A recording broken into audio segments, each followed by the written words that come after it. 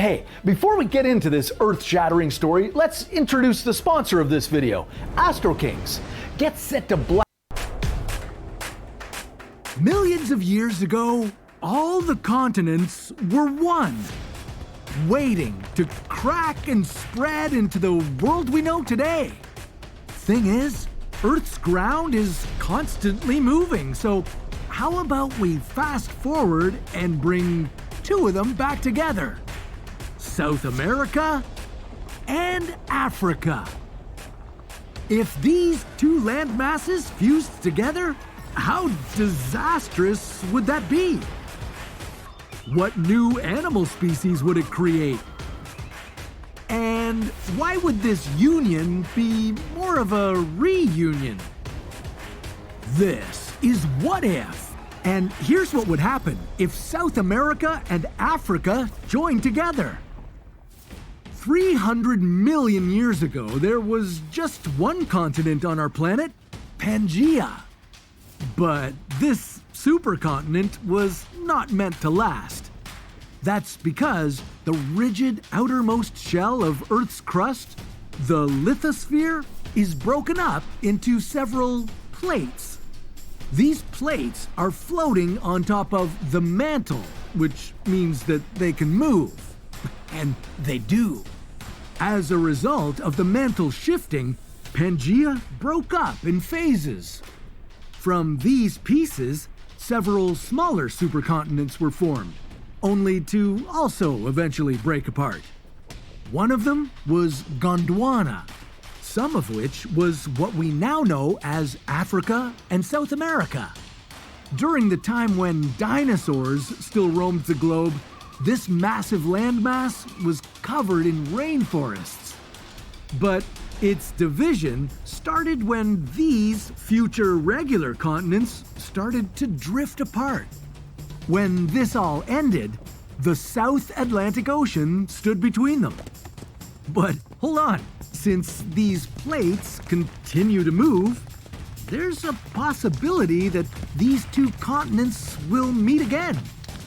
Of course, you don't have a couple 100 million years to wait for this to happen, so let's fast track it. If you lived to see these two continents merge, what would this epic reunion look like? Now, normally, continents move at a speed of 1.5 centimeters per year. Assuming Africa and South America met halfway in the South Atlantic Ocean, it would take them 230 million years to join. So let's say the mantle beneath them was especially restless due to unprecedented circumstances on our planet. This would violently shake the plates of these two continents and push them toward each other.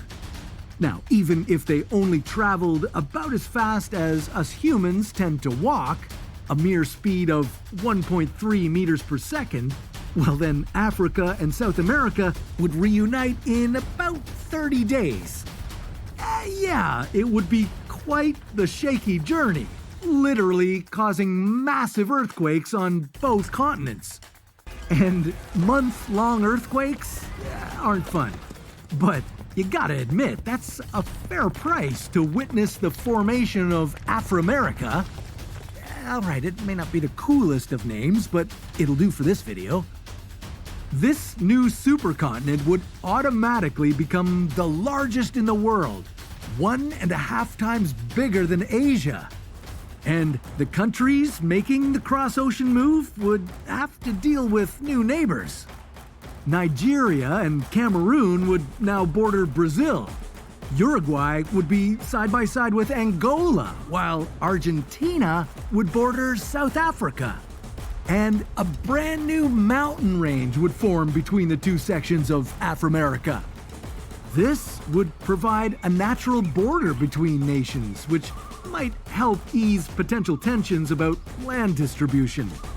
Unfortunately, these kind of elevations can take many millions of years to form. So, in the meantime, countries would have to resort to diplomacy to figure out their borders. Just imagine living in Brazil. Now, sure, you'd experience an influx of cultures and a potential boom in tourism, but on the other hand, I'd box away most of your swimwear, because all of the country's coastal regions would cease to exist. And that's going to bring an end to the beach culture that's integral to its lifestyle. Afro-America would also be quite the exporter of goods. South America alone produces and sells a vast array of foods, from sugar to bananas, beef and corn.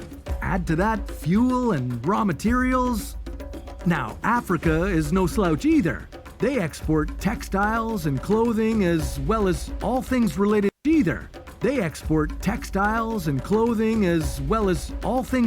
to petroleum. And let's not forget that it supports the second largest mineral industry in the world.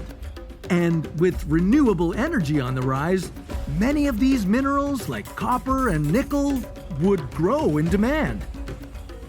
But then there's the issue of animal migration.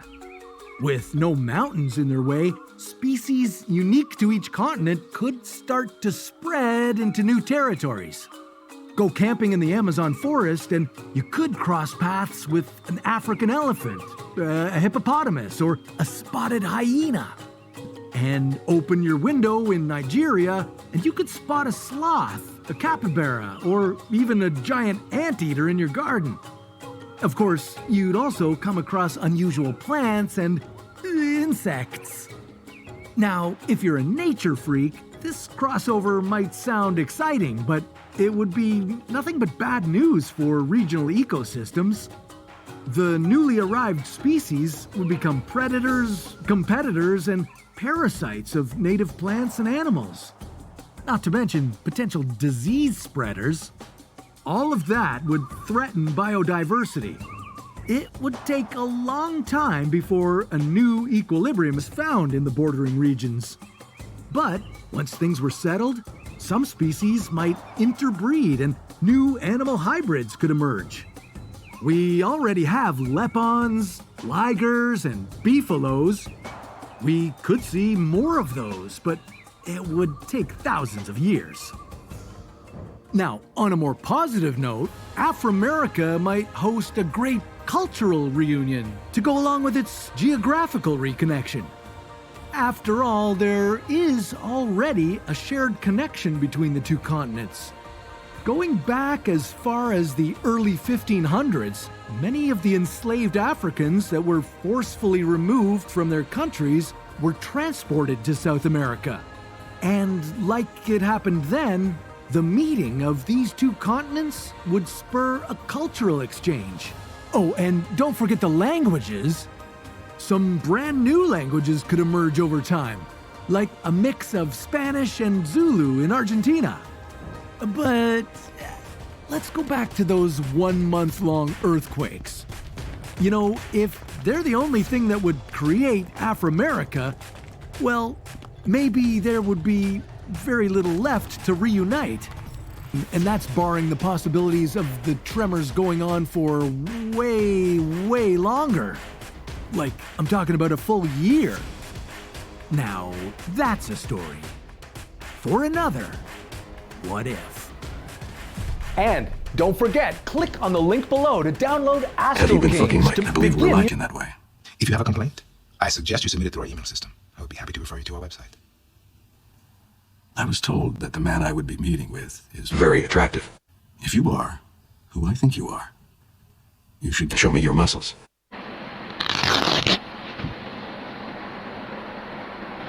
Did you like that? It is impeccable. It is the sexiest body I've ever seen. Will I hear from you? I have your numbers.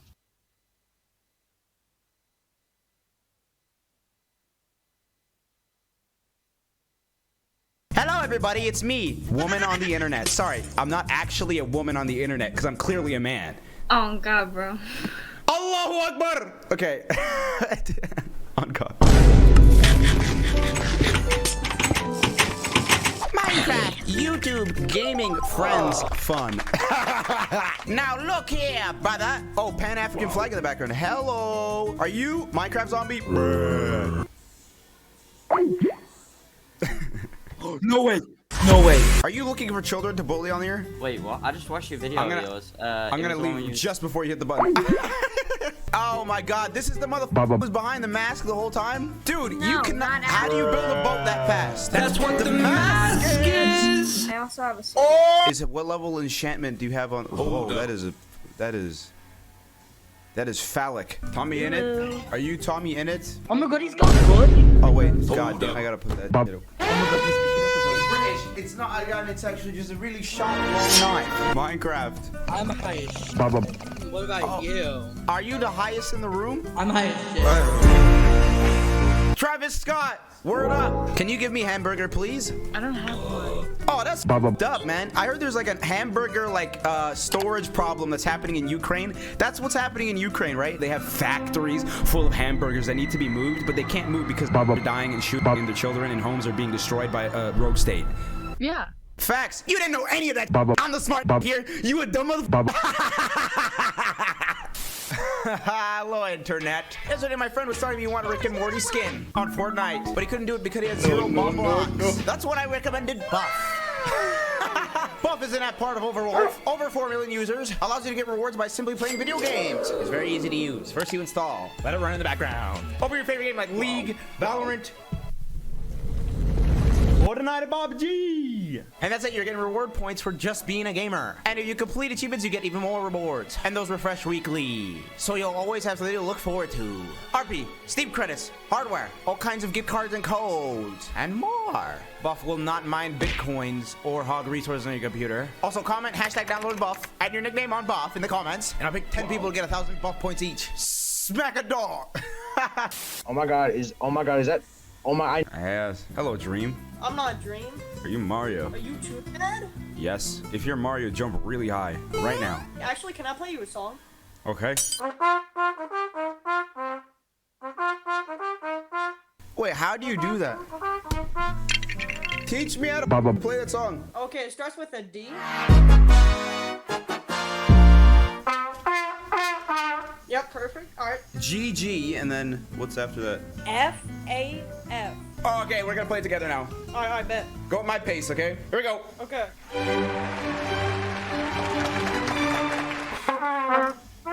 Wait, restart. We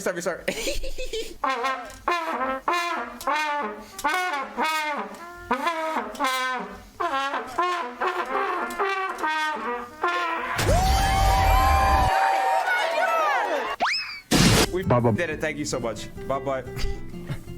Legend. What? Hey! Dude, what's up, bro? Dude, this guy looks really silly. Do you have like a YouTube channel or something? I do. I have a YouTube channel called PewDiePie. That's not your YouTube channel. That's PewDiePie. You're not PewDiePie. Dude, you have Cat Ear and you have Bring Him Home, fucking Mars movie. What does that have to do dumbass. with anything with PewDiePie? Dude, you were just saying you were PewDiePie, and I caught you in that lie, and now you're talking about some random other Dude, you don't even take DMT, and you have a fucking Oh yeah, I don't take any DMT at all, but I'm actually like hopped up on that shit to a maximum velocity. How about you, bro? I am a robot, and I love to serve the patriarchy. Okay, that's what a robot does, right? This psych. It's more like. Go. Why'd you leave the call? Dude, we want you in the call. We're Are there children in there? Whoa. Hello. Is it actually you?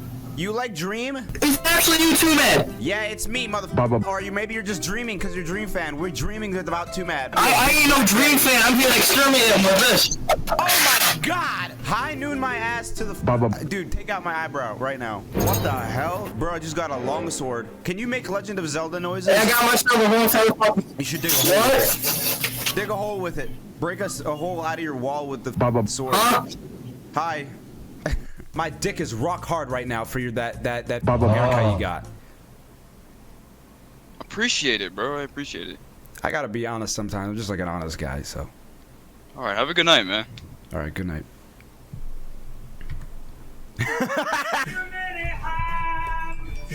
Me would have seizure and my god. Oh, what the hell? Wow. Bloop bloop. Bloop bloop. Bloop bloop. Salam alaikum, brother. Sister. Borlami. Gorlami. Hamburger, please, now. No. Oh, well, this is fucked up because I'm drowning in water, but no food. Are you gay too, man? Perhaps. Call me right now on my phone, okay? My phone number is 911. Okay. Bruh. Oh, what if you're like retarded and you're gonna actually do that? Wake up. Call the police. My dad's a police. Your dad is a police? Then he should be cool with it. You'll pick up and be like, hey, Dad, bring me a bagel or something. I don't know. I have hamburger A's. I have hamburger 3000 by 3 by 2. Let me tell you a little bit about 3 times 2 equals 6. Yeah. Sagama Stormtrooper. Yeah, there you go. EDI, Miss Ed. EDI. The fuck? EDI. Hi. Hi. I'm looking to stab people. Dude, there's police. They will come for you, okay? And this is my tip, okay? Go to space. I don't think they can get you there. Too much. Sussy chungus. Among Us. Among Us. Among Us. A biggest Among Us. Among Us will lose his ear unless you jump from side to side, side to side. Too much. I Yeah. love you, man. Love and peace. And he's still gonna lose his ear too. That's the best part. No, man. Why? Among Us. I like YouTube. I live and breathe YouTube. My name is PewDiePie. I'm from Sweden. Sweden's where I come from, and you know what? They have this law. It's called "We are useless" as a existing place in the planet. Can we take a picture? Yeah, let's take a picture. Hold on, I got a Nokia phone right here. Okay, It's invisible. You can't see it because you have schizophrenia, but it's a photo. We're taking. Okay, hello, Ismail. We were caught in 4K. Do you know what a G shop is on the trumpet? No. Well, I do. Yo, I got a question for you. Are you making a video right now? Yeah. All right. Well, I'm gonna make sure I'm gonna like and subscribe. Everyone watching this video should like and subscribe, man. Everybody turn into a skeleton. Everybody consume the Bornana. Banana, yeah. Borlami.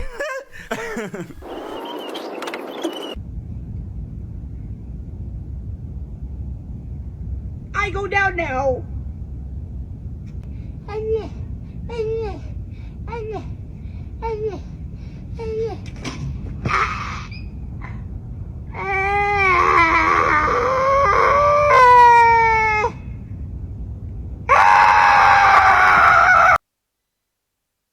Today we're playing Super People with Timmy the Tornado Tunisian Toenails.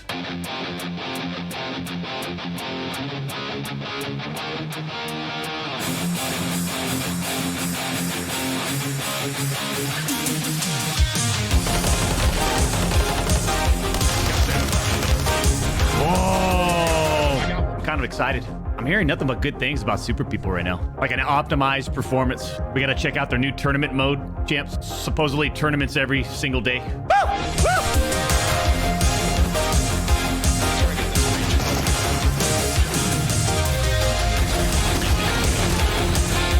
Dude, where's my slide?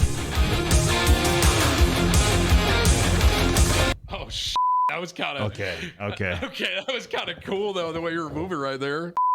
Bro, bro, you're gonna have to turn the music off, bro. I could DMCA, bro. Low key, bro. I could DMCA. Doc. Low key, hey, Doc. Low key, W. You know what I need? You know what I need right now, champs? I need to watch Timmy play. Let's see what he's got.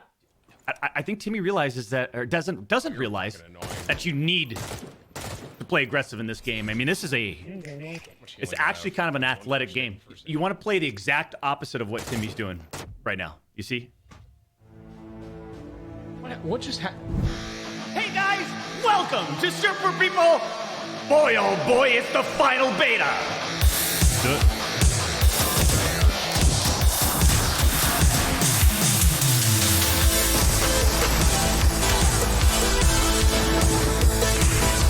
There you go, baby.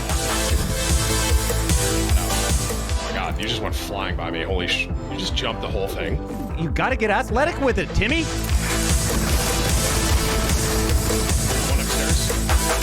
One shot. Boom. See ya. This game feels pretty good though, huh? Like it feels I enjoy optimized. it, man. Ooh, sniper right here. I gotta take you. Cross the ridge line.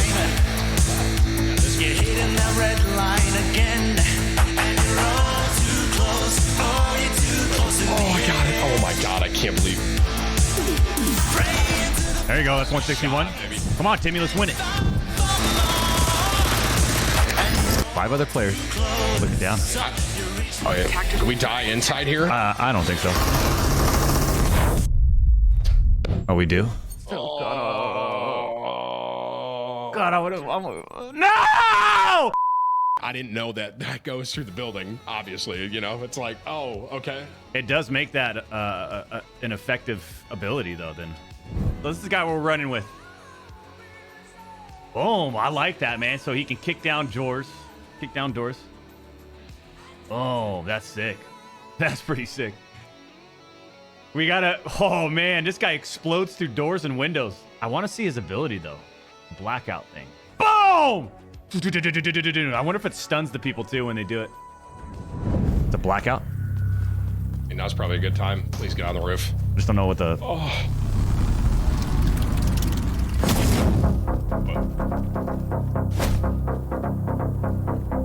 One's down below. Right here. Right here. I have to hit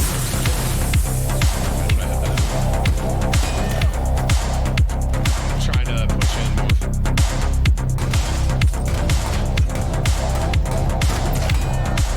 Shots back. Down one. I don't know. Guy coming from the zone, right to my right. I see him. Two of them.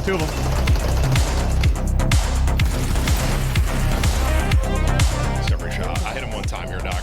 Literally. And I don't know how much I hit him.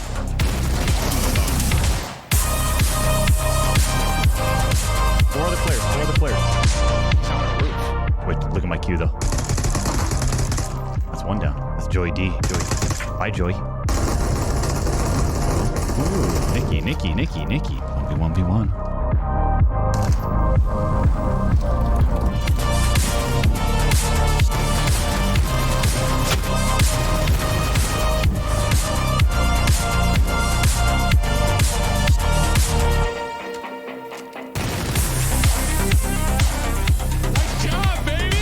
Come on, Timmy! That's a big carry out of the two-time right there. Woo! Can you imagine if that hip fire shot actually hit the dude in the air? That would have been super. That would have been crazy. Super people play of the year. You think?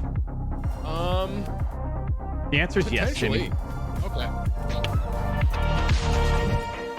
There's the 2-time.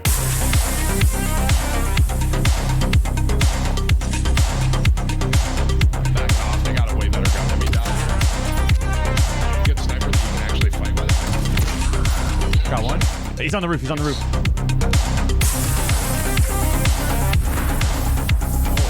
Right here. Hit him once.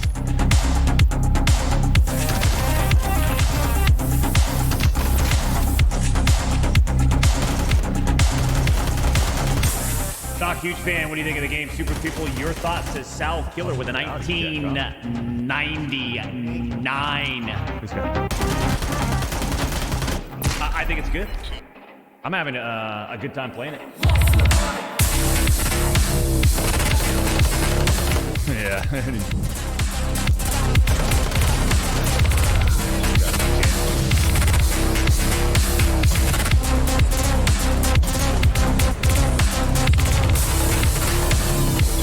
Where are you going?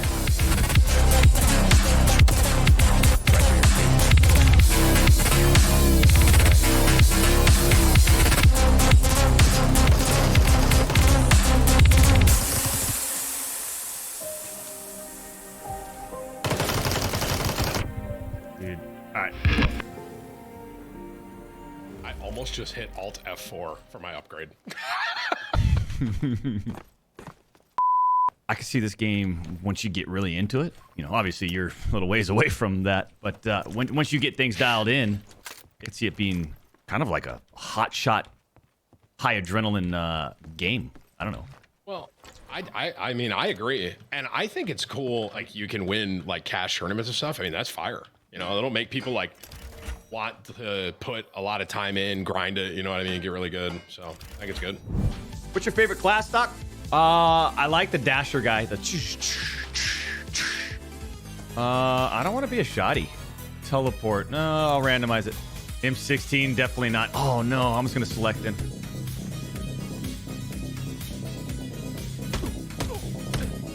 MP5, UMP, quick slide. Ooh.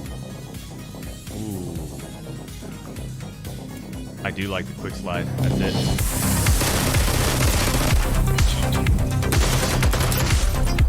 What happens?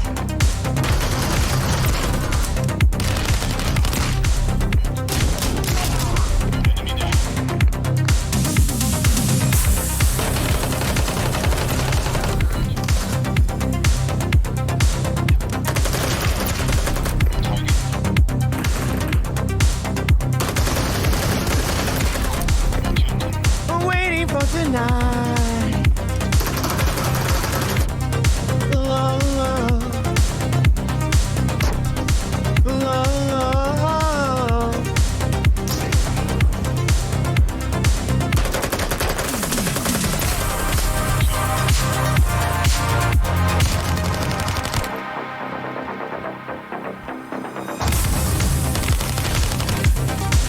Oh, dead. Damn. Remember, as a reminder for super people, every single day, anyone can participate and win cash prizes in their online tournaments. Built right into the game, integrated so well. My kind of game.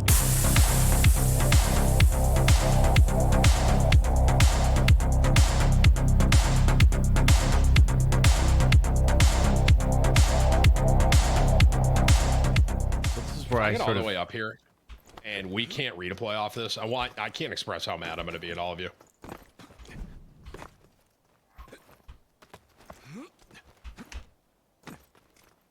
I mean, I want to go. I think you have to go off the Eagles, right?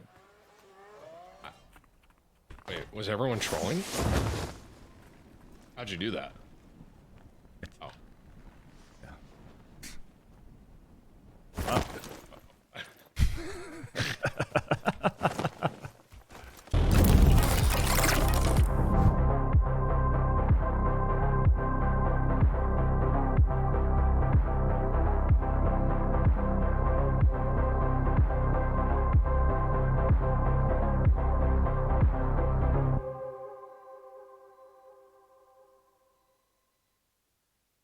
Hello. The quick brown Hello, fox guys. jumped Hello, into guys.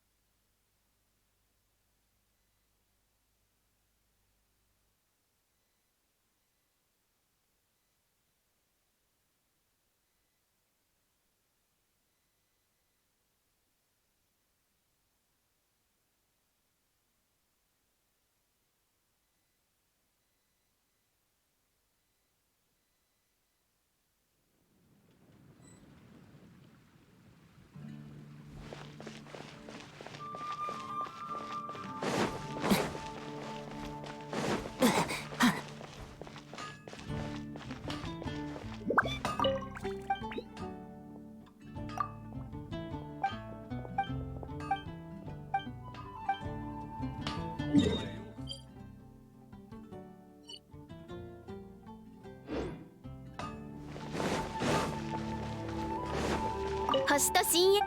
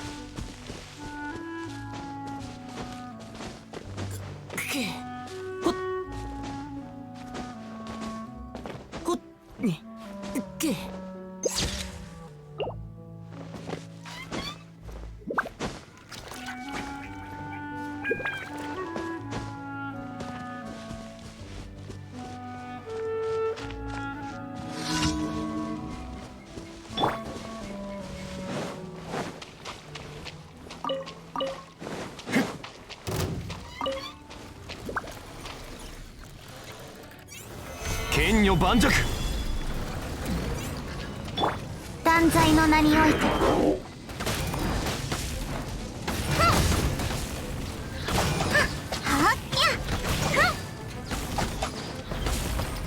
夜の源源。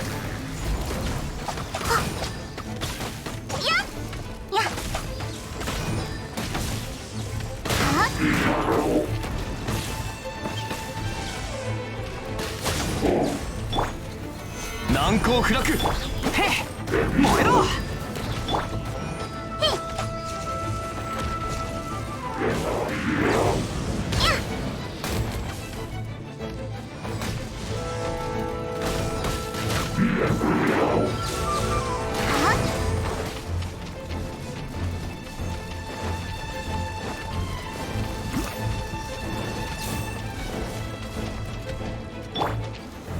岩山八九。はっはっ。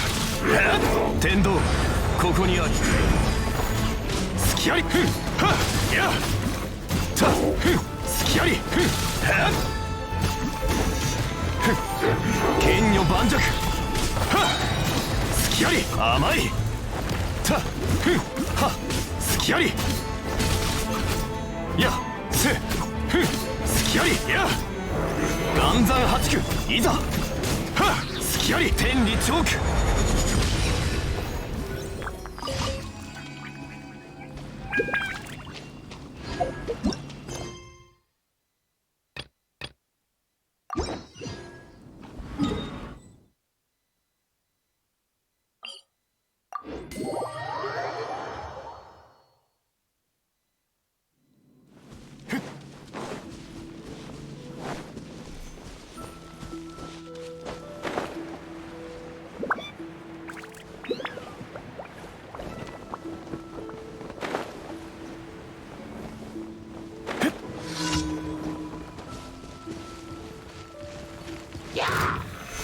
女盤石せい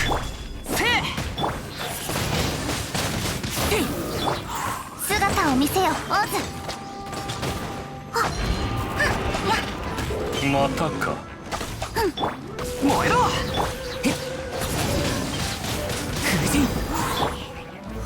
難攻不落。た天道ここにあり。いざ。隙あり。揺らぐことなし。断罪の名において。はっ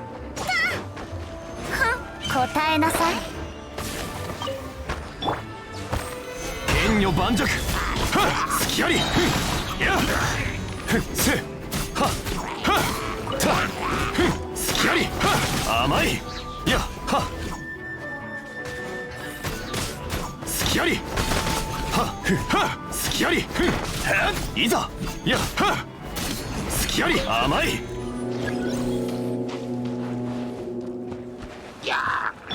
みんなは俺が守る。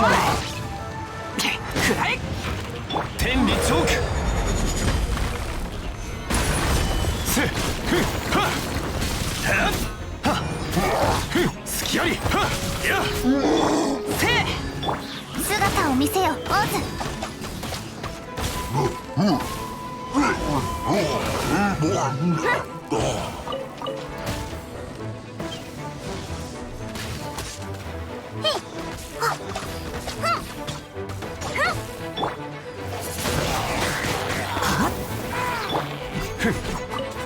いざ。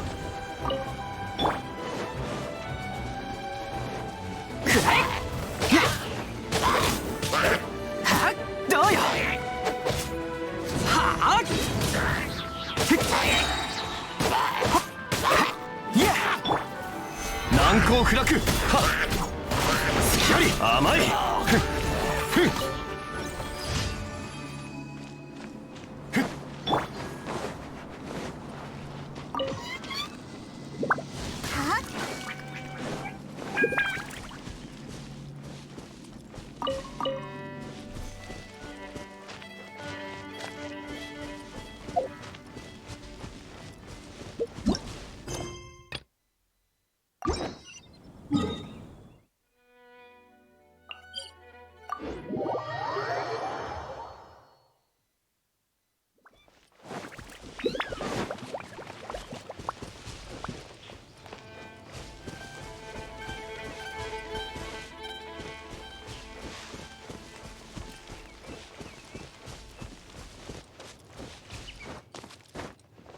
よっ。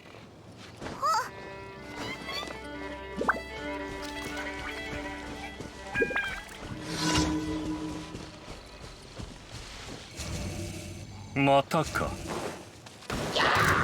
答えなさい。岩山八九。みんながそばにいて。天道ここにあり。させ隙あり。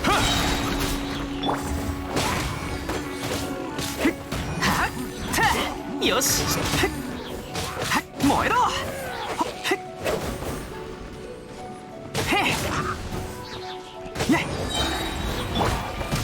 難攻不落。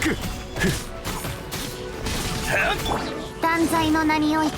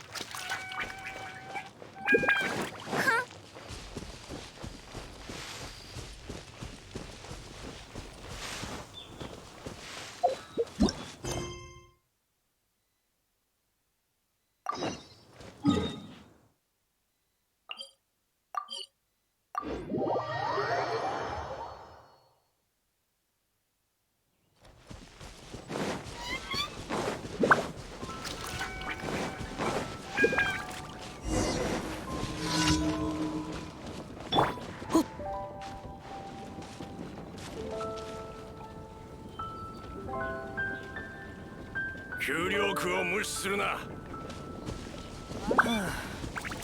ドゥラフさん、狩りが終わったからってあんなに飲んじゃって。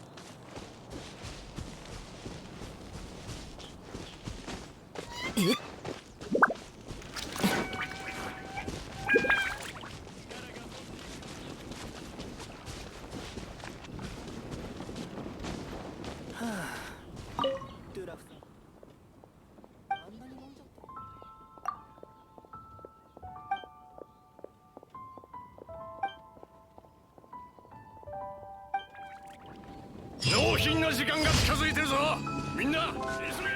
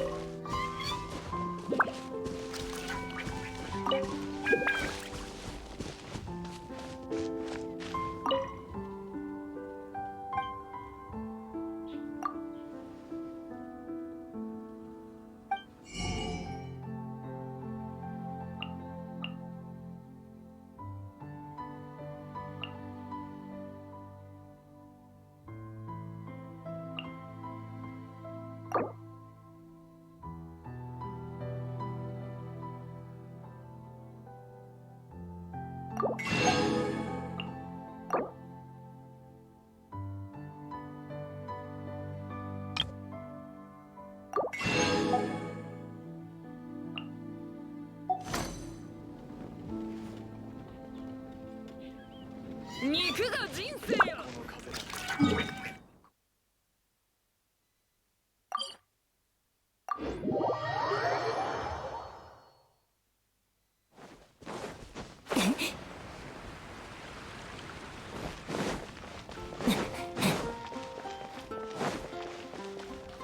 星と親無事今日の依頼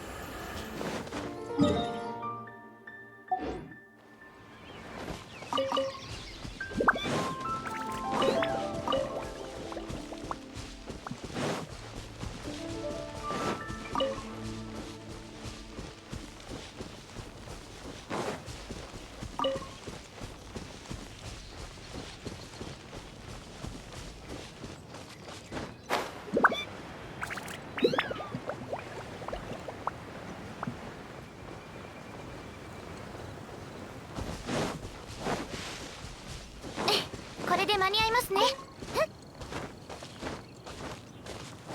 助けが必要なかった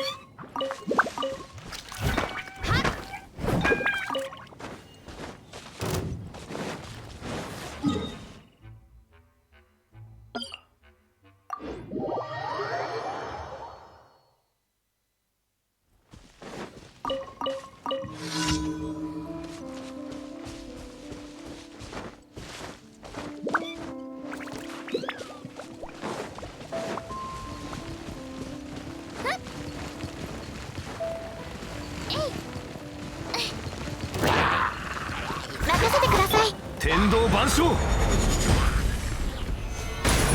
たやふんはふんせ好ききありあ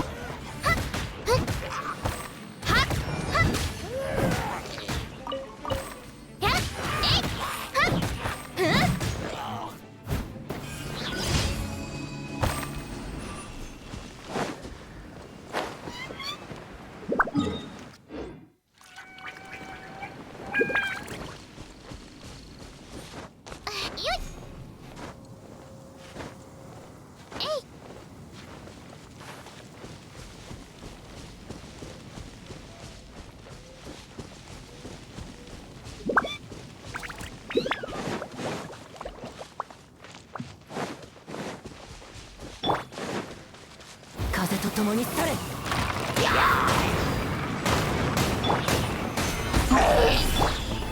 岩の重さは安心できます。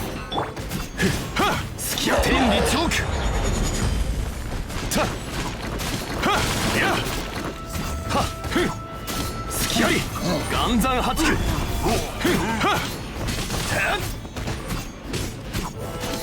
甘いふんスキャリはっせ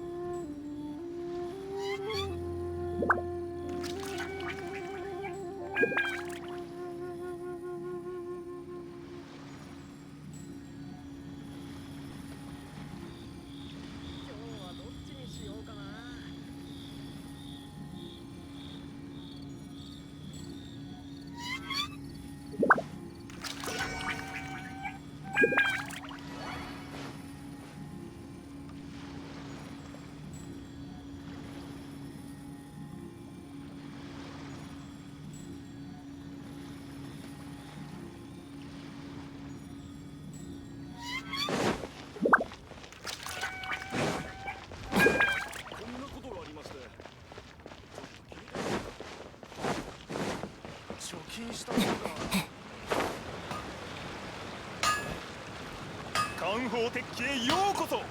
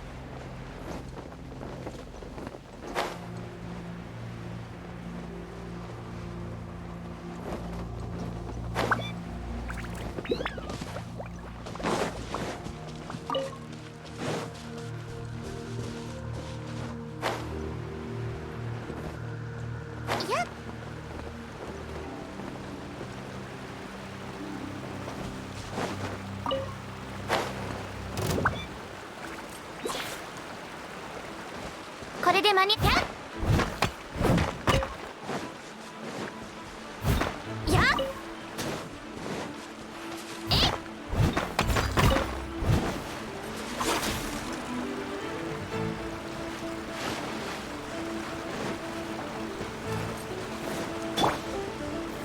剣女盤石。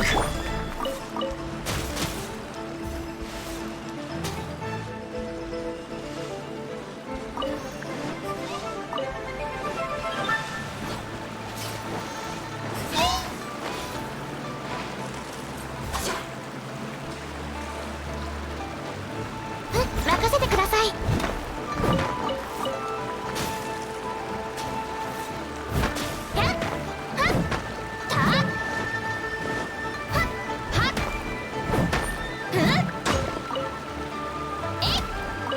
これで間に合いますね。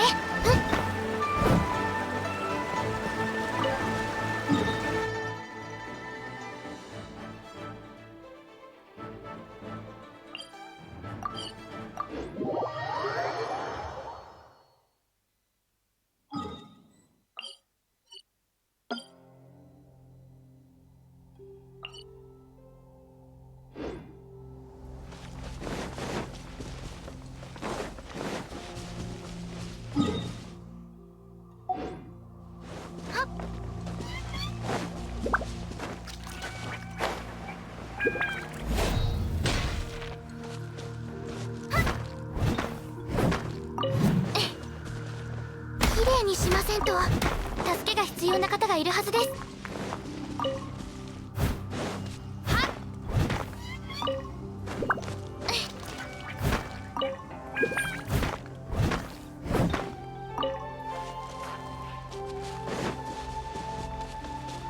これで間に合いますね。やっ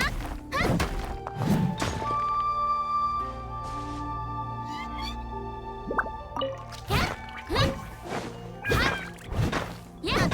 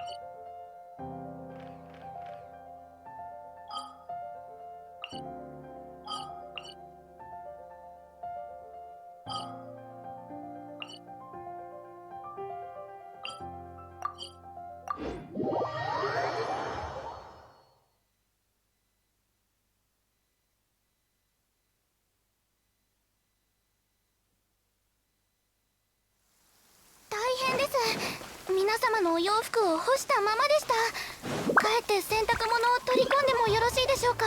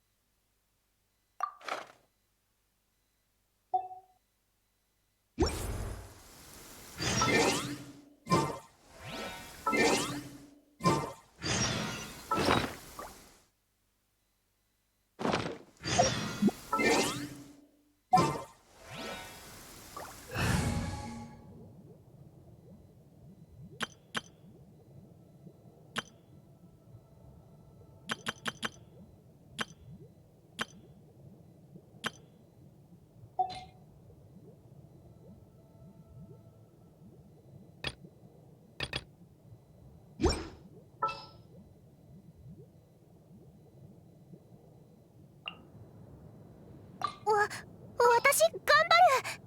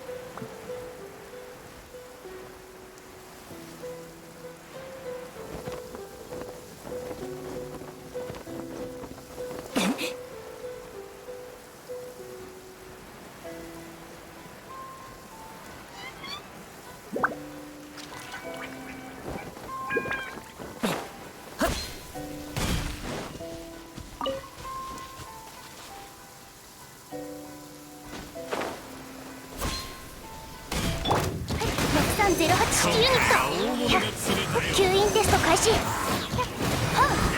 超拡散形態。天道ここにあり。隙あり甘い。岩山八九いざ隙あ天理チョー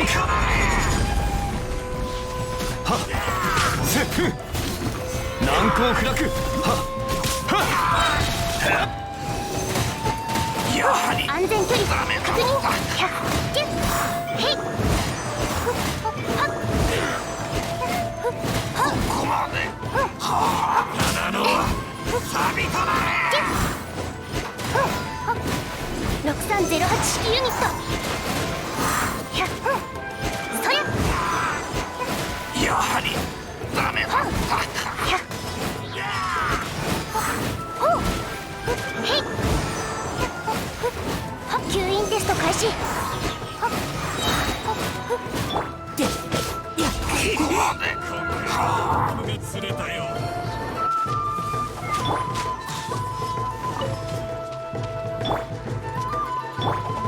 全力攻撃だ。7号式モジュール。6308式。天道ここにあり。スキャ岩山八九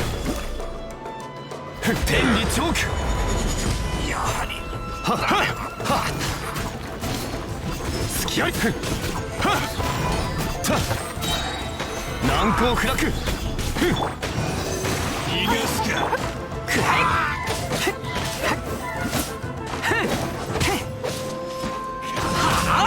全員どけ。吸引テスト開始。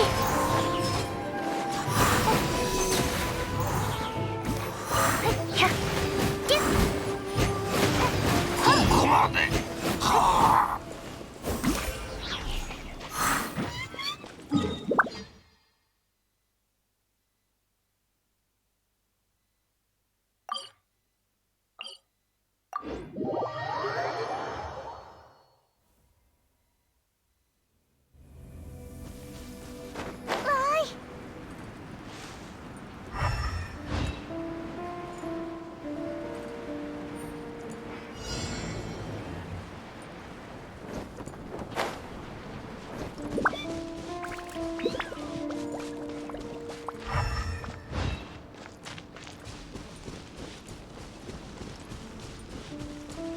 相手を間違えたら燃えろ。この方の本数これでどうだ。小賢しい。理想の風。みんながそばにいてくれる。天道万象消えるんだ。はっ剣女盤石。せや何天理チョーク。せ岩山八九やはりダメだ6308式ユニット風がし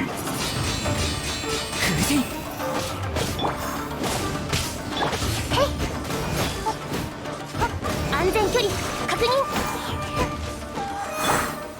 難攻不落はっふっはっせ天道万象ふっはっ隙ありふっ天に召せ消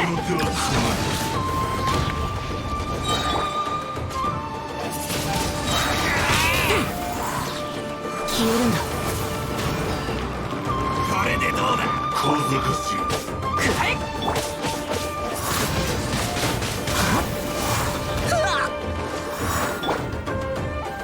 岩山八九はっふん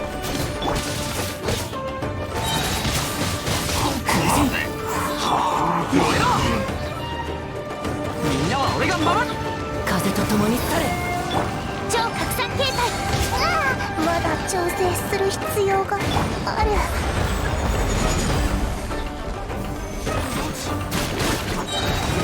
隙ありあのた天道万象剣女盤石やふんはったはあ吹き飛べふんせ天道ここにある揺らぐことなしやふん難攻不落隙ありくらえみんながそばにいてくれるせはっはいや隙ありせは隙あり新天道地ふん天道万象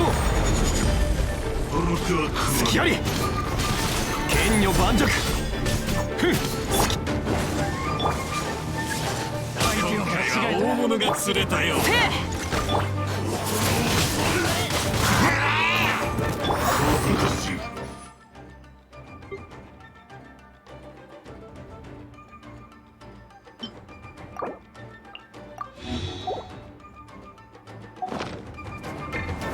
岩山八九はっせ天道ここにあるはっふんはっせこれでどうだ剣女盤石た隙ありふっはっくらえみんなは俺が守るせその実力認めてやらなくもな天理チョーク6308式ユニット風と共に去れ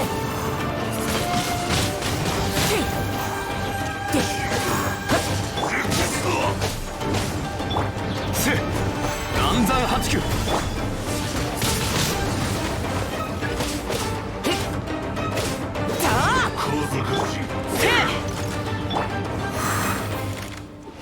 これでどうだいざ天道ここにあるふっふっはっふっ隙あり剣女盤石くらえ冒険だ冒険はあ機体を奪ってやる吸引テスト開始ひゃっキュッ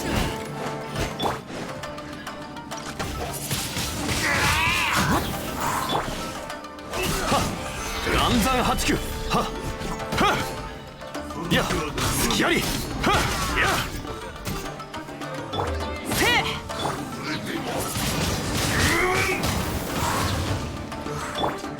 無双の風シミュレート安全距離確認全力攻撃だ天道万象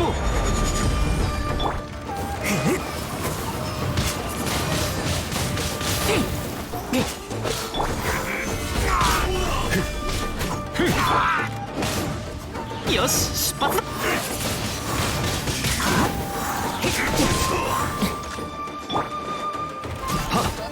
難攻不落隙あり隙あり天理チョークふっはっはっふっやっすきありや燃えろ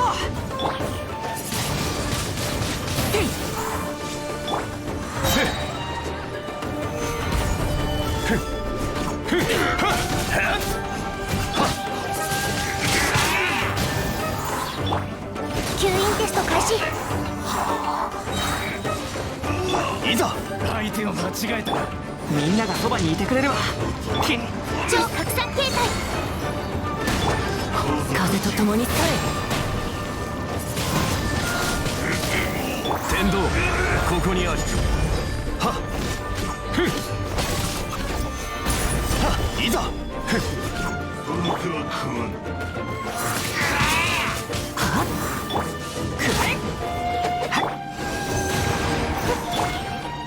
天理チョーク消えるんだ。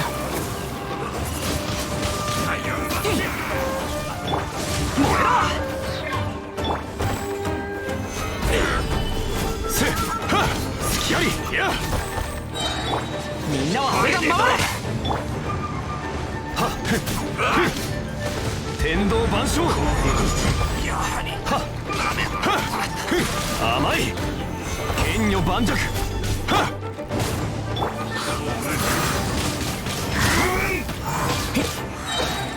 風と共に去れ。安全距離確認。吸引テスト開始。理想の風しみ。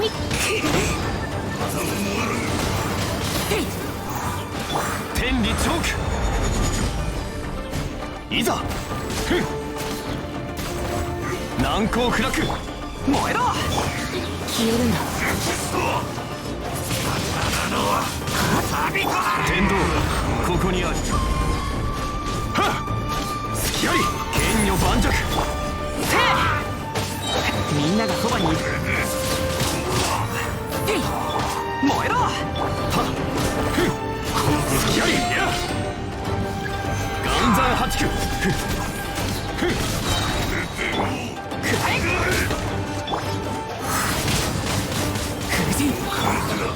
天道万象はっは剣女盤石風と共に去れ。天道ここにあり。やふん難攻不落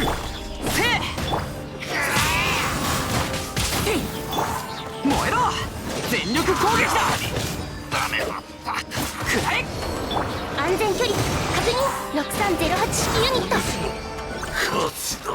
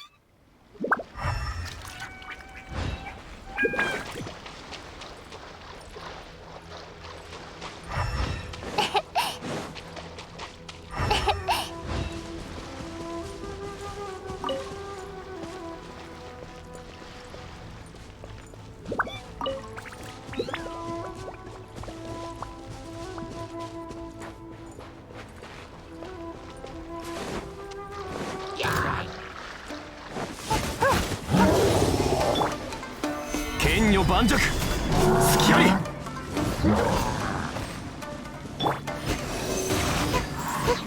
超拡散形態天道万象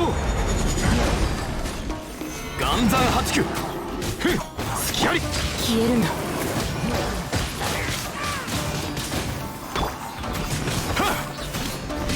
せいや隙あり剣女盤石みんなは俺が守れせい天道ここにあり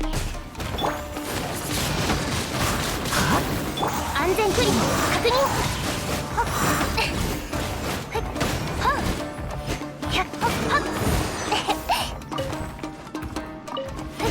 ひゃっせい風と共に去れ燃えろ岩山八九はっ吸引ちょっと寝なきゃダメみたい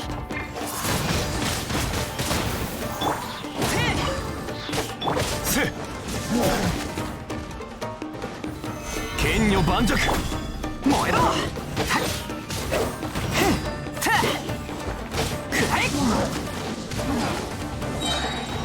全力攻撃天道万象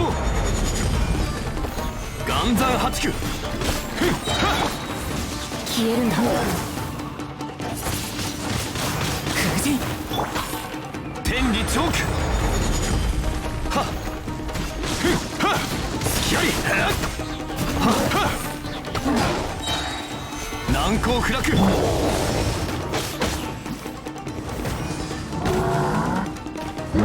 天に召せ全員どけ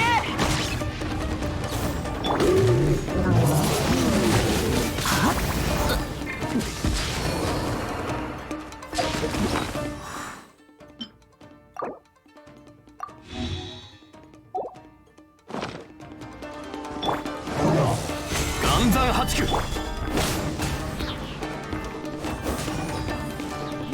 えろ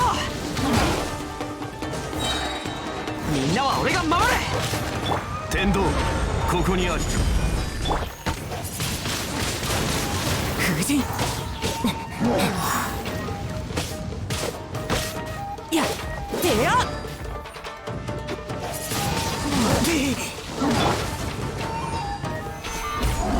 たくらえ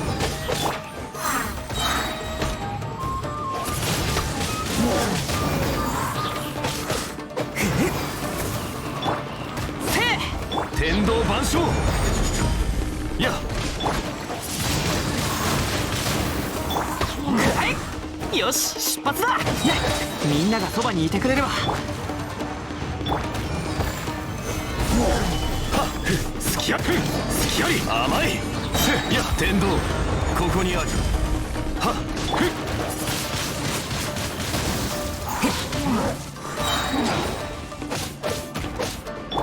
燃えろ風と共に去れせ剣女盤石燃えろみんなは俺が守れくらえ風神燃えろくらえ燃えろ冒険だ冒険くらえ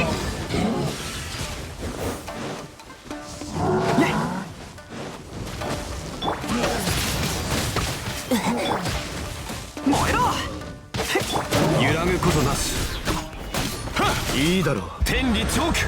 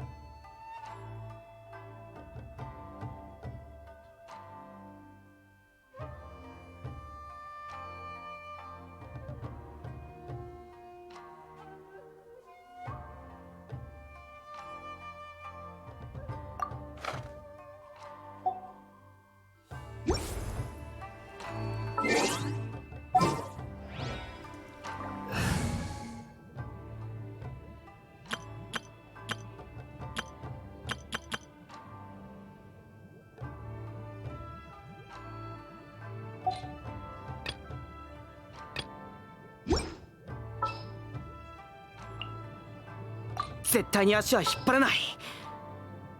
できる限り。安心して任せて。私の降臨をたたえなさい。崇高なり。いいだろう。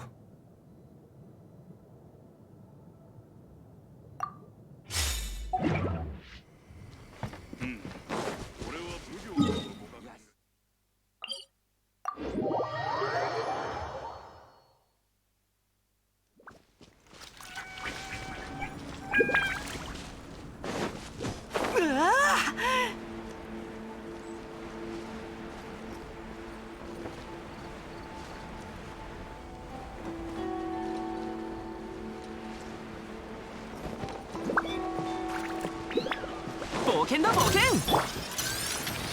難攻不落。やっ姿を見せよオズ。全力攻撃だ。またか。天道ここにあり。はっ新天道地。隙あり。はっ岩山八九。たっ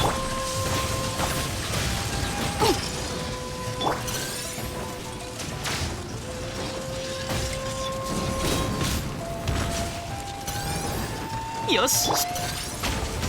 剣女盤石。くらえ。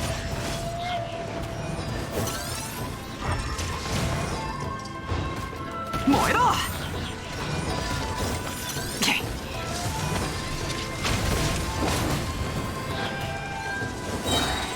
みんなは俺が守る。ミュージックスタート。天理チョーク。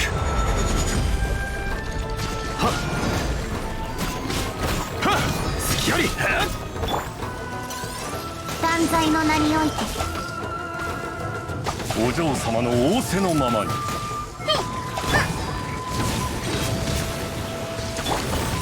岩山八九。はっはっ甘い。たっはっくらえ。天道ここにあり。せっふっはっ姿を見せみんなを守るからね。バーバラ行くよ。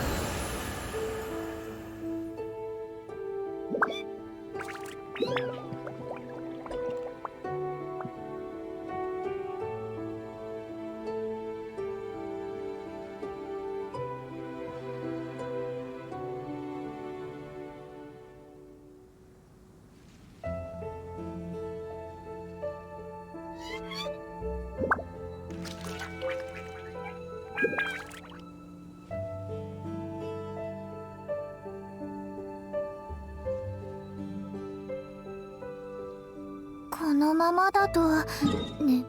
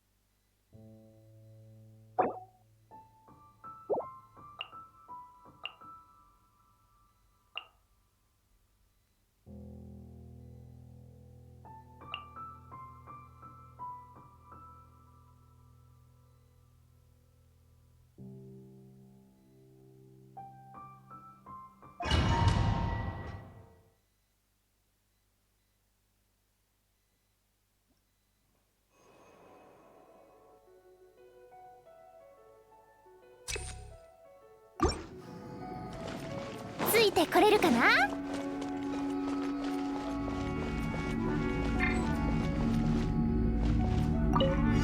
ウサギ伯爵出撃。やみつきになら。7号式モジュール安全距離確認。6308式ユニット百発百中。逃がさないわよ。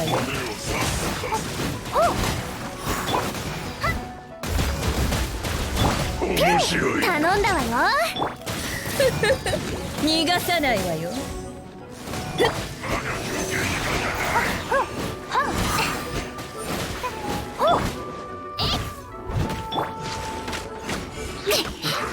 う逃げ道はないよ。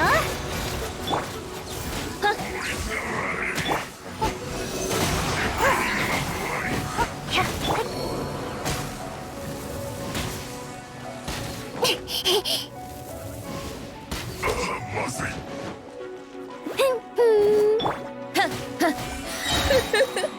早く投降。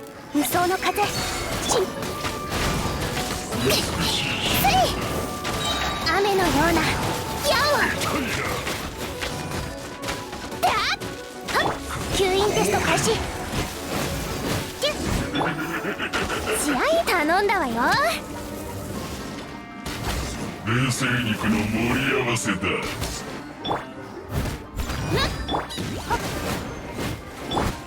逃がさないわ。凍ってしまう。即戦即決。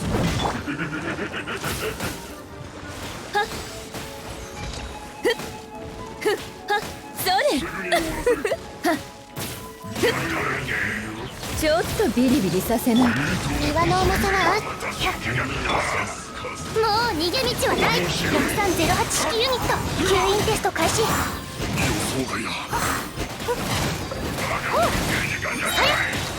7号式モジュールやいい娯楽だ。ちょっとビリビリさせないとね。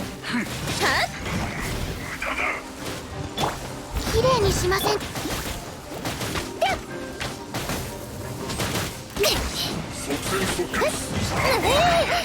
百発百中。やみつきにならない。6308式ユニット吸引テスト開始。頼んだわよ。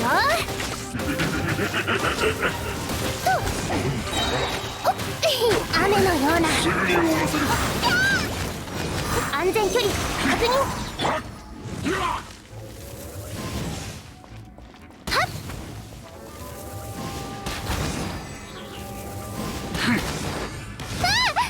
試合ウサギ伯爵出撃。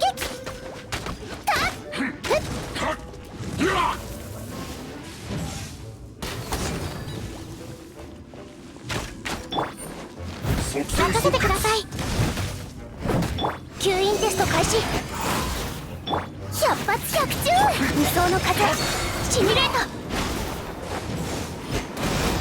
6308式ユニット。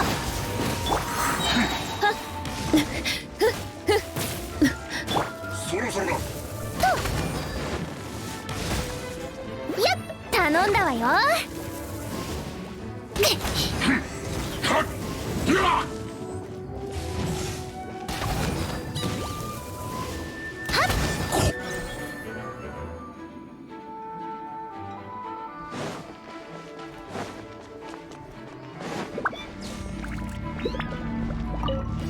冷たくサクサク。冒険だ冒険。みんながそばにいてくれる。天理チョーク。はっ隙あり。はっ甘い。ふん骨を刺す風。ねせ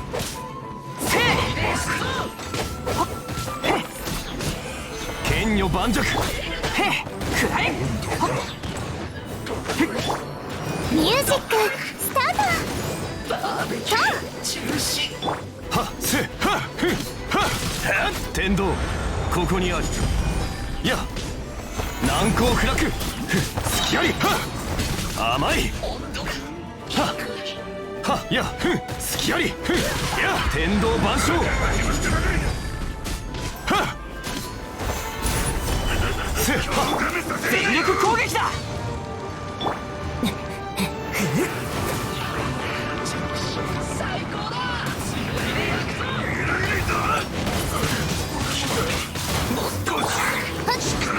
よっはっはっはっえいほっ燃料切れだ。いや天道ここにある。たせふんはっはっ岩山八九。隙あり。燃えろ。ねた天道万象。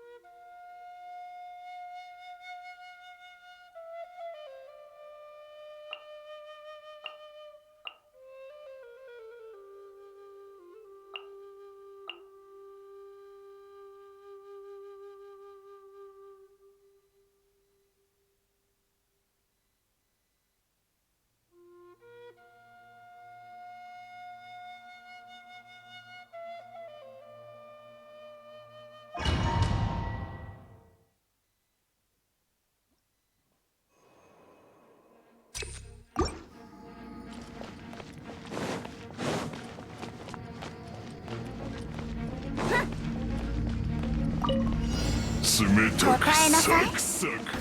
またか。しびれさせちゃうわよ。はっ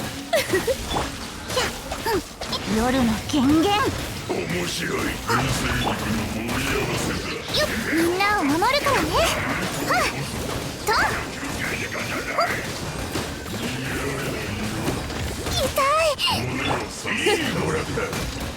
ちょっとビリビリさせないとね。はっはあ、逃がさないわよ。ちょっとビリビリさせないとね。断罪の名において。はあ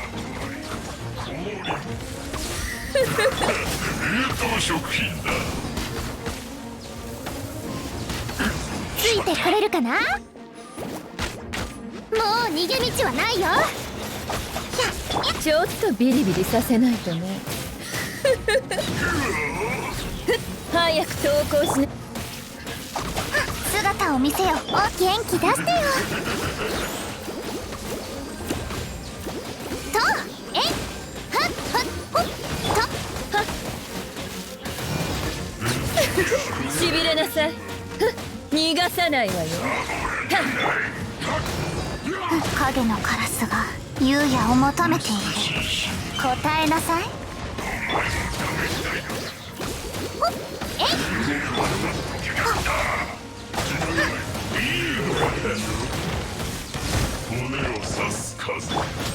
ミュージックスタート。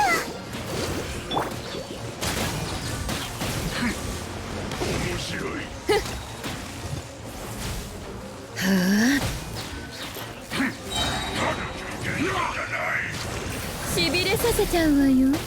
百発百中。万歳の名において。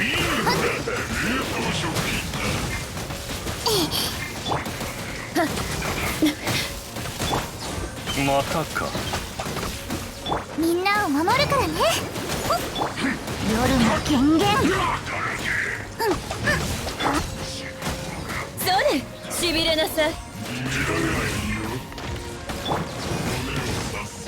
ピュンウサギ伯爵出撃。もう逃げ道は姿をやっ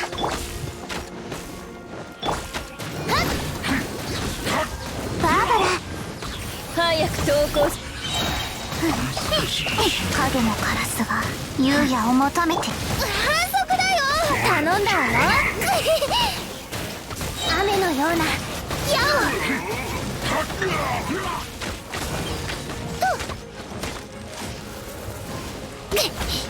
そろそろだ。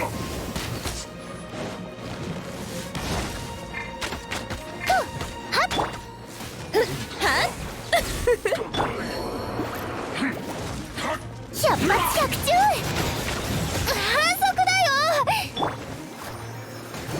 みんな頑張ってね。即戦即決。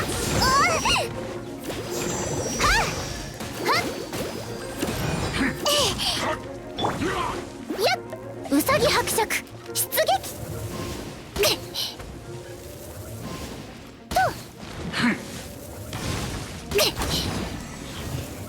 時間がない。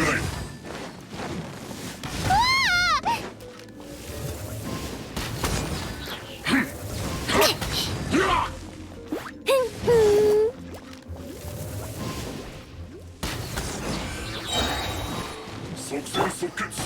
とえい雨のような矢を。ほっふっといった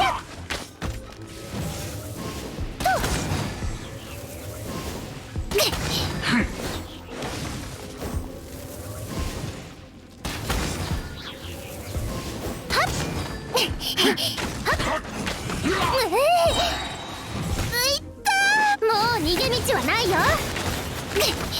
即戦即決。とえいほっえいほっよっ。やみつきにならないでね。ふっちょっとビリビリさせないでね。逃がさないわよ。断罪の名において。やっ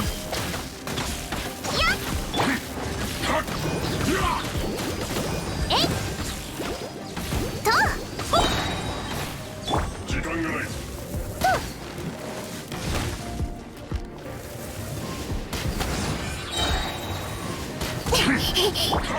ミュージックスタート。やあはっはっ雨のような矢をピュン。反則だよ。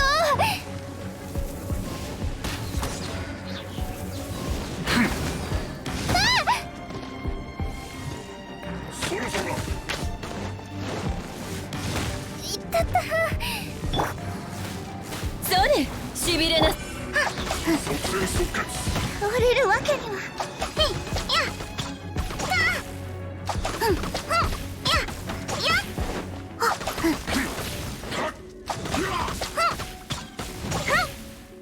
やっ姿を見せよオーズ。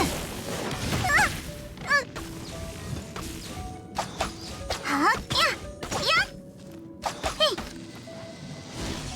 へい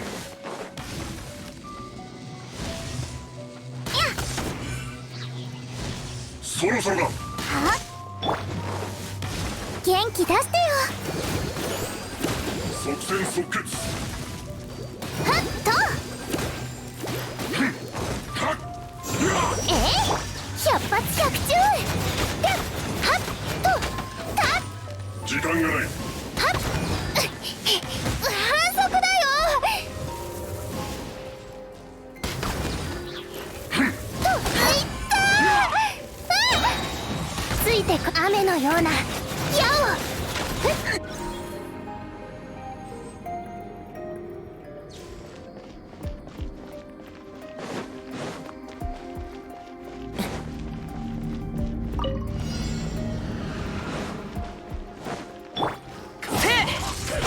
よしみんながそばにいてく。天道ここにあり。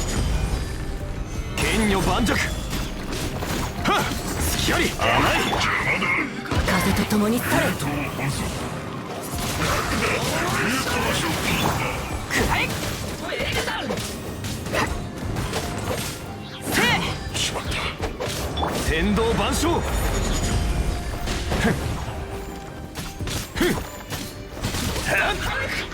霹靂先陣。強火で焼くぞ。燃えろ全力攻撃。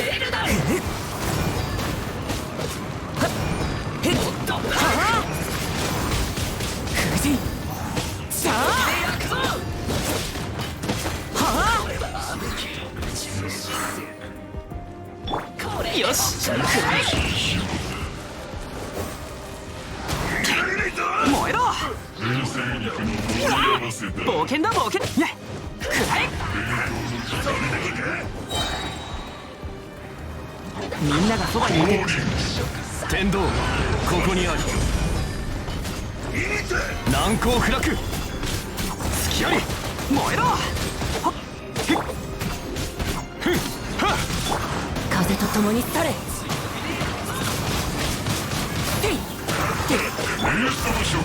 メイドの礼儀に気をつけます。えっはっ天理チョーク。はっせ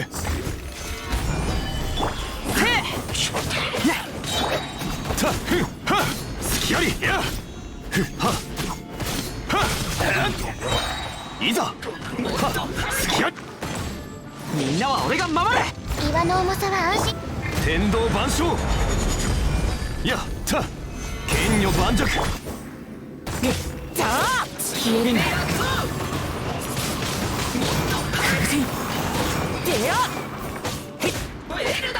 やはやせはは天理チョーク。甘い。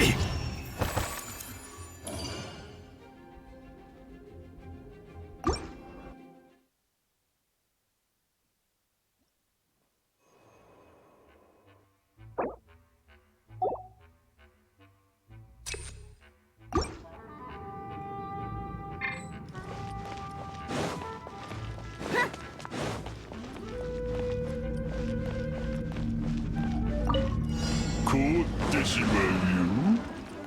うさぎ伯爵ミュージックスタート。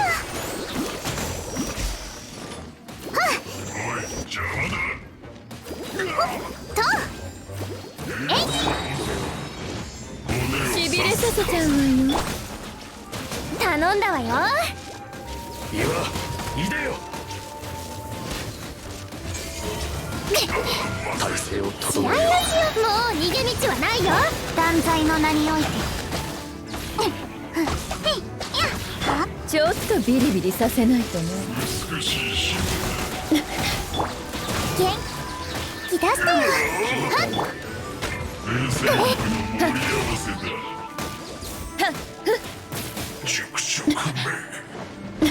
まずはこれを。うざいやつ。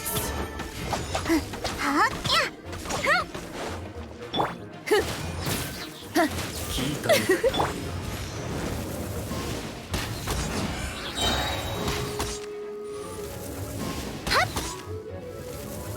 まずはこれを。雨のような矢を。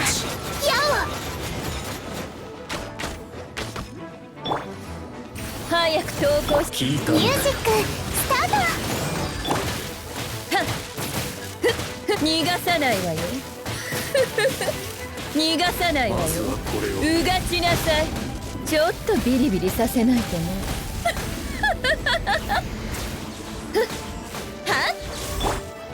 うさぎ伯爵出撃。もう逃げ道はないよ。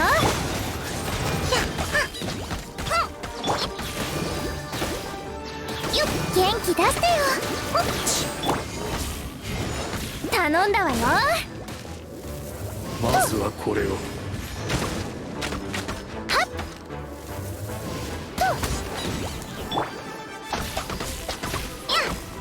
うざいやつ。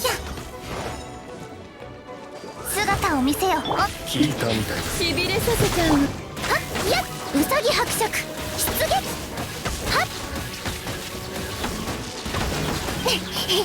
百発百中。時間ミュージックスタート。死の静寂。聞いたみたい。逃がさないわよ。それ。ちょっとビリビリさせないとね。逃がさないわよ。まずはこれを。雨のような。お嬢様の仰せのままに。ちょっとビリビリさせないとね。やみつきにならないでね。ここで開始。即戦即決。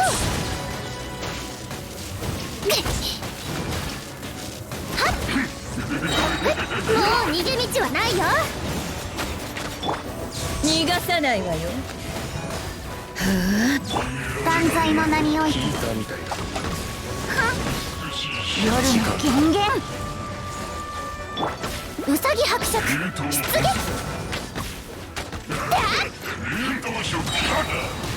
百発百中。しびれさせちゃうわよ。元気出してよ。嫌だ。とえいよっと雨のような矢を。はっ姿を見せよ。オズほっはえいと即戦即決。もう逃げ道はないよ。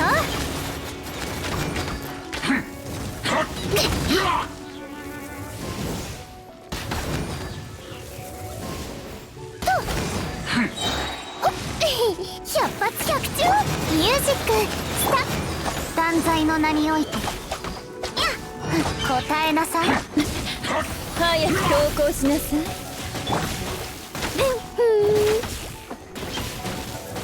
はっ即戦即決。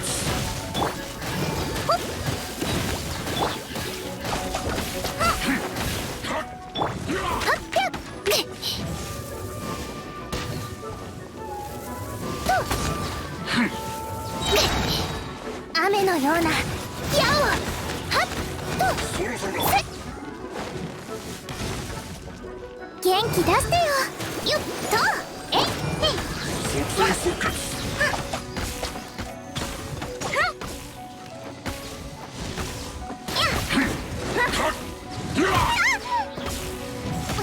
レモノ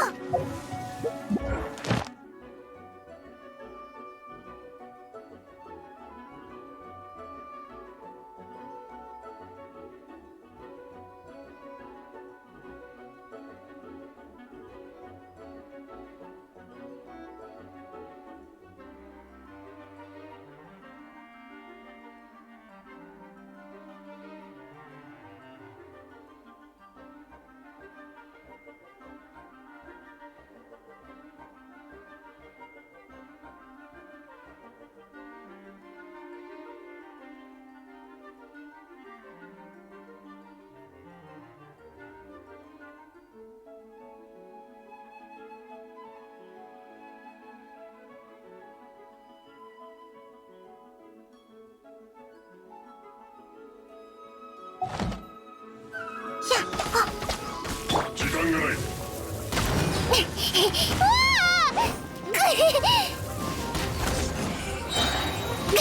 百発百中はっうさぎ伯爵出撃はっ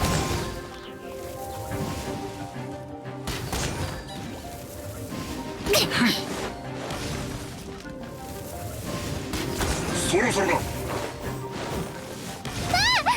ついてこれるかな頼んだわよ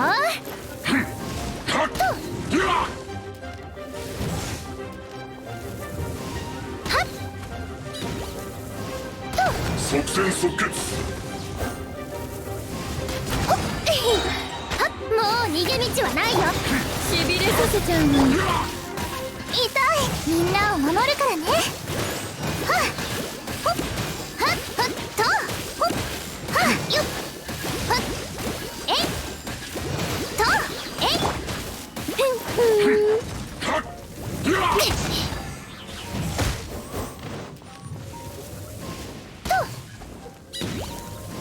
時間がない。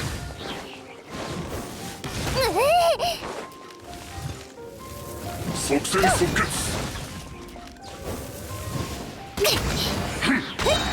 百発百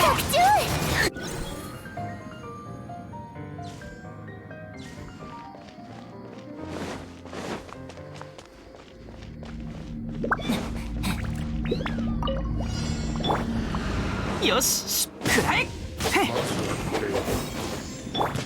揺らぐことなし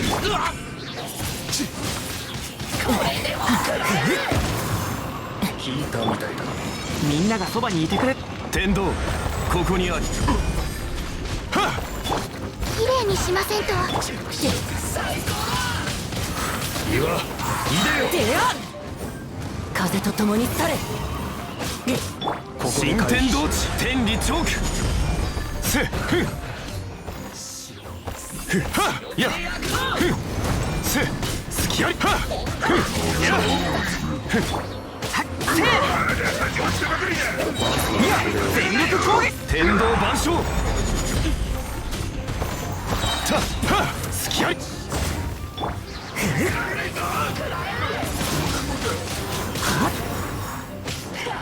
霹靂先陣天道ここにあり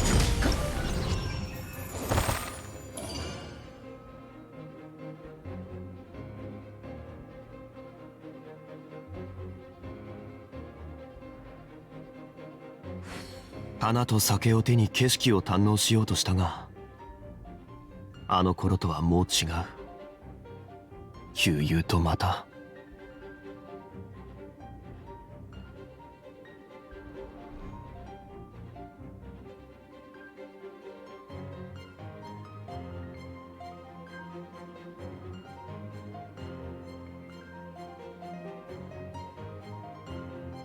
旅はいつか終わりを迎える慌てる必要はない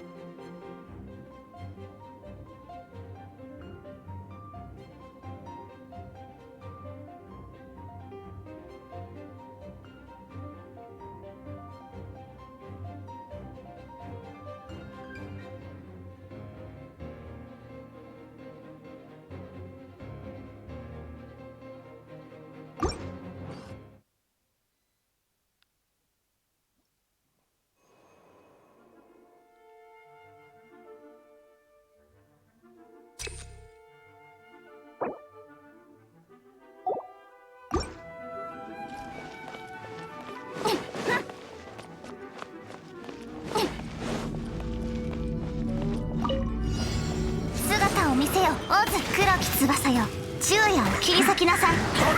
ピュンピュン。面白い。もう逃げ道は反則だよ。疲れた。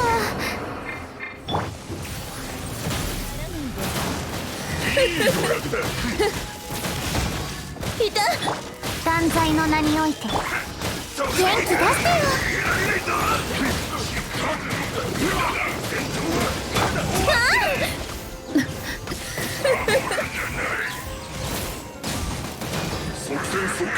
なんですって。時間がない。お嬢様の仰せのままに。またか。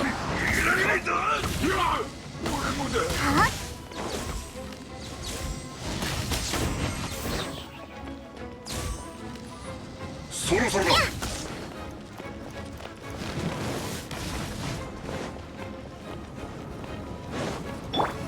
早く投稿。まだ始まったばかりだ。みんなを守るからね。バーバラ行くよ。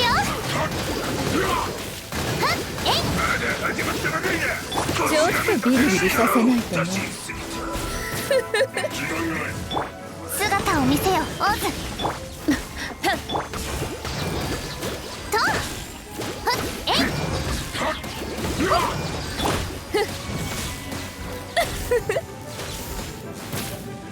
としびれなさい。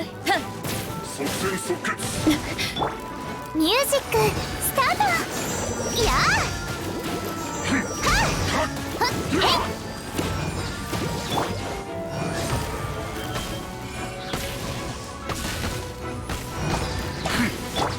やみつきにならないでね。ちょっとビリビリさせないとね。ちょっとビリビリさせないとね。逃がさないわよ。これはお仕置き。断罪の名において。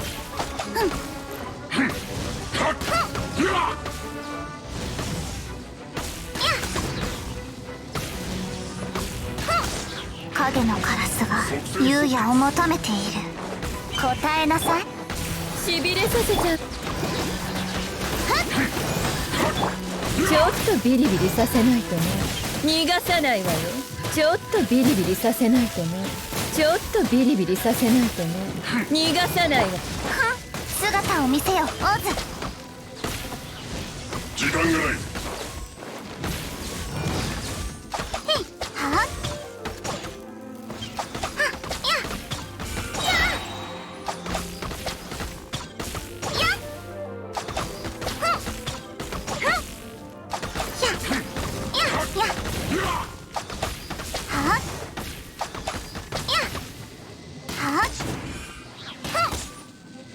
即戦即決。そろそろだ。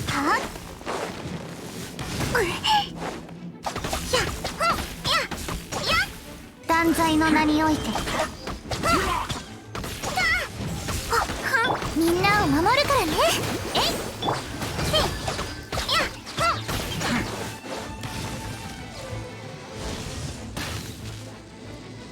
時間がない。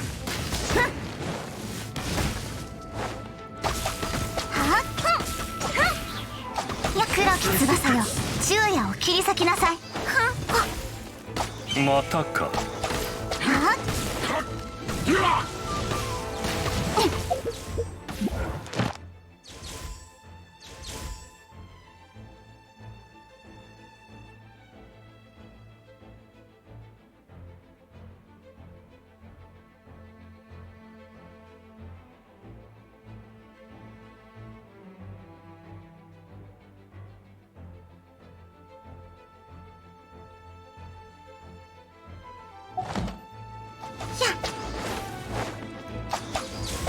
そろそろ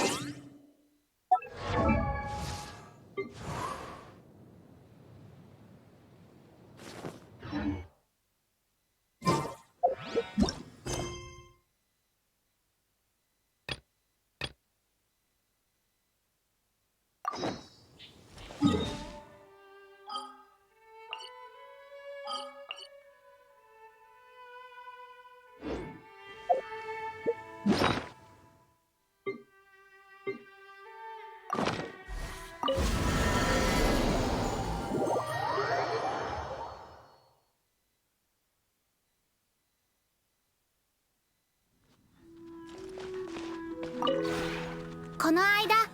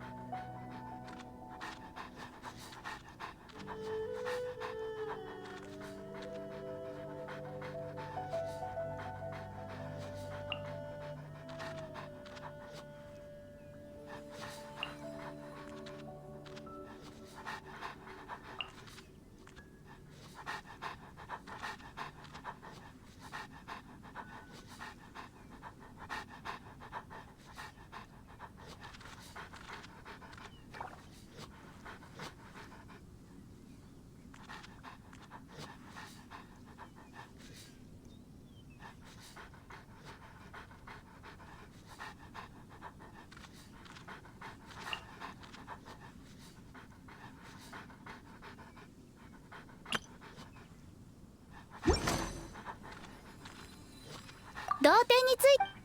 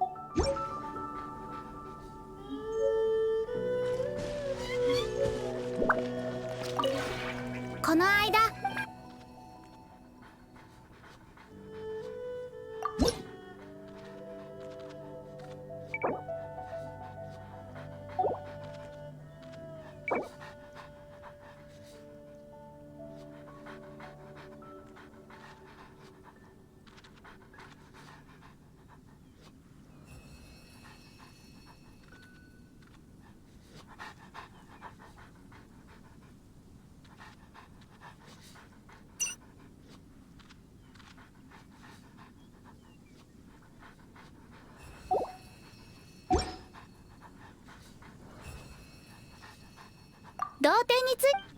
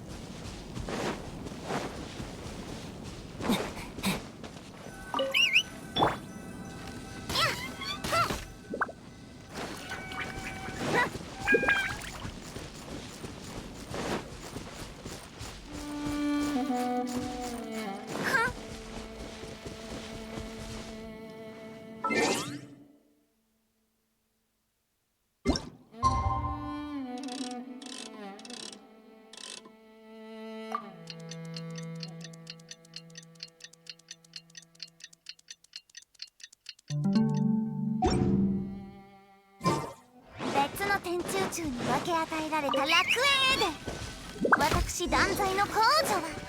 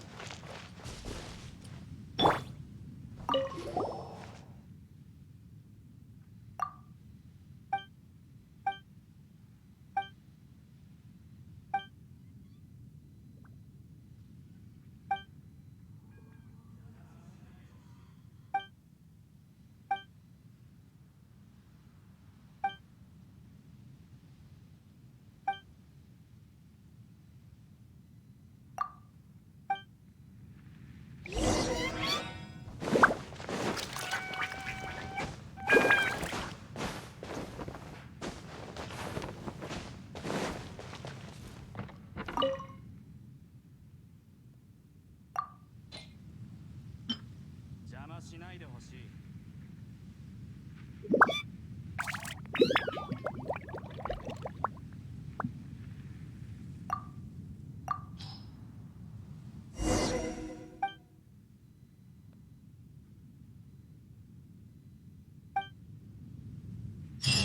これでは韻を踏んでいないな。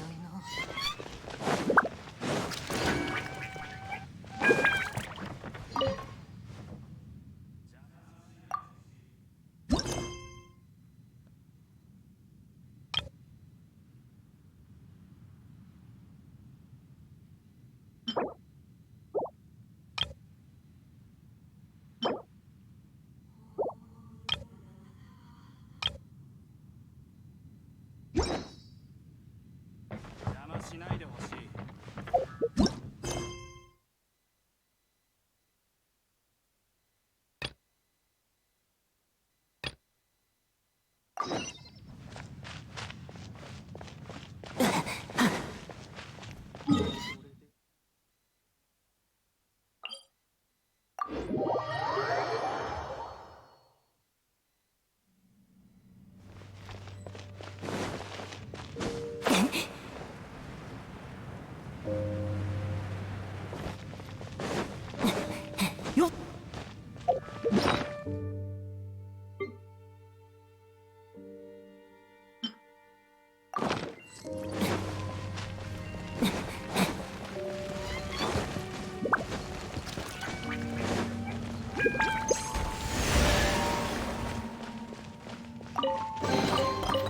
旅の収穫だ。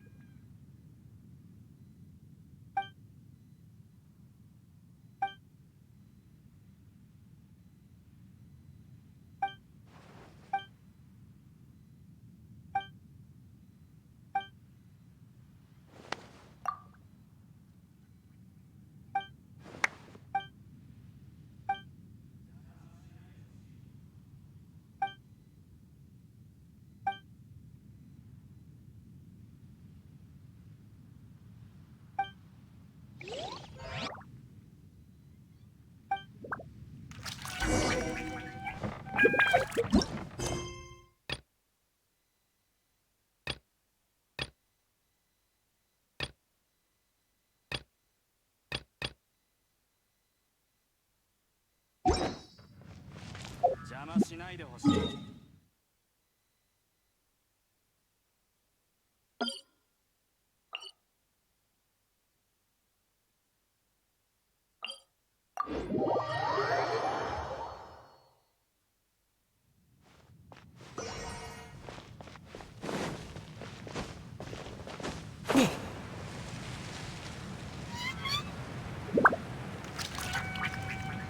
岩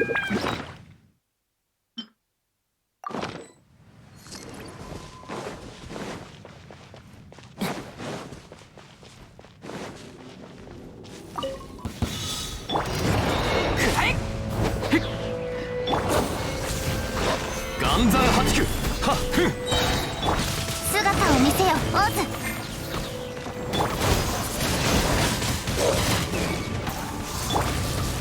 天道万象難攻不落全力攻撃だ。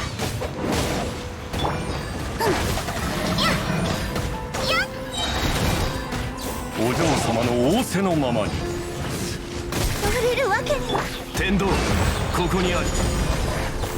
はっはっ岩山八九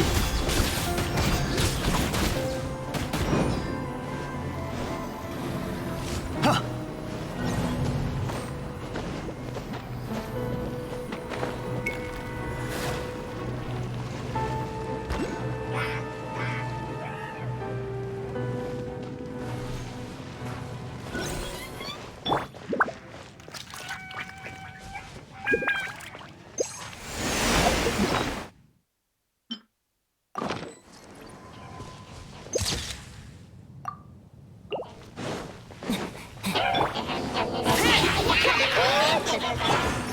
油断したか。見苦しいところを見せたな。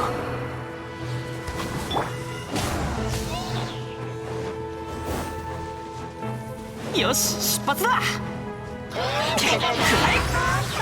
俺は不出来な団長だな。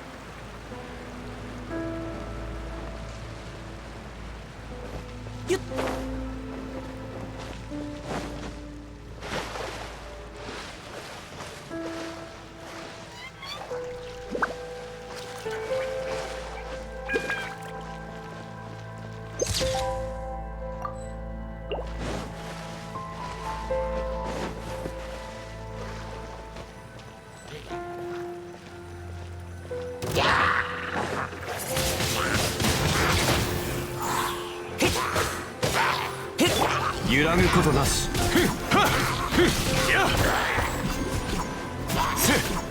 難攻不落。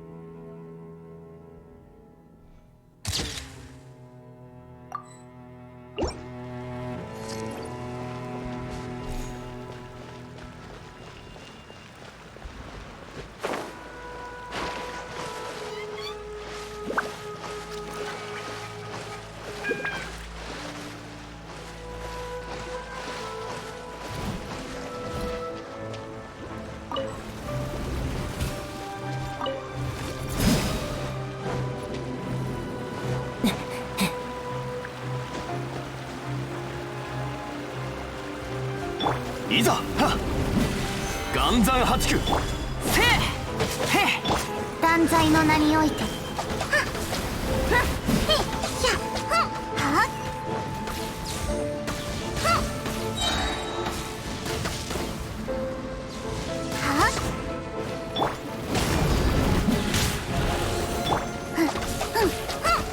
影のカラスが優也を求めている。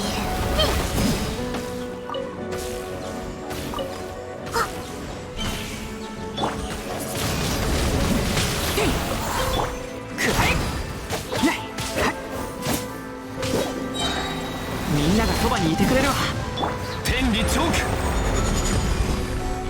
たっ隙あり風と共に去れ。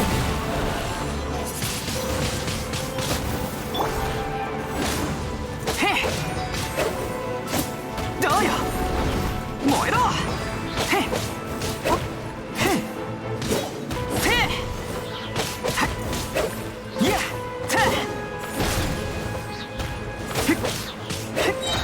全力攻撃天道ここにありはっ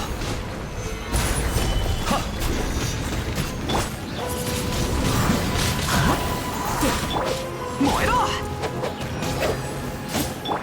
姿を見せよオーセ。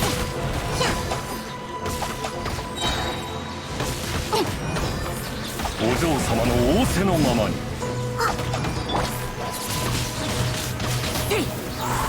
消えるな。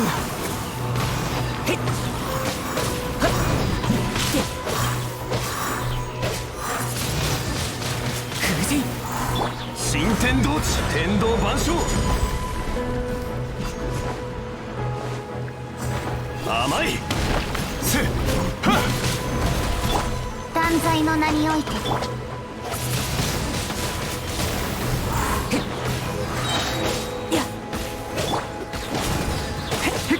揺らぐことなしふっはっ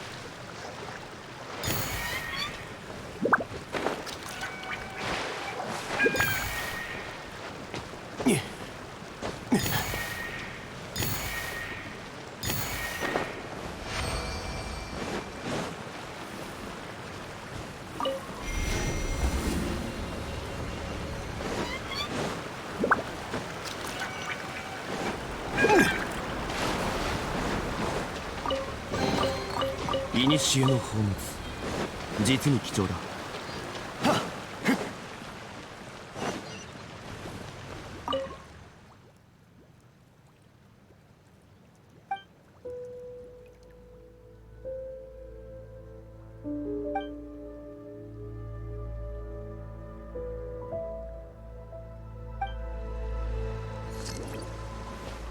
いざ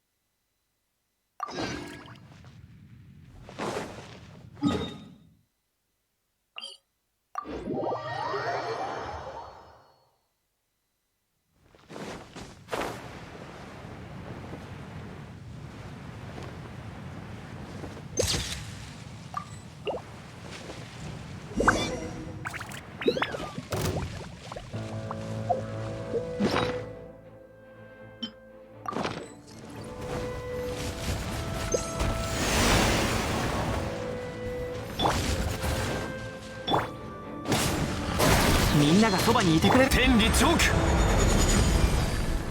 難攻不落。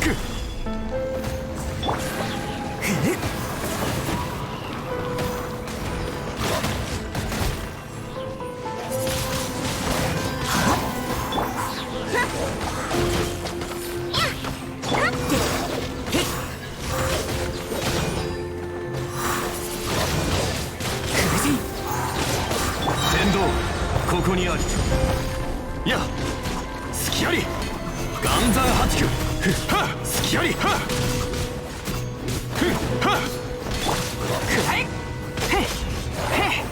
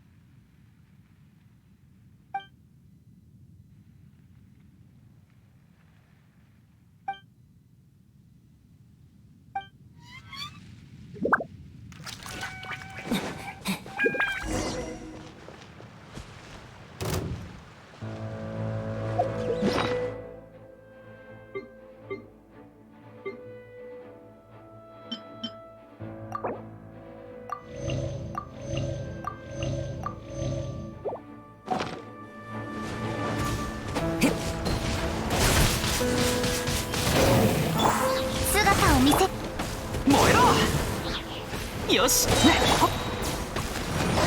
みんなは俺が守れ新天道風と共に去れ影のカラスが優也を求めている。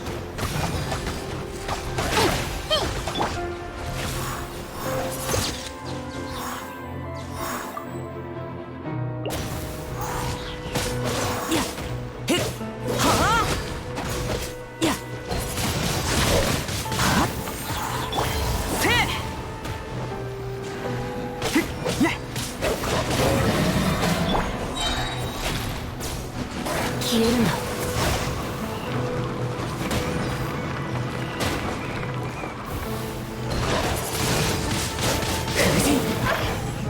天理チョーク難攻不落食らえ全力攻撃だ燃えろ天道万象せや剣女盤石せ隙あり風神風と共に去れ天理チョーク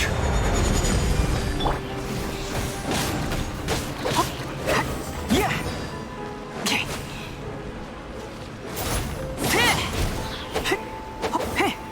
せよし天に召せ難攻不落いや食らえみんながそばにいてくれるわ傷なんて痛まないはっせはっ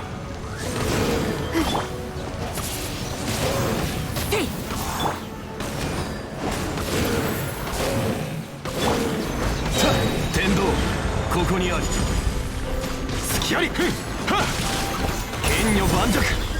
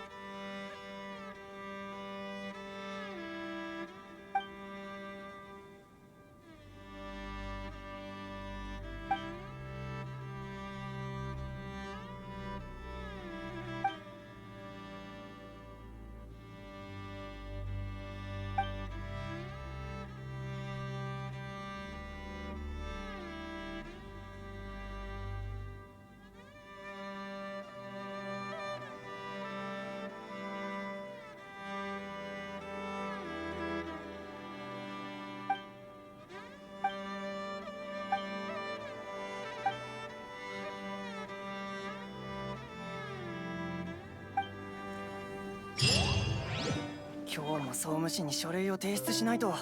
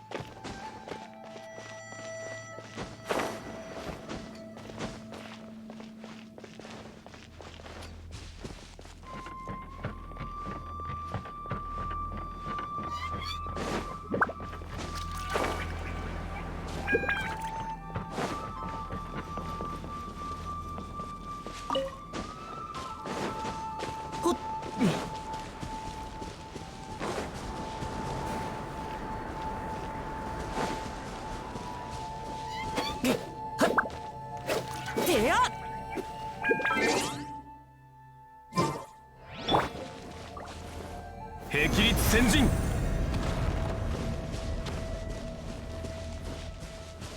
新天道地。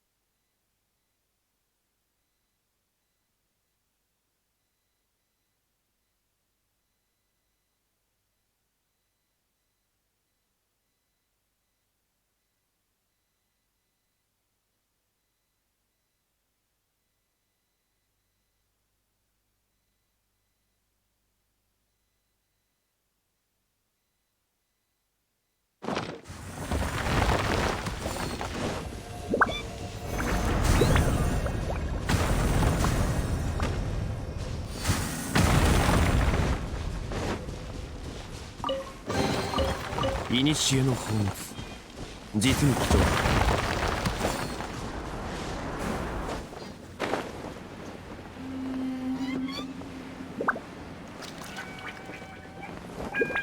だ。いざ霹靂先陣。揺らぐことなし。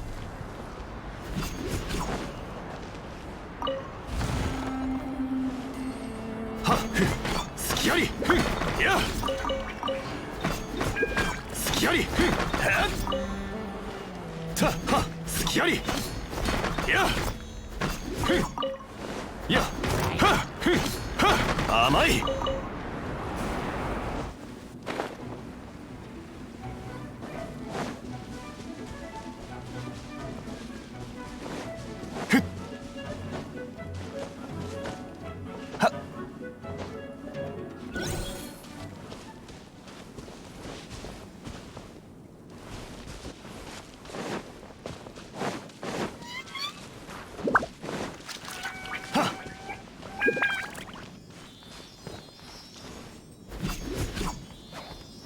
天同地揺らぐことなし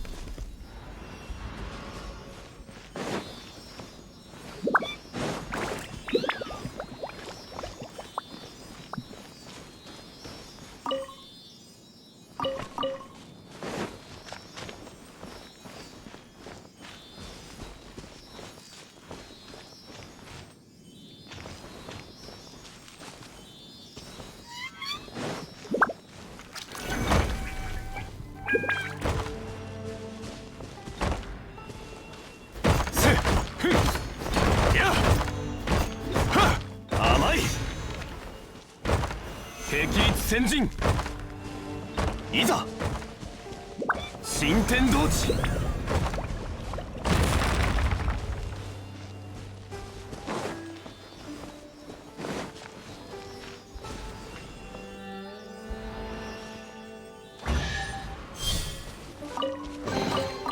偶然の出会いには趣がある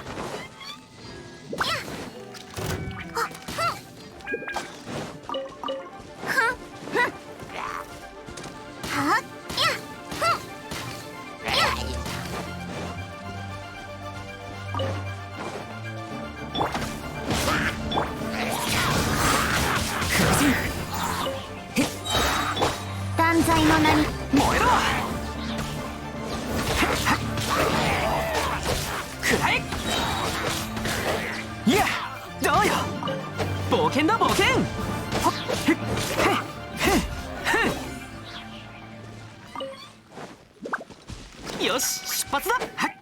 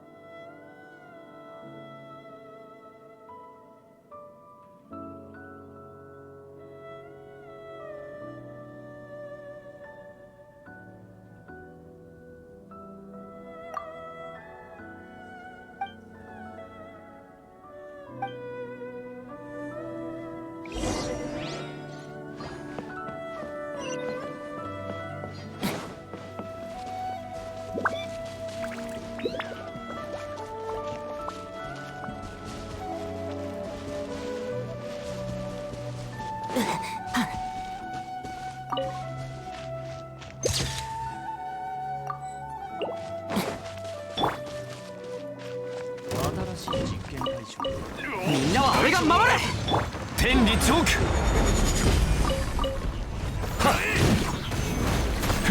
これが力だ難攻不落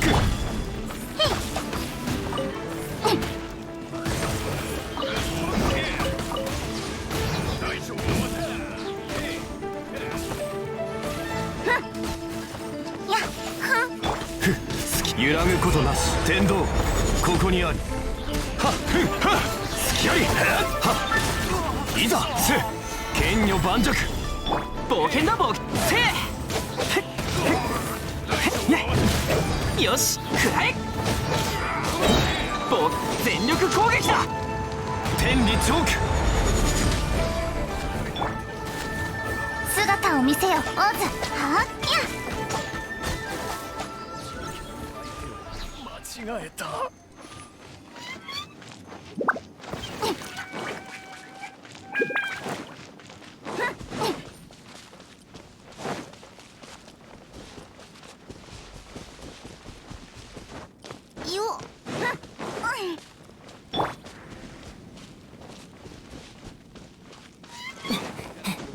宝物はどこだ。相手を間違えた。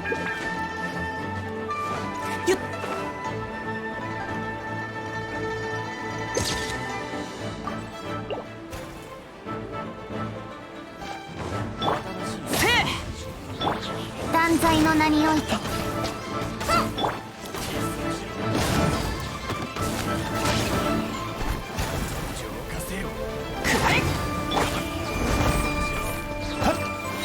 甘い。天道万象。難攻不落。はっ。燃えろ。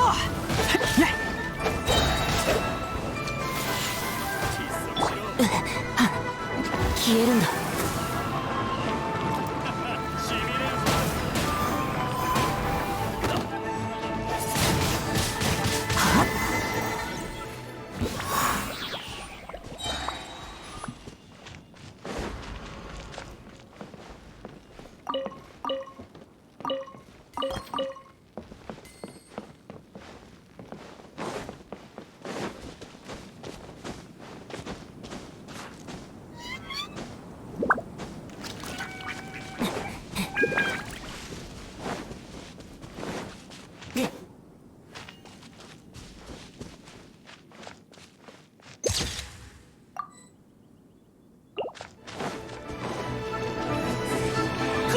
土を食らえ。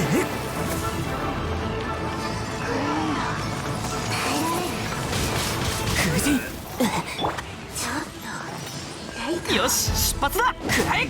みんながそばにいてくれる。天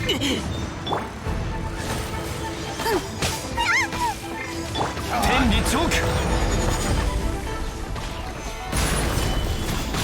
隙あり。この土を食らえ。天道、ここにある。剣女盤石。燃えろ。食らえ。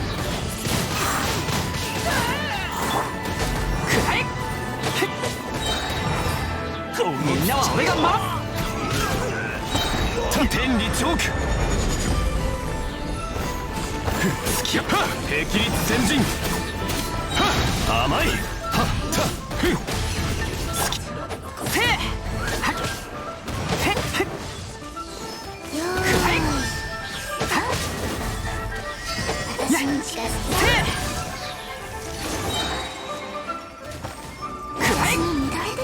全力攻撃だ。燃えろ。姿を見せよ。じゃあまたかわせな。この土を食らえ。天道、ここにある。岩山八九。いや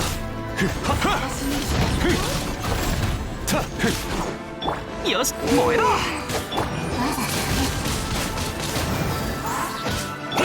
断罪の名において土を食らえ。私に見られていやみんなは俺が天理チョーク。剣女盤石。土を食らえ。いざ天道万象。せ油断した。隙あり。いや燃えろ。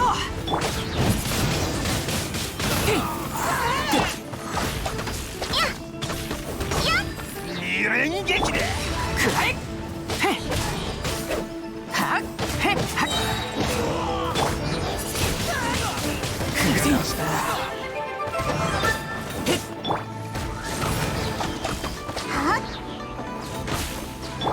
この土を食らえ。新天道地。甘い。油断した。やでやでだやへ待ってろよ。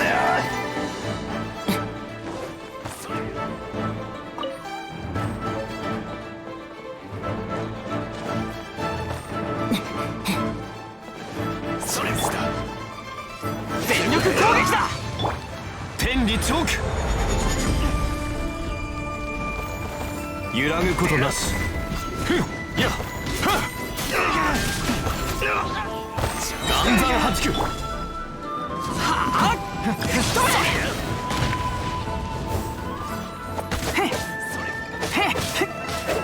いやどうよ。燃えろ。よし出発だ。くらえ。姿を見せよ。チャンスだ。燃えろ。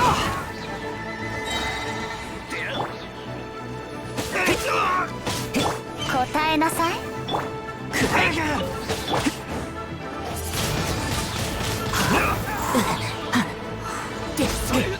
相手を間違えたな。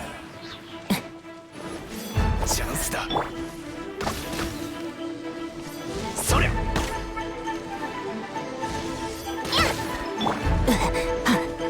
消えるんだ。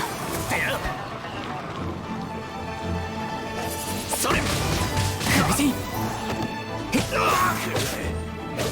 でや。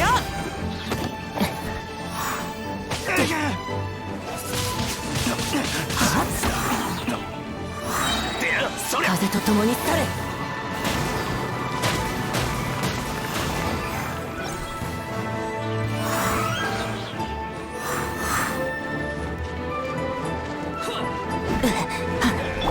燃えろ。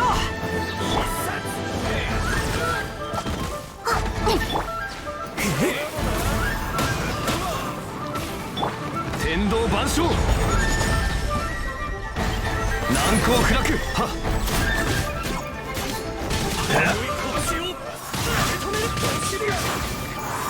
そんじゃ始めよう。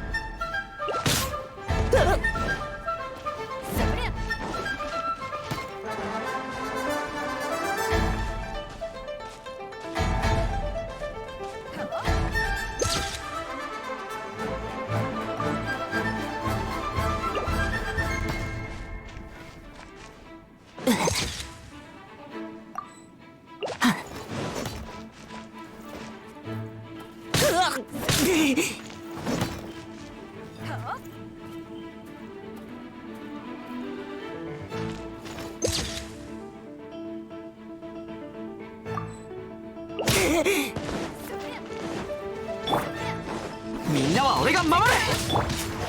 やばいやばいやばい。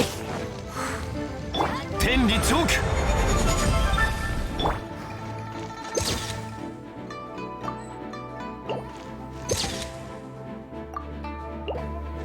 やばい。風神。せえ。ふったはふっふったふっはやはっ隙あり。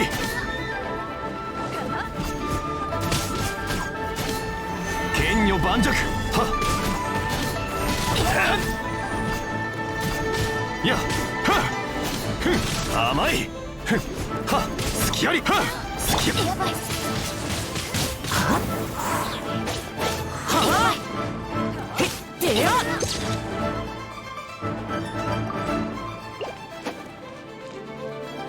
でだ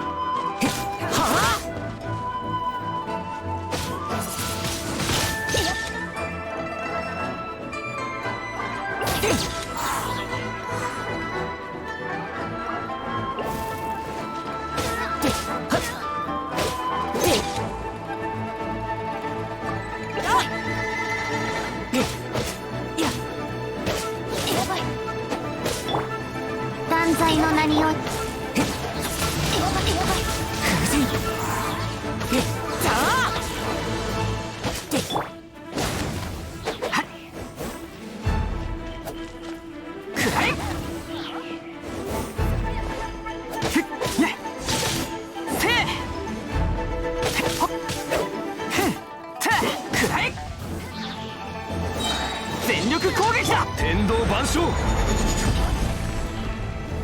難攻不落せふんはっふんやばい燃えろ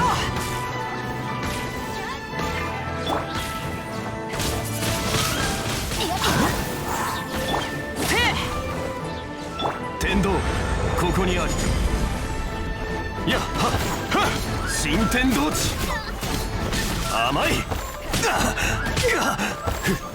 剣女盤石たはっ燃えろくらえ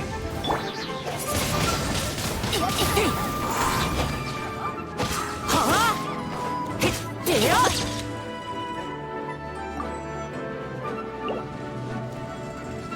さあ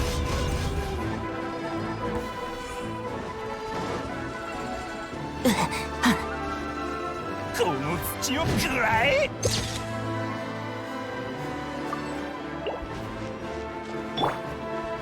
みんながそばにいてくれる天道万象難攻不落この土をくらえこの土を風と共に去れ姿を見せよオーズまたか油断した油断した燃えろ油断した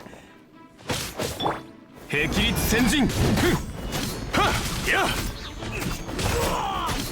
剣女盤石はっせこの土をくらえはあ断罪の名において燃えろ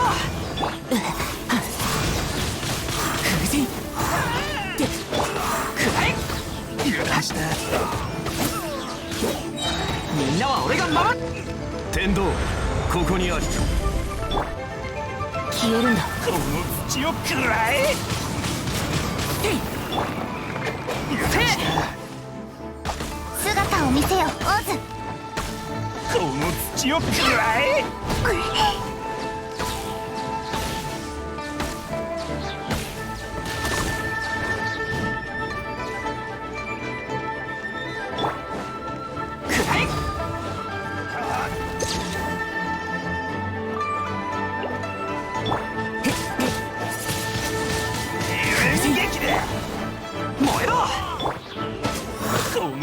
をくらえいざ岩山八九や天理チョーク土をくらえ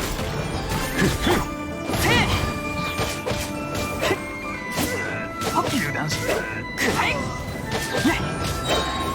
みんながそばにいてくれるわ剣道万象剣女盤石はっ甘いこの隙ありくらえよ隙あり甘いはっでや待ってろよ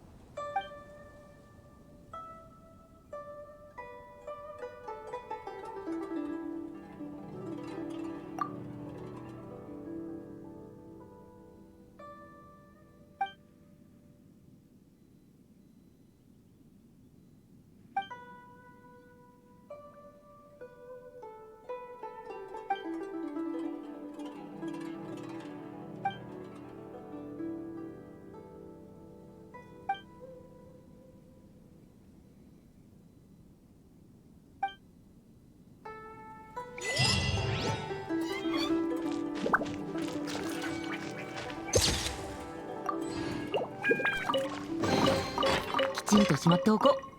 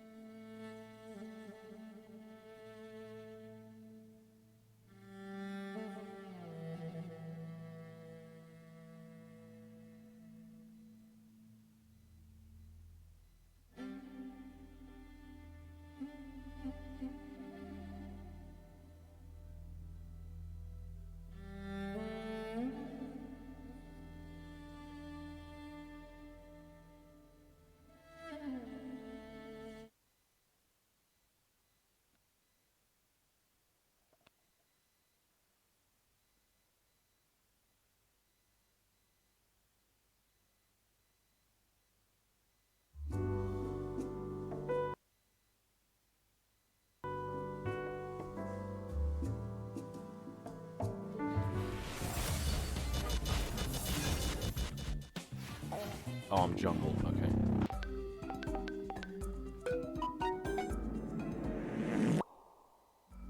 I really want to play Alawi, but that champ is... Where's Alawi? Why is she not here? Did they remove Alawi from the game? Oh my god, where is she? Kek.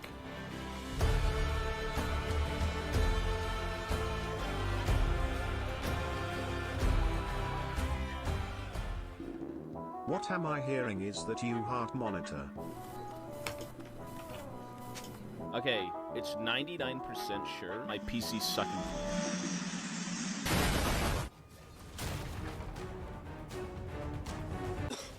Dude, how broken is GP Top though? At least the matchups. Like, if you pick Garen in the Gangplank, how do you even live? Implying that you, like, I guess, play the matchup perfectly.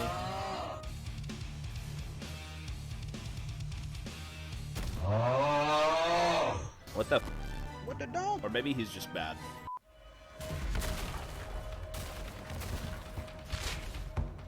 Honestly, dude.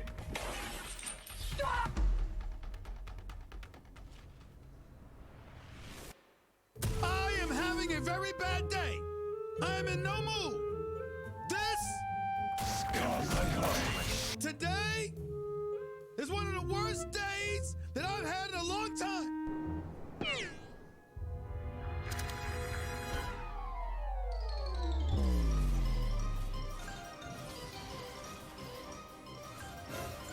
Oh, Dinah's here. Jesus, Kung Fu. Throwing flashbang.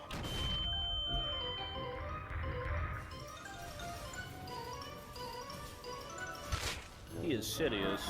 Man, these guys, that Diana is like a loser, bro. Get the fuck out of here, man.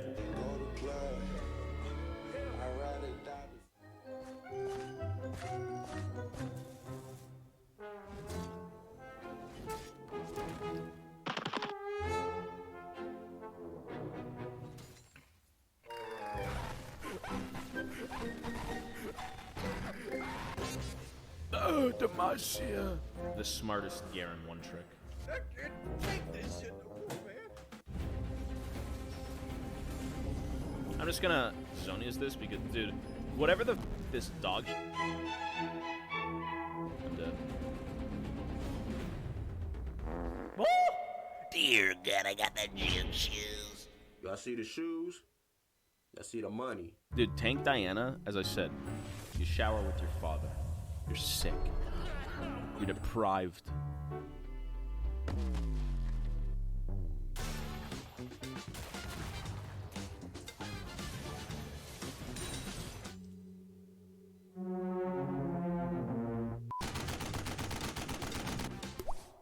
Walk into my bush. I'm so rusty.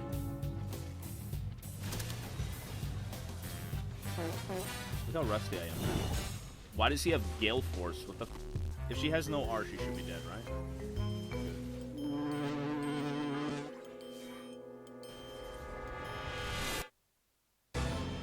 We have to get middle tower eventually. I started blasting. Oh, Jesus, Kung Fu! Commandos! Deadly commandos on a mission. Come on, you greasy. Come on! Give me the juice! Give me the juice! You're mine! I hate you. And your disgusting cat ears, you freak. Come on, grease. I'll shake you on. Ah! Just die, you freak!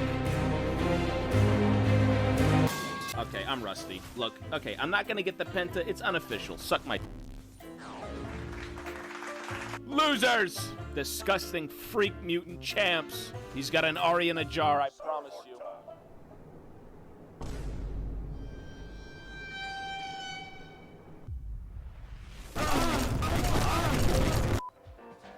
Your little pussy belongs to me. Oh, out of here. Okay, you listen. Knob. Oh, f out of my face. That's right, I've got Yumi. I got the creature. Run to me, Viagra. Run to me. Look, look, look. He's fine. He's tanky. Oh, that's a grease. That's a 2. I don't know if they saw me. Can we 1v4? Ah! I'm washed up! That's it. I'm done mucking about. If I put the music on, I'm going to all over them. And you can't stop me.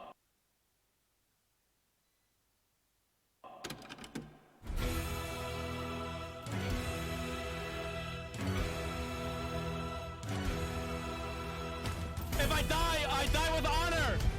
I die with honor! Get in there! Ah, what? I stole it! And mid! And mid! Go mid! This is where they die! We have the dragon!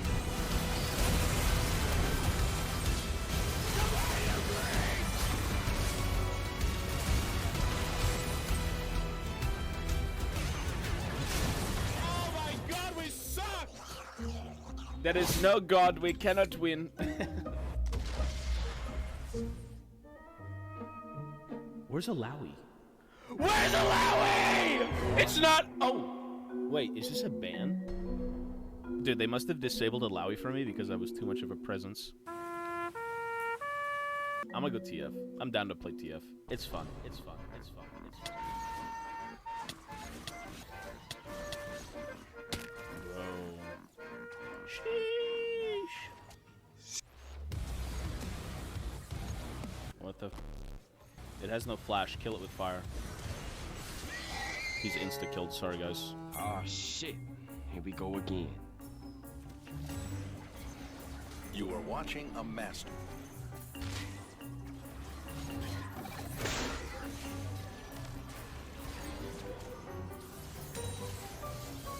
Why are they all mid, bro? What is this fan service? Get that mother.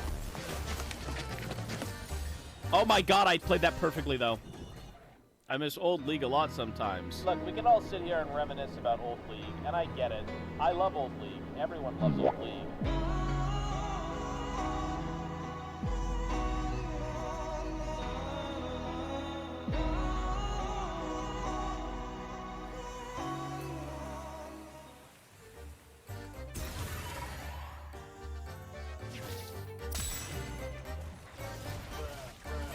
Oh my god, help. What? Help, help. Dude, TF is so Alright, round 2, you sucking Skaven.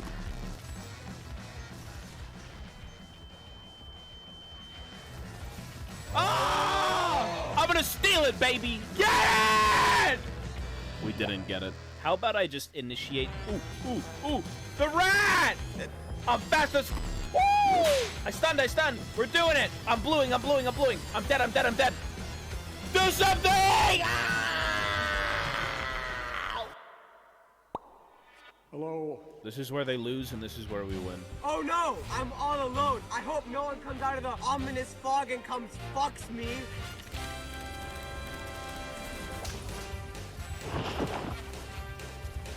You dumb. We're doing it! Charge! For Gondor! Don't let them back! Garen's a beast. He's a bestial animal. Kill them all! Garen, go, you freak of nature! Keep going! Boy, got that item. Forgot the name. Oh, guys, I'm dead! See that? That's what we call commandos. We do this. She didn't see me.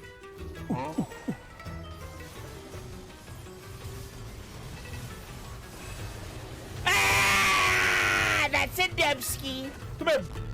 Where's the rat? Huh? Where is he? Oh, I ran out of card. Help, I'm dead. He QSS nothing, I'm dead. I was the reason we won. Press 1 if you agree.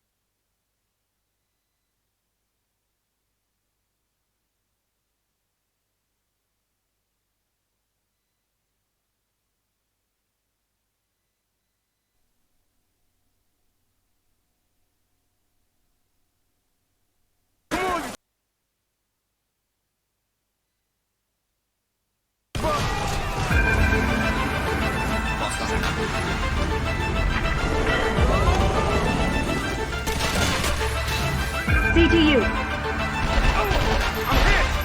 The late 2000s to early 2010s had loads of cover shooters. Big Muscly Man game, Hitting on Aliens, the video game, and who could forget Eat Lead, the return of Matt Hazard. It's pretty obvious you're not the brains of the operation. Who's in charge? Best be on your way before I make me some pig sushi. I'm sorry. Did I miss something in the script? Is this game set in 1972? If games in that era weren't cover shooters, they at least had cover mechanics, like GTA 4, which is called that because a whole 4 people actually used the cover system. Now, why am I talking about cover shooters? This should be another video about a character who has the entire game take place in his head. Well, instead, I wanted to talk about one of my favorite bad games, Kane and Lynch 2 Dog Days. The fuck? A game so old that I remember buying items for my avatar from the Xbox 360 store. Also, before I jump into the video, feel free to subscribe. Only a small percentage of you are subscribed from this chart I made up in Photoshop. It's totally free, and if you change your mind, please stay subscribed and instead make an angry Twitter thread about how much I fell off. Thank you.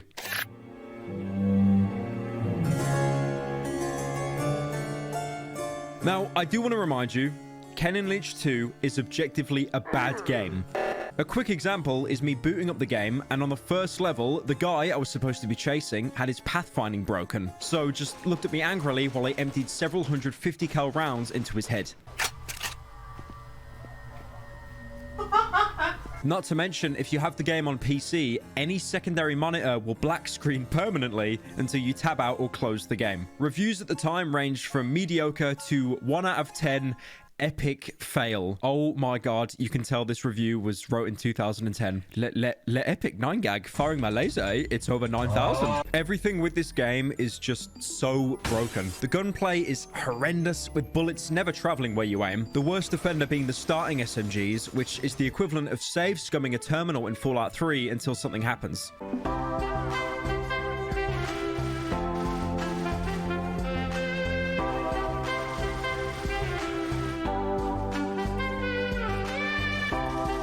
Meanwhile, the shotguns are basically sniper rifles, being able to travel across continents to dome anyone. If anything, they're probably up there with the Battlefield 3 frag round shotguns before they were nerfed into the abyss. This is my rifle.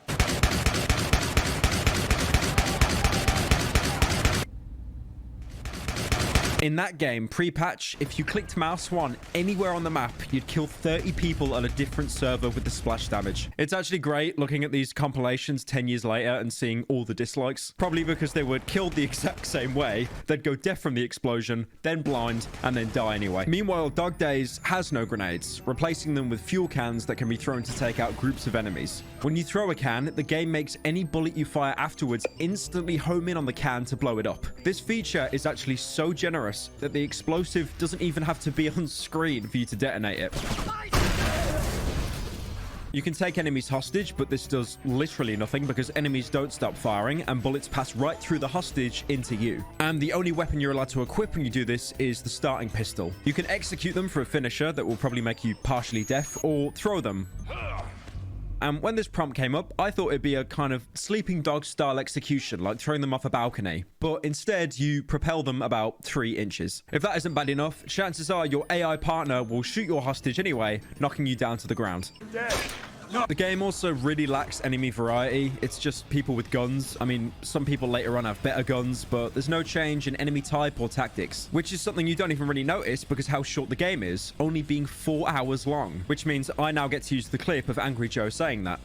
4 hours! But all of these are small little nitpicks, and that's why the final verdict for Kane and Lynch 2 is a legendary 10 out of 10. It is fucking badass. And as terrible as this game is, I still love it. The fact it's so broken and shoddy perfectly works in tandem with the world the game's set in. Kane, help me through this! And also, that isn't an excuse. The devs definitely didn't make this game bad on purpose. Whoa, that is a lot of lumbosacral flexibility. It just hits that line of so bad it's good, especially with the art style. For those wondering why I'm jumping straight into the sequel and not the original, it just sucks. Not in a good way, it's just plain bad. Have we got to talk about the first? We do? Oh, all right, fine, man. Jesus. Kane and Lynch Dead Men came out in 2007 and was given a giant by everyone that played it. If you're wondering why this game looks familiar, it's because it was developed by IO Interactive and published by Eidos, the same companies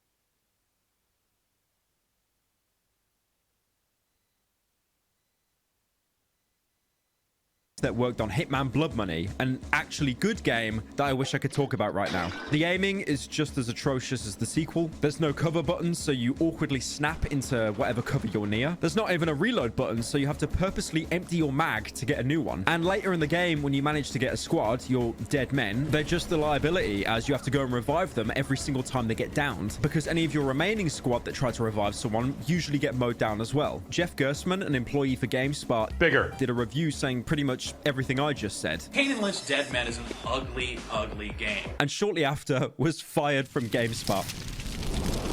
And years later confirmed that he was actually fired because he didn't score Kane and Lynch high enough, citing that he couldn't be trusted. Jeff then went off to start Giant Bomb, so Kane and Lynch is the entire reason Giant Bomb even exists today. Jeff gave the game a 6 out of 10, by the way, which isn't even that bad. Not good. The first game starts off with Kane being sent to death row after being convicted of using ad block on a YouTuber he likes to watch. Mr. Kane, wake up. Mr. Kane. What? Just cover your head now! He's busted out by his old gang called the Seven. You don't need to know who they are, it's not important, and they're not in the sequel. They believe that Kane stole all their money and give him 3 weeks to retrieve it, or they'll game end his wife and daughter. Something Breaking Bad would shamelessly steal 4 years later.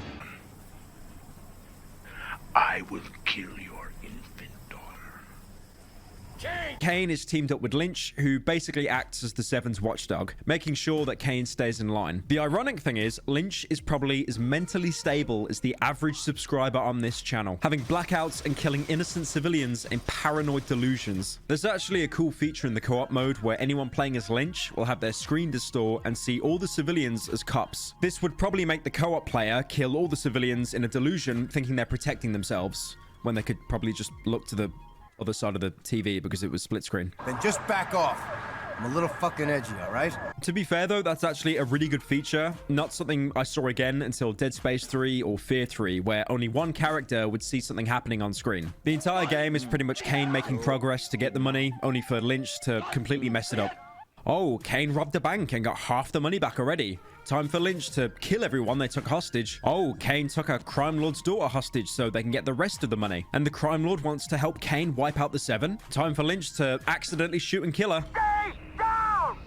Lynch! I mean, the game has a pretty cool urban setting initially. City streets, the rooftop of a conglomerate Japanese building that I played about 50 times on the Xbox 360 as a demo. But the third act is just copy-paste Cuban jungles, just making it another bland third-person shooter. And honestly, if you really want to play Kane and Lynch Dead Men because you're a psychopath, it's been removed off Steam indefinitely. You can buy it off the Square Enix store, which I did, but it's essentially unplayable without workarounds because it uses Games for Windows Live. Now, if you don't know what Games for Windows Live is, that's good. Please stop watching the video and enjoy your life not knowing what the 9th circle of hell incarnate was like. Games for Windows Live was essentially a way for people to cross-play from Xbox to PC. I remember using it to play Shadowrun on the Xbox 360. The main feature was to make anyone stop playing their Xbox and buy a PC because how overpowered a mouse was to a controller. But that wasn't the problem. Games for Windows was so broken that it had a 50% chance of totally corrupting your save file to any game you signed up with it. And it would never work without an internet connection, even offline games. And you couldn't even copy your files because they were encrypted in case Microsoft thought you wanted to hack the achievements. Now, after all that, you probably don't want to sign up with Games for Windows Live. That's great, I'm happy for you, but now you can't play the game at all.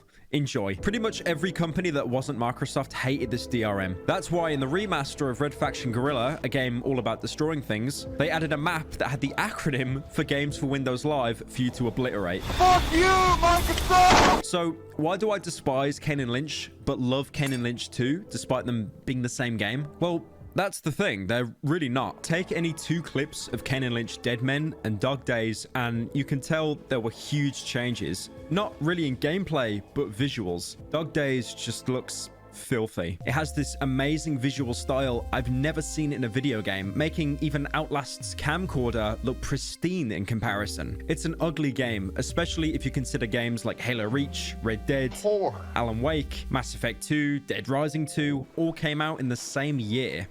But to be fair, in the game's defense, Fallout New Vegas also came out in that year as well. That is one of the best games ever made, but those graphics, it looks like ass, man. Come on, no one's defending that. You can download 300 shader mods. You cannot fix this.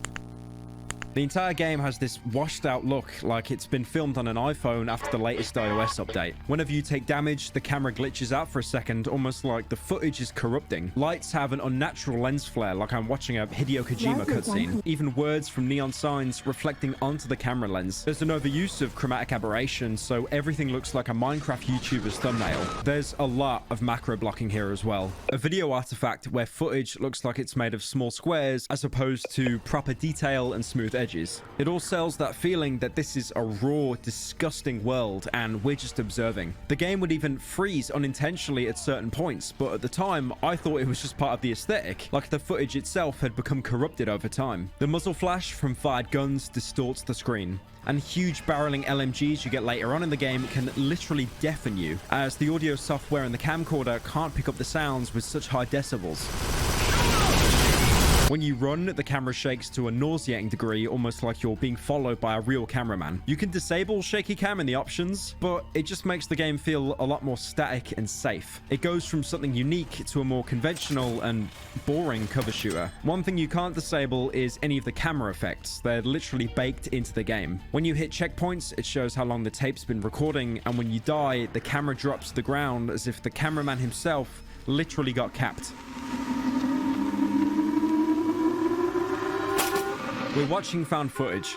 Footage that's already been edited by the fact scoring headshots will sometimes blur out the person's entire face, as not to unsettle the audience back home, or at least until they add a live leak logo in the corner. The genius part is headshots in the game aren't even that gory. It's not like pieces of brain are being splattered. It's just a simple entry wound that will sometimes randomly have the blur kick in, implying the death was much more gruesome than it actually was.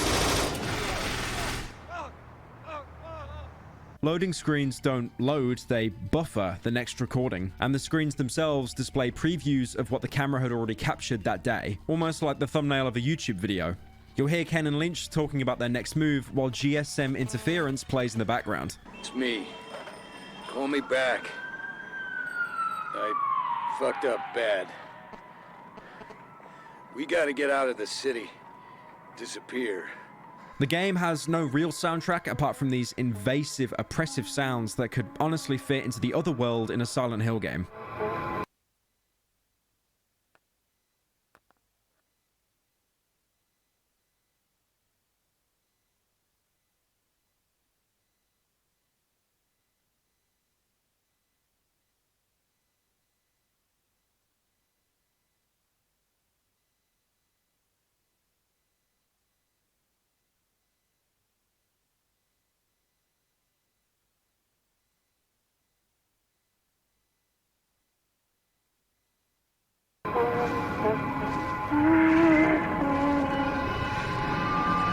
Only to be completely contrasted by upbeat Chinese music that almost parodies how grim the game can be sometimes.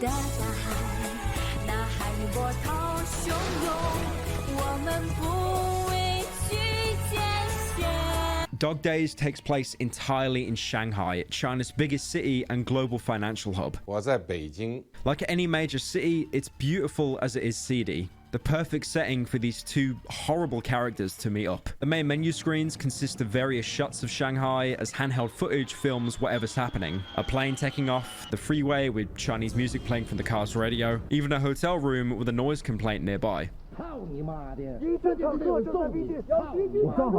It's something you'd see on a YouTube channel in 2010 with about 5 views, but that's the point. It emulates that found footage aesthetic perfectly.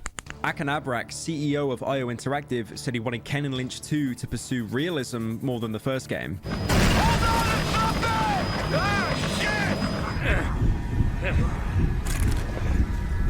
Saying the team was inspired by Michael Mann movies like Heat, a film about heists and public shootouts with police, with the Blair Witch and early YouTube being the inspiration for the handheld camera aesthetic. It's some guy just checking out his mobile phone and recording something that's happening, something weird or interesting. Kane and Lynch 2 does mention what happened the previous game, but it doesn't make it its foundation.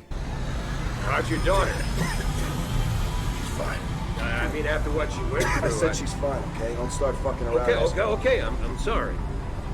And that's it. The only mention of the previous game is an offhand attempt of Lynch trying to small talk to Kane and him not want to go on about it. Almost self-aware to how panned the original game was. Jenny was Kane's surviving daughter in the first game, her mom. Kane's wife was killed by the Seven, but Jenny survives. In the climax of the game, you have the choice to save your squad from what's left of the Seven's mercenaries, or leave everyone behind to save Jenny. Both of these endings have terrible outcomes. If you leave with Jenny, she calls you a traitor, abandoning your squad to save yourself. All while Lynch looks on in disgust. If you do try to save your squad, one of them is already dead, and the other has nothing but resentment towards you. He then tries to escape on his own and gets blown up. Only then for your daughter, who's been following you all along, to get shot. Barely escaping on the boat with a comatose daughter, Lynch tells you that you should have taken that chopper. Should have taken that chopper. And that was Jenny's only real chance at surviving. The paradox being whatever ending you pick, you feel like you should have picked the other one. I fucking knew it. From the first second, I fucking knew it. In Dog Days, both of these endings are possible with this small exchange they have. Lynch either learned to move on from his resentment of being abandoned, or Jenny somehow made a kind of recovery after being shot. Dog Days acknowledges the first game, but that's where the references end. Instead of playing Kane like the first game, you play as Lynch, with the co-op character being Kane. The first game was about Kane getting revenge, and Lynch just being in it for the ride. Eventually himself being betrayed by the Seven, and having to team up with Kane to get revenge. Lynch is much more settled in the sequel. His schizophrenia isn't as prominent, and he has permanent residency in Shanghai. The only reason they've met up again is because of an arms deal that could make both of them a lot of money, with Kane flying in from America, which from the intro alone you could tell didn't go to plan. Lynch!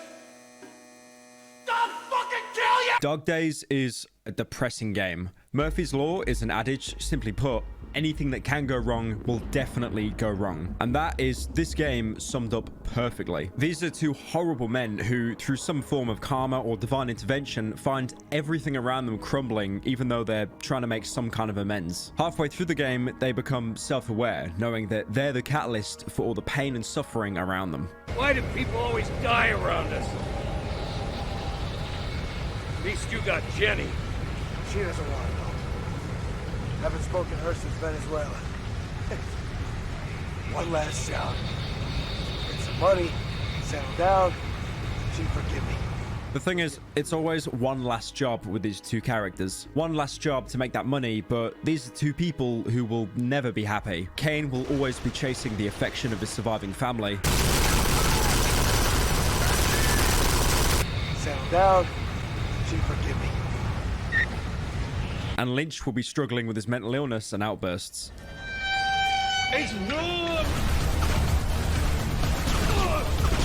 There's no scene in Dog Days where Lynch loses it entirely and guns down innocent civilians. That co-op clip seems almost comedic in comparison. But during combat, you can hear him slowly break down, trying to suppress his mental illness before it gets the better of him. You're in control. This is easy. You're the fucking man. The entirety of Dog Days takes place over a couple of days, with most levels starting seconds after the previous level finishes, even being able to see the background of the previous level just in view. There's no shop in between levels to buy gear, you just take whatever you scavenged in the previous level. This all helps sell the idea that this gauntlet really doesn't end until the camera stops filming. And any downtime they do manage to find themselves in is quickly interrupted. Shit! What? What the fuck? The gameplay starting seamlessly, not even being able to relax during a loading screen.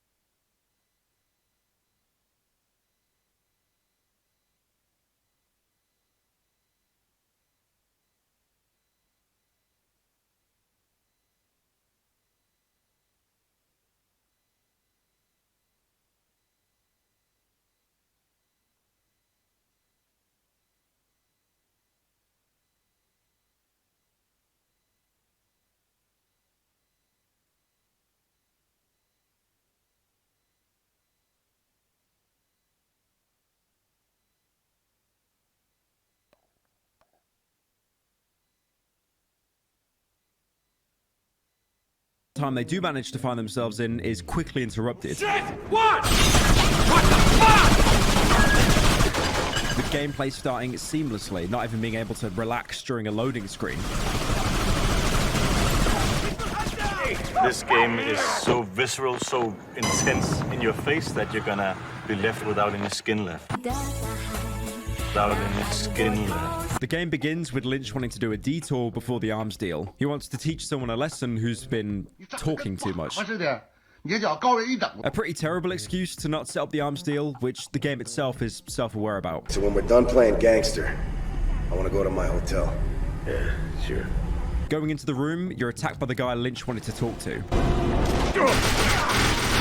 Now, most people would cut their losses and realize that it's way more trouble than it's worth, but this is Lynch, someone as mentally unstable as, well, a video game character. So forces Kane to push on getting the guy, even giving him a spare Desert Eagle he has just in case. Here, take this. You're kidding. Just in case. It's like an early 2000s B movie full of plot holes and contradictions, but you don't question it because it's a video game, and now you get to shoot stuff. You chase the guy through other people's apartments, rooftops, back alleys, vendor stores, where eventually you meet resistance from the guy you're chasing, spamming every pre-order bonus he can to slow you down, in the form of hordes of gang members. A few at first, but then cars full of them, pouring out just to give some space between you and the guy you're chasing. And when you eventually confront him, he takes the girl hostage. There's an exchange of gunfire, the cameraman seemingly stumbling over so you can't make out who shot who, but the girl falls to her death, while the man you've been chasing cuts his own throat. Hey, relax.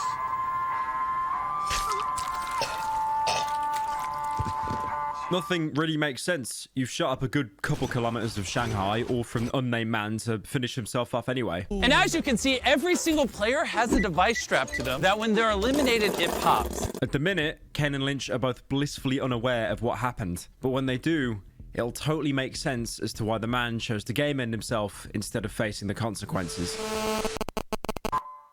Glazer, it's Lynch. Yeah, he's here. You'll take us to the docks now? All right, great. All right, you pick us up in 20? Okay, I'll see you soon. Once you get the cargo to Africa, you'll get paid. Chapter 2 starts being filmed in the back of the car like it's some Sting in a JCS video, with Kane and Lynch being picked up by their contact Glazer.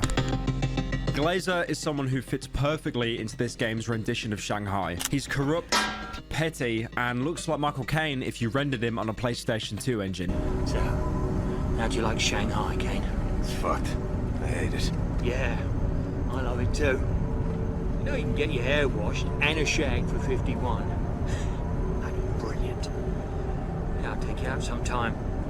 This town was built for people like us. Glazer is someone who revels in how broken Shanghai is. He's not someone that wants to do one last job like Kane. He's fairly older than the two and has been in the game longer and has no intention of leaving. He's found his place and he's happy where he is. Glazer is voiced by Jason Connery that, I'm not even joking here, is the son of Sean Connery, who played James Bond in the 60s and 80s. There's something beautifully ironic how different the roles are. A 00 agent that travels the world saving lives, and a scummy gun runner that can only talk about getting paid sex in his downtime.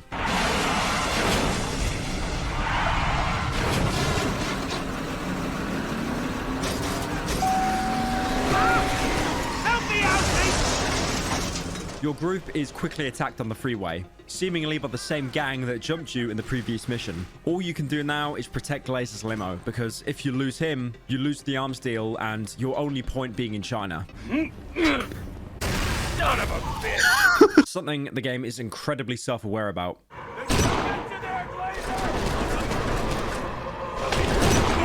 The limo will slowly roll up on the street, but taking cover behind it is probably the worst idea because the limo will take damage faster than having an opinion in the YouTube comments. It's a chaotic fight. Gangsters pulling up in cars to push you with MAC-10s and Scorpions. The traffic on the other side of the road seemingly acting normal as if to not grab the attention of the firefight, all while civilians try to run away from the carnage or just sit in their car too terrified to move, hoping that if they stay still enough, they won't catch a stray bullet. My favorite part is when two bikers skid off their bikes and instead of being knocked over for a second, you're instantly killed as your kneecaps teleport to a different quantum reality. At one point, even Glazer's limo in a scripted scene is knocked over by a lorry and you have to help him out. It feels raw and frantic. You're not the Master Chief helping thwart the Covenant with your Gorse Cannon Warthog. You're barely scraping by, almost like you're a bystander in this game. One detail I love is how you have to help drag Glazer out of the limo, and all three of you stumble away from the crash.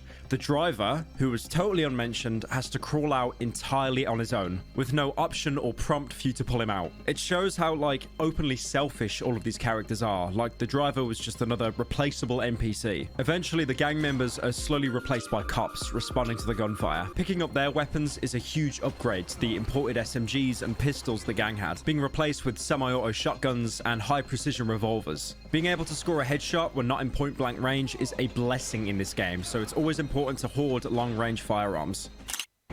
The fuck just happened? I don't know. You! Shut it! Get that bloody door open! I'm gonna have a sodding heart attack! Getting inside a garage, Glazer can call one of his seemingly endless contacts to get a pickup to escape the area. And I think this interaction perfectly encapsulates Glazer as a character. Good idea! Finally, I'm getting my money's worth. You, what's the bloody number? Hello? Yes, me! We're in a situation! I need a pickup! Yeah. Well, I don't fucking care if your mum's got fucking head cancer! The fact his model has a permanent Bluetooth earpiece in, something that was popular in the late 2000s, but seems almost ancient by today's standards. Also to note, there were like so many characters in media that were complete assholes that had Bluetooth earpieces in. I mean, for an example, even Breaking Bad had one. Stacy's a cow. We're talking major barnyard boo hog. We got a Breaking Bad reference in. I'm so happy, boys. This is also the first mention we have of Singh, someone Glazer and Lynch are almost accustomed to. The pickup is on the way! We've gotta hurry! This is Sting territory! Sing! You're fucking kidding! This is someone Glazer is deeply afraid of. His shouty bravado from earlier is reduced to almost whispering, as he slowly comes to the realization of who's placed a hit on him. This is not bloody happening! Not now! Fuck! Our deal was perfectly planned! Fucking hell! Not Sing. Fighting past more cops and even some K9 units. These ones don't initiate a quick time event like Call of Duty, by the way. They just instant kill you. Glazer and Lynch then give a bit more insight to who Singh is. You have to tell me who this guy Singh is. He's trouble. Drugs, prostitution, you name it. Nothing is beneath this cocksucker. And he's a genius with a knife, if you know what I mean. Used to do business with him, way back when the Chinks still worshipped Western currency. I love during that conversation, half the lip movement doesn't even trigger, and you have to stand completely still, because if you move, there's a chance the dialogue just wouldn't load. Again, AAA gaming is flawless. Singh is someone Glazer has dealt with, but doesn't want to. And keep in mind, Glazer is scum. So for him to be afraid of someone in Shanghai, that means they're really not a good character. I love how the roles are reversed here. I know you're playing as Lynch instead of Kane, but first game, Kane was teaching Lynch about how the world worked, but China is totally alien to Kane, so now Lynch has to do the world building for him. You can even cut off the dialogue early by kicking a door down, which reveals the next area you're fighting in. Drugs, prostitution, you name it. Nothing. Careful, mate. I think it's perfectly symbolic, and I'm definitely giving the game too much credit here. But you can never just peek a door like in most games. You have to aggressively kick them open. This is across the whole game, and it never changes. This little event of Lynch nearly losing his life because of him being too aggressive and yet still kicking every single door down he comes across in the game, to me at least, shows that him and Kane cannot change as people. Also, if you really want to, you can just jump out the doorway and instantly die where the cameraman follows you and he dies as well. After clearing out the remaining cops by spamming around 20 misplaced gas canisters, you escape into the getaway van where all of you are just as confused as to why anyone would place a hit on Glazer. It's Sing's turn. Right? Got it? So you listen. You lot, you go talk to Singh. Find out anything you can.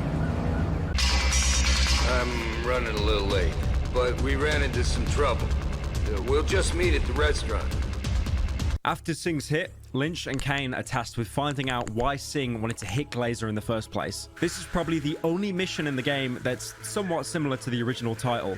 The first game was subtitled Dead Men because Kane was betrayed and he broke into a prison to rescue his dead men, people who've been marked by the Seven and helped Kane because all they wanted to do was get revenge. This is the only level in the game where you get friendly AI to cover you. The original had squad mechanics like sending them to places or choosing what guns they had, but there's none of that here. It's much more stripped down. Pretty much, you just help the people that aren't shooting you, hoping you can score some kills before they get shot themselves. Don't worry. We'll see you later, Glazer. It might work get hostile, so only shoot if they shoot. You start off with Tommy. I have no idea who he is. The game's subtitle calls him Tommy, and Kane and Lynch call him Tommy when he gets killed. Kane, get back! Oh, shit. They shot Tommy. By the way, I actually tried to save Tommy, but the guy that one-taps him is purposely out of view, so even if you angle yourself to shoot him, he's completely invincible until he kills Tommy. After which, he dies in a single shot. Get back! What the fuck? From the beginning of the game, Kane bringing his tiny luggage case, thinking this will just be a small job to get some money back home. Time moves forward, and nothing changes. But how far we've come, we know that that isn't the case anymore, and Kane confronts Lynch about how deep the rabbit hole goes. This is a goddamn gang war. Shh, keep it down. Singh might have some kind of beef with us, okay? We just gotta find out why. Well, I don't like it. Don't worry. Everything will work out fine. You'll be on that boat in a couple of days. There's too many secrets, Lynch. Too much bullshit. Yeah, welcome to Shanghai. Kane is voiced by Brian Bloom. You might have heard his voice in other titles like Varric Tethras in Dragon Age, and BJ Blazkowicz in Wolfenstein. He even voices Nick Reyes in Call of Duty Infinite Warfare. Although, no one really cares about that game except for the robot, let's be real. I'm very sad. He's also been a long-time writer for Call of Duty Modern Warfare, which is the most successful COD entry to date. And I know Call of Duty is a series that people meme on, which is, you know, for good reason. Currently on Warzone, I'm running the Scream character, jump sliding around, hoping I jump scare someone. But the guy has a pretty large portfolio and knows how to emulate a complete piece of shit mercenary. Lynch is voiced by Jarian Monroe. There's not too much info on him, apart from minor supporting roles. I am C2N2. But he did voice Dr. Kaufman in the original Silent Hill game. And I think it's perfectly fitting that Lynch, a paranoid pathological liar, is voiced by a guy that in Silent Hill was a paranoid pathological liar. Their alliance is fragile. Not that they'll kill each other the first chance they get, but more how they deeply dislike each other, but have an acknowledgement that if one abandons the other, they halve their chances of survival. Move! Move! Lynch! Meet you down the car yard on your right! Thank God. Thought we'd never see you guys. The next gunfight is the most brutal. Even though you have the support with Glazer's group, it just means you're pitted against more enemies. Your teammates will randomly get headshot with the cameraman trying to blur out the footage so it doesn't get demonetized. It feels relentless, and the stress is getting to Lynch, forcing him to mumble incoherent nonsense to cope.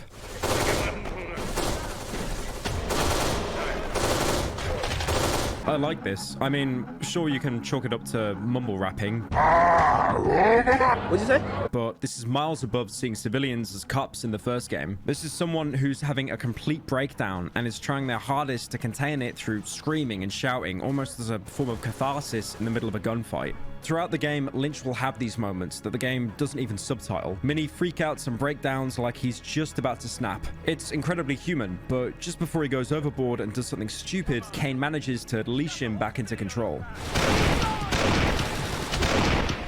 tired! It's much more subtle than the hallucinations from the first game and makes their relationship feel more genuine, even if they're both completely despicable. The plan now with you and Glazer's squad is to confront Singh, Lynch fully aware of how large your group is. What's the plan now? We go and talk to Singh. Make it sound easy. Now that we're hooked up with the others, we're unstoppable. I mean, you are unstoppable. The rest of the gang has no match against you. And with a squad of AI teammates, the map becomes so overcrowded, you're even given choices to divert away from Glazer's squad, just to give the enemy AI a fair chance. The funny thing is about Glazer's squad, you'll probably recognize the majority of their voices. That's because pretty much all of them are voiced by Robin Atkin Downs, but you probably know him as the medic in Team Fortress 2. Medic Gaming! He does a variety of accents here: British, Scottish, Irish. Filthy fucking animals. I mean, they could have just hired more actors. I've got nothing wrong with this guy. He does a great job, but it's like having every character voiced by Nolan North. So so fancy and soft. You push past the workshops into the sleeping quarters where the group is so large they end up clipping into each other. Almost like the game, you know, wasn't designed for this many friendly AI. Don't know how many men Sing's got guarding him. Eventually, you find Sing and confront him. During my playthrough, I loaded my gun thinking it'd be a shootout with Sing. It was anything but. You, beat it. 我的试试嘛，你读试试嘛。 Mr. Singh, I'm Lynch. I know who you are. Tell me about the hit on the freeway. You listen to me. Not gonna get anything out of him. No, back off. This is what I do. You're coming with us. You think you big man, oh big man, eh? Shooting girl. What are you talking about? You stupid man. You shoot wrong girl. What girl? Girl in market. Shang-Si's daughter. No, that couldn't be. Shang-Si not happy. He will kill every one of you. Wanker, Lynch. All this because of you? This I'll changes tell everything. Shang-Si about your loyalty. But you two. Shit. Get back inside! Fuck! You've been betrayed, but honestly, you did it to yourself. The random guy you chased in the first chapter, Lynch quoted as teaching him a lesson, had major consequences. The girl that was shot by either of you two was the daughter of someone powerful, someone higher up than Sing. Sing was played up as this huge villain you'd take down, but he was just a bit player. His real employer is Shang-Chi. We're not sure who he is yet, but the fact Sing can stand up on his own to affirm dominance and Glazer's squad pretty much instantly turn on you shows that this is a terrifying character. That's why the guy in the beginning killed himself and why you're pretty much fucked. Suddenly you're put against Glazer's men who have all turned against you. So much suppressive fire that you couldn't possibly kill any of them through the smoke. Moving upstairs, past the broken windows, they call for a pickup. A minivan that you have to shoot until everyone inside dies. Banking on the hope that Glazer doesn't find out, because if any of them make it and snitch to him, he'll most likely turn on you as well. You lay low. Pray that Glazer doesn't find out. This is serious. Sing and his men retreat while the local police storm in, again, probably from the gunshots. And when you push them back and escape, Lynch finally gives some insight to how bad Shang-Chi is. Looks like Sing's moved up in the world. Working for Shang-Chi. Who? Shang-Chi. Literally means big boss. And we shot his goddamn daughter. The girl with Brady. I love that little chuckle he lets out, almost as acknowledgement for how fucked him and Kane are. Lynch calls his girlfriend Zoo as soon as the coast is clear. Lynch, what have you gotten me into? Oh, man, I'm trying to think. I gotta call Sue. Put that away. Who is Shang-Chi? Tibet government official. The most dangerous type in the whole of fucking China. Shit, I can't stay here. Lynch, will this affect the deal? No, not if we keep low. Damn, Kane. I can't stand it. You can't find us. You can't find us. Lynch knows he's lying to buy time. His entire life is crumbling. Him and his girlfriend aren't safe. He just doesn't want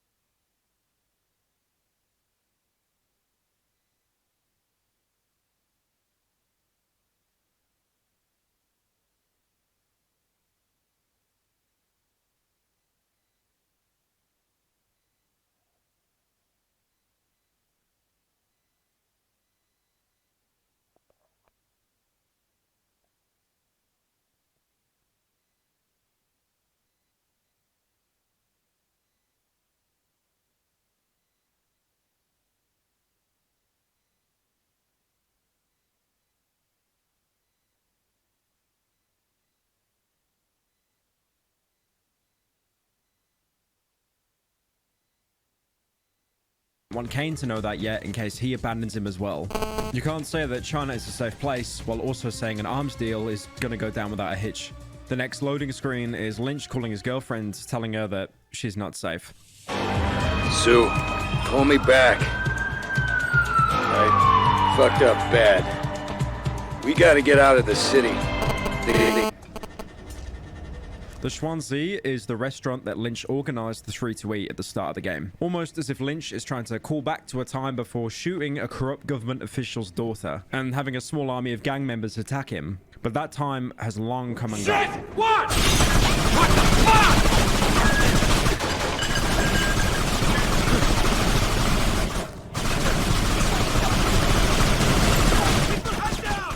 I love the uncertainty of who actually killed Shang-Chi's daughter. It went from Lynch blaming Kane entirely to him now taking partial responsibility for it.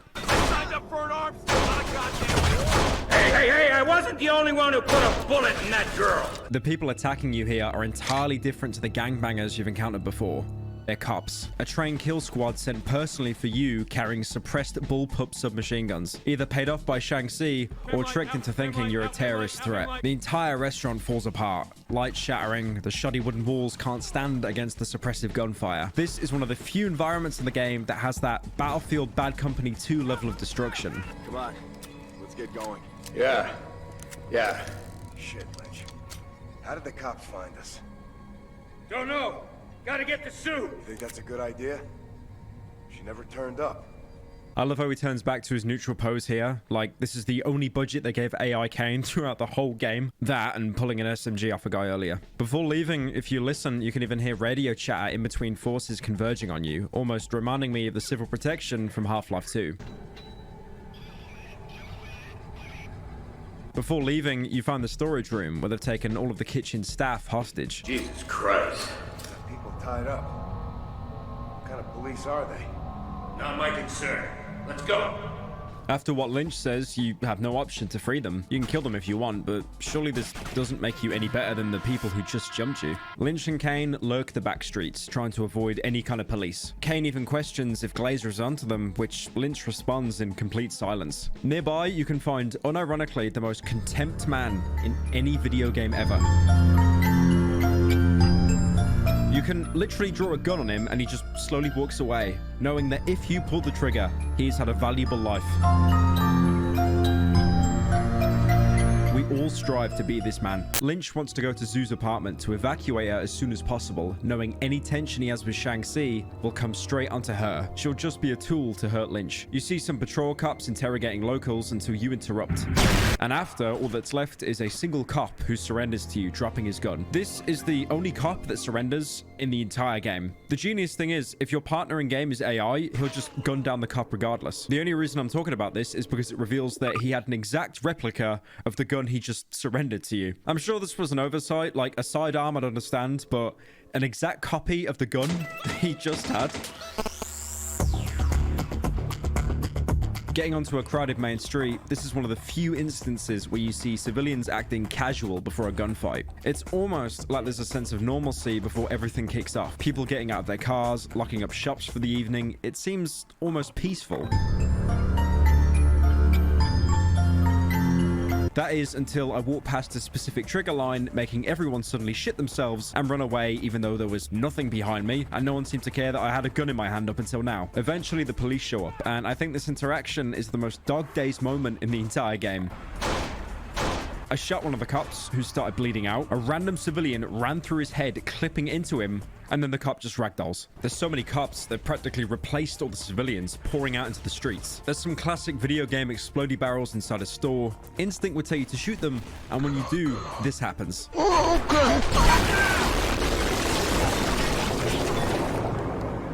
I love how the explosion is so strong, it artifacts the camera footage and even corrupts the audio. It's a great effect that reminds you everything is being recorded. There's even a DVD shop opposite the store where you can find a copy of Hitman Blood Money. Also, off note, but does anyone remember like DVD stores being a thing? I mean, they still are, but looking online, there's only about 300 million DVDs expected to be sold this year, as opposed to the 2 billion sold leading up to 2010, the year this game came out. A lot of games I play are usually in a fictional fantasy setting that's timeless, but Dog Days, you really do feel like you're trapped in an era of the late 2000s. And the fact I talk about the late 2000s like it was ages ago is truly terrifying. Finally, escaping the streets, you get to an open construction yard. The few parts of Shanghai that aren't dense and overcrowded. You can see the high-rise towers, the trading hubs, leaning over the overcrowded suburbs, dotted with neon advertising. Honestly, as ugly as the game tends to be, scenes like this are beautiful. Usually when you're in the streets, you'll have cars blockading areas you're not meant to go to. And you can see off in the distance, the streets are just a literal JPEG of the city to save resources. But again, there's something beautiful about this simplicity. It reminds me of that time when I was playing Ravenholm in Half-Life 2. The trees and sky off in the distance were just a literal box that you could shoot at. Basically, what I'm saying is the game was so dated that you could put bullet holes into the sky. The next segment never made much sense to me, even now. After gunning down some riot police before reaching Zoo's apartment, there's a final confrontation with some snipers, and Kane gives the hint that you can sneak past them. Right there. That's our apartment. Get down! Shit! We can sneak by them. Just don't do anything irrational. Now, I've played this part about 10 times, and I do want to say, you can never sneak past them. I thought I could just wait for them to pass by, but it seems after a certain trigger line the enemies walk over, they just instantly know where you are. I thought, okay, if the game wants me to play stealthy, how about I try and shoot the lights out with my silenced SMG? Nope, they hear that and spot me instantly. I even tried actively sneaking past them, and when I go past the trigger line that they do, they again know where I am. Keep in mind, this is the only time in the game where stealth is hinted at as a mechanic. It's almost like this was some part that the devs wanted to expand on, but just never did. Even in co-op, me and a friend waited at the very start of the area, but after a specific trigger, they just become omnipresent and know where we are. Yep, they just instantly knew where we were. Sue? Oh, Glazer. No, it's just expecting Sue to... What do you mean trying to hide? No, we're cool. Okay, the deal's tomorrow.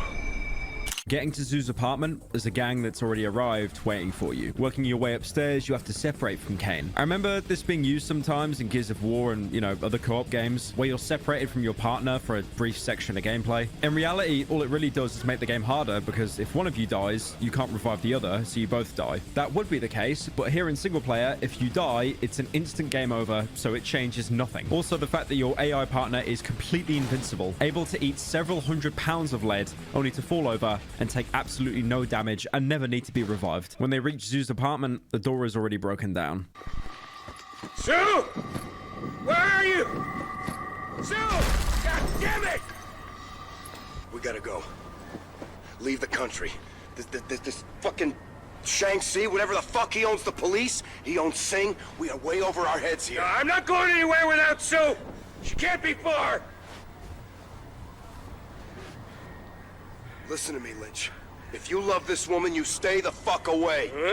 This is not happening! After the cutscene, you get knocked to the floor by a squad sent to kill you. I assume you're knocked down so they can spawn in. Like, not even joking, I'm going through this footage frame by frame, and you can see the exact millisecond that they all suddenly appear, using the same bullpup SMGs the SWAT team used. It's pretty much confirmation that the cops are on Shaanxi's payroll. You'll eventually find Zoo, who's made her way to the opposite balcony.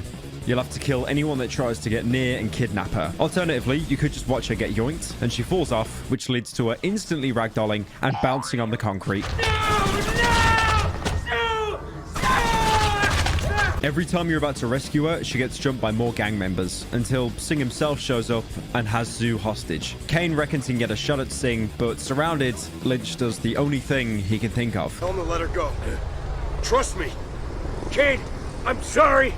I laughed at this originally. There are so many games where it takes 50 rounds to kill someone, but in a cutscene they die in a single shot. But here, it actually felt kind of realistic to the game. If the cutscene ended and we had to shoot our way out, and with how close enemies are, I can't actually guarantee that I would have made it out alive. Get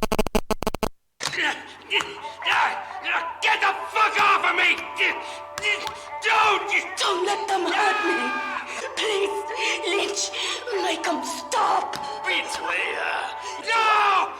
Leave her alone! I said leave her alone! Tell them to stop! Please! The loading screen for this chapter is probably the most unsettling in the entire game. When Lynch wakes up, he's covered in cuts, bleeding in a dumpster, and completely naked. Thankfully, the cameraman actually censors out the genitals, so, you know, I can get paid for making this video. You need to follow Kane's screams to find him, and when you do, you can get the jump on Singh and kill him.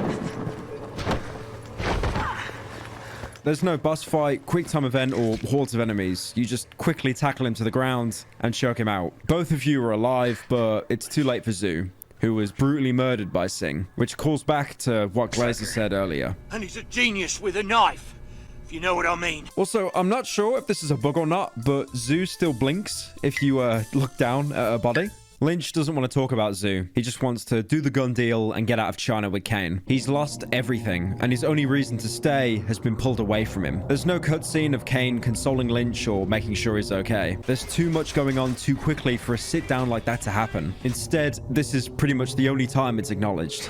Wanna talk? No. This is when Lynch's mental illness gets the better of him. He's been worn down and broken and doesn't have the mental aptitude like Kane to just block everything out. And this exchange during a gunfight is really telling that he's losing it. Lynch! Don't lose it! Shit! I don't fucking care! I'm fucking naked! People screaming, shooting, scary! Gotta keep going! But hey, at least one guy dropped the Desert Eagle we used in the very first level, and this is the only time we'll ever see it ever again. The ironic part about this game is in Dead Men, Kane was the one dragging Lynch into his own personal hell, beefing with the Seven. Lynch was just a watchdog, but now the roles are reversed, with Lynch being the instigator. It really doesn't matter who shot Shang-Chi's daughter. It was Lynch who wanted to push the guy and teach the gang a lesson. Kane just wanted to go back to his hotel. This culminates with Lynch having a mental breakdown and Kane having to console him.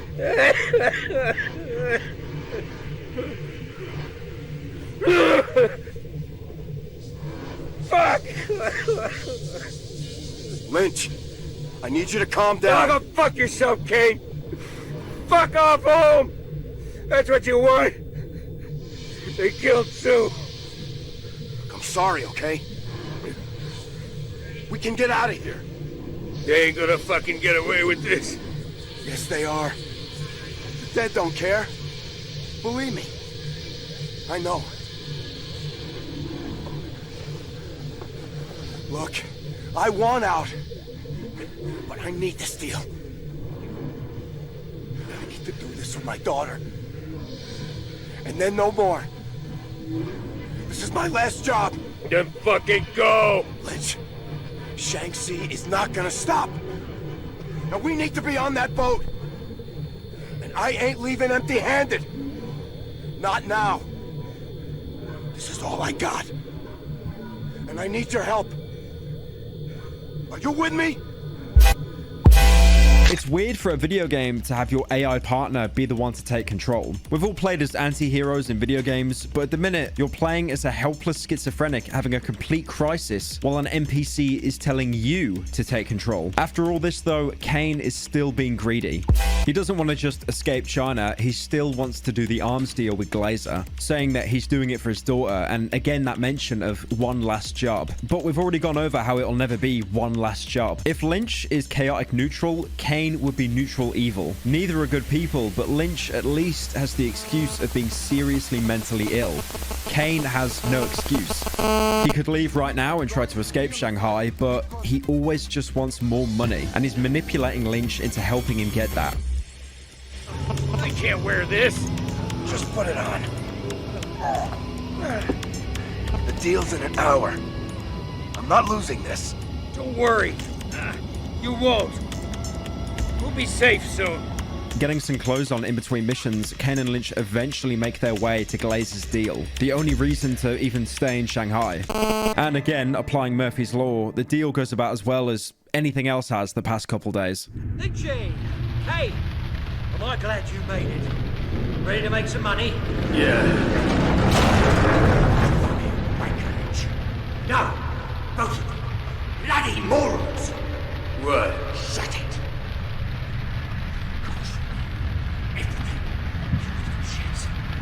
I could. But why do we even bother? You bloody retard! You know the shit I've gone through in the last couple of days? No! Because you're fucking idiots! Because of you, I have got nothing! You make me sick. I settled my score with Shanks. No, Lynch! You prick! You lost a cheap charge! You settled bugger all! Just throw them on the dump when you're done.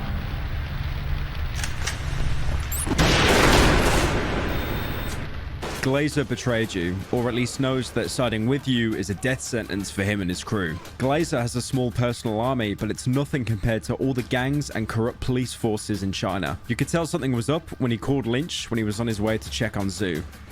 Sue? Oh, Glazer.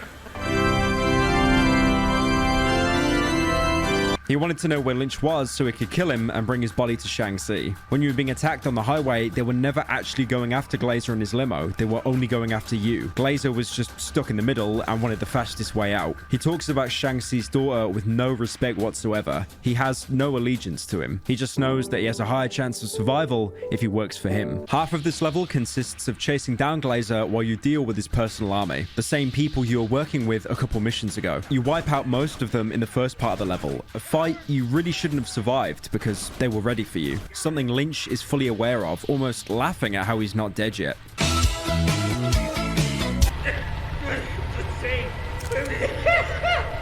I don't believe he did that. Selling us out. He'll pay. Don't worry. You can come across a small group of dock workers that have been killed by Glazer's men. Ironically, Lynch calls them animals for killing unarmed people. But you can do the exact same thing in the game earlier with no reaction whatsoever. You can see this as an oversight or read more into it on how fucked these characters' morals are. Possibly killing countless civilians with no commentary, but thinking they have the right to judge other people doing the same thing. Eventually, you whittle down Glazer's forces. Ironically, the last person you kill before getting to him is the driver you saw in the second chapter. After which you confront him, Lynch says the best line in the game, and probably the best line in any video game ever. You little British shit.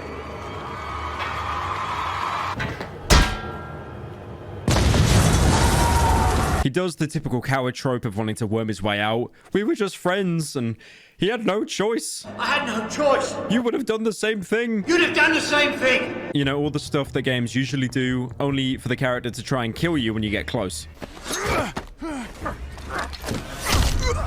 But instead, Glazer offers a way out, a plane that can escape China on. You can leave the country. Wait, you're about. I got a plane. What the hell? Instead of the chapter ending as it should do, it just keeps going. It keeps filming. You're only halfway done, and Glazer was the fool guy. Used as bait, knowing he'd still come to the deal. Shaanxi didn't care if Glazer survived or not. He just wants Kane, Lynch, and everyone associated with them dead. Instead of fighting patrol cops and SWAT, you're now up against the Chinese army. That's not hyperbole, it is the literal Chinese army. With Shaanxi being a government official, he has the ability to do this. Probably because he has personal dirt on all the higher-ups that he'll leak if he doesn't get his way. In the behind the scenes, you can actually find one of these leaked videos here. Hi Zero. The reason why I posted this video here, I'm looking for a beautiful lady with a luxury and a busty body across the world. They're armed with high-powered rifles and shotguns that make the submachine guns the gang used look like literal Nerf guns. Pressing the button to locate firearms, you can see just how many soldiers Shaanxi sent after you. If anything, it literally is a small army. You okay? No. Sorry, this went to shit. It's all right. Guess I screwed up. Let's just get the hell out of Shanghai. Fucking China. Ah, shit. Did I die? Getting outside the docks to the shipping yard, the only enemies you fight now are the Chinese military. There's no civilians that get caught in the crossfire. This is surgical. Everyone's already been evacuated, so it's just you two against everyone, minimizing any casualties. Singh's gang have either been called off or you've killed them all, entirely being replaced by Shaanxi's military. The commanding soldiers are always marked on screen because of how dangerous they are, carrying QJY-88 light machine guns that, if you manage to get your hands on one, are so devastating the audio and visuals become completely nauseating. with muzzle flash and audio spikes, the camera has a problem keeping in level. It results in feeling like you have a literal minigun in your hands. And even though accuracy is king in this combat, as long as you keep the trigger held down, you'll eventually kill whatever you're aiming at, even if you go deaf in the process. Even being knocked down, Lynch will just one-hand this 15 or so kilogram light machine gun like it's Rambo. Even better, because of how much ammo there is, if you can't hit an enemy, chances are you can just destroy the cover they're crouched behind. Escaping onto a cargo train, not even sure where it's heading, the train comes to a halt as Ken and Lynch are taken prisoner by the Chinese military. The cameraman himself even being forced to stop filming.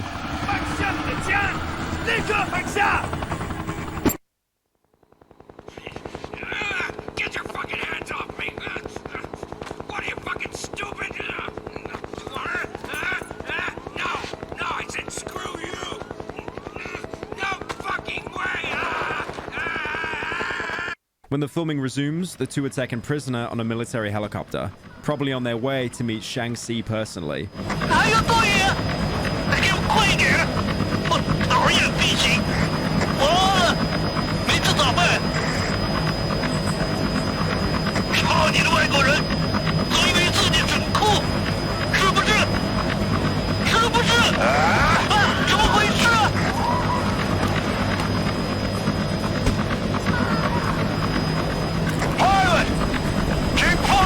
I mean, it's a cool setup, but neither of them are restrained, and they don't have any guns pointed at them. It took me ages to find someone that could translate that, by the way. You'd be amazed how many people know someone that understands Japanese and Korean, but never Chinese. We care about effort on the Pyrocynical channel. Bring me everyone. What do you mean everyone? I especially like how they're all communicating on radios despite no one having a headset. And Kane and Lynch also proceed to talk on radio for the rest of the mission while having no audio equipment at all. The entire level takes place in the hijacked helicopter, trying to get anywhere except here. This is the biggest view we've had of Shanghai. If anything, this rendition, it looks sick. The smog spread across the city. It should be a beautiful setting, finally out the slums and parking lots. But the overcast skies just make the city look depressing and meek. You have a light machine gun with infinite ammo, which sounds easy, but you're up against office blocks of soldiers and helicopters that will shred you in seconds. There is cover in the helicopter, but the longer you stay in cover, the more the helicopter will take damage, and the metal frames will start to fall off, fully exposing you. So you'll have to play extremely aggressively. Your health will regenerate, but the helicopters won't. I love this one part where it's two helicopters moving back and forth between Shang-Chi's tower, with possibly dozens of innocent civilians being caught in the crossfire of bullets and broken glass. It's horrific to watch, but it perfectly encapsulates how no one is safe. I also like how your MG has 3 bars to indicate, 3 magazines, but the game just always automatically reloads after the first magazine is emptied. Yep, I really have to keep reminding myself that I am playing a bad game.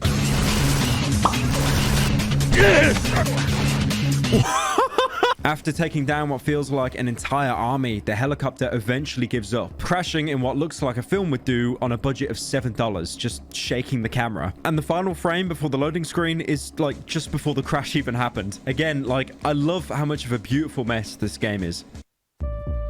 Lynch? Yeah. It hurts.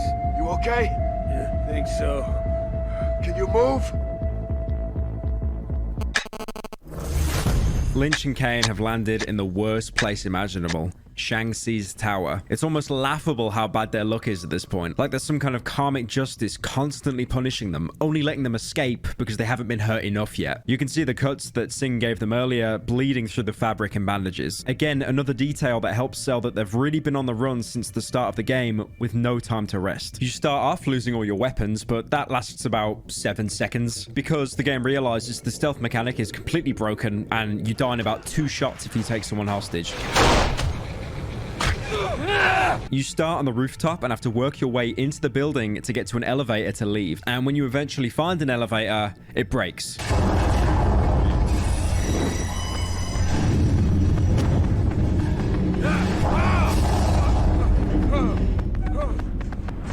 Of course it breaks. Nothing has gone right this whole game. Why would it start now? Even if you made it to the streets, Lynch pretty much summarizes that that'd be a death sentence. Once we get outside, we just keep calm and mingle.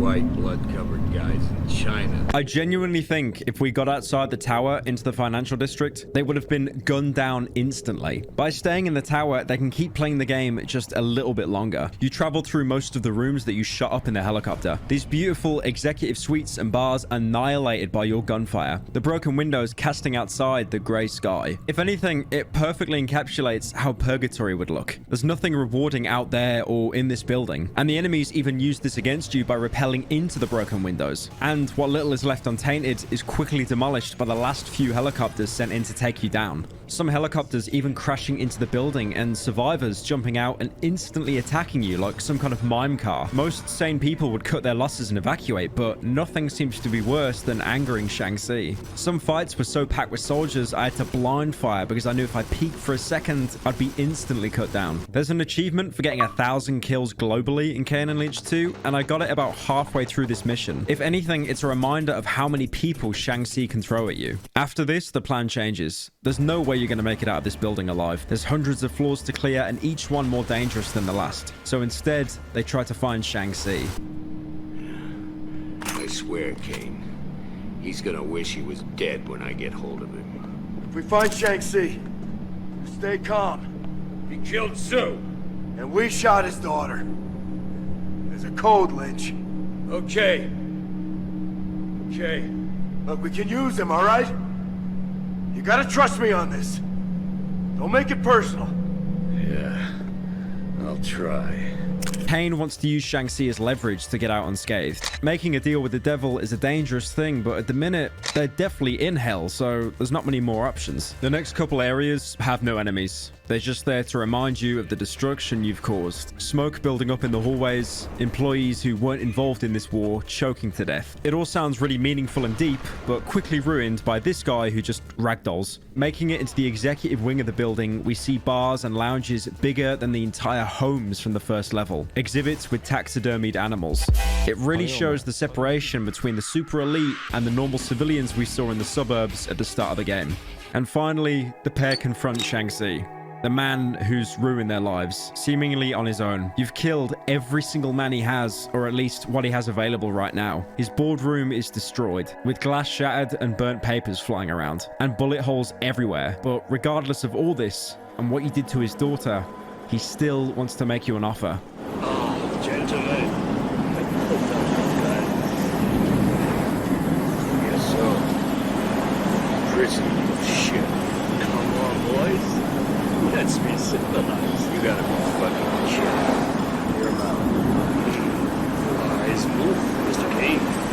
I can use an hand like you. Therefore, I make this offer. Listen. Mr. Lynch.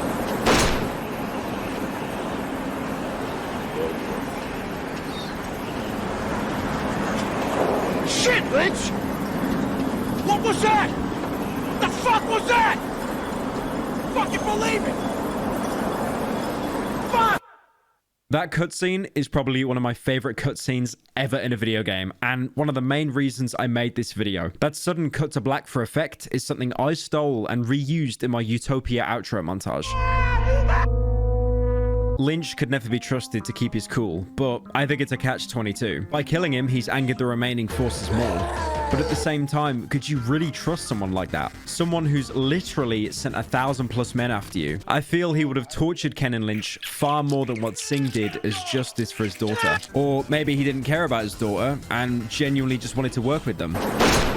We'll never know. I just love how a character is hyped up throughout the entire game as the most corrupt and terrifying man imaginable. This guy that everyone is afraid of, and he has less than 30 seconds of screen time. No boss health appearing or mocking you on a radio at every chapter. He just appears and then he's gone. Yet another casualty, and it makes the game feel so much more realistic in that regard. Even the cameraman quickly turns around to film Lynch, surprised that the conversation didn't go on any longer. The audio here is terrible and basically inaudible without subtitles. But that's the point. How could you ever expect to properly hear a conversation between three people, hundreds of feet in the sky with the windows blown out? But regardless of all that, what's certain now is the pair need to get out of China. Because if they don't, they'll just end up as another casualty, like Shaanxi. This loading screen is different. Instead of Lynch speaking, it's only Kane. Voicemailing his daughter Jenny, telling her that he's coming home and he's done with this life of crime. I'm sorry.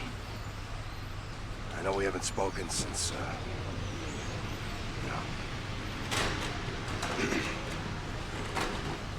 Look, I'm coming home.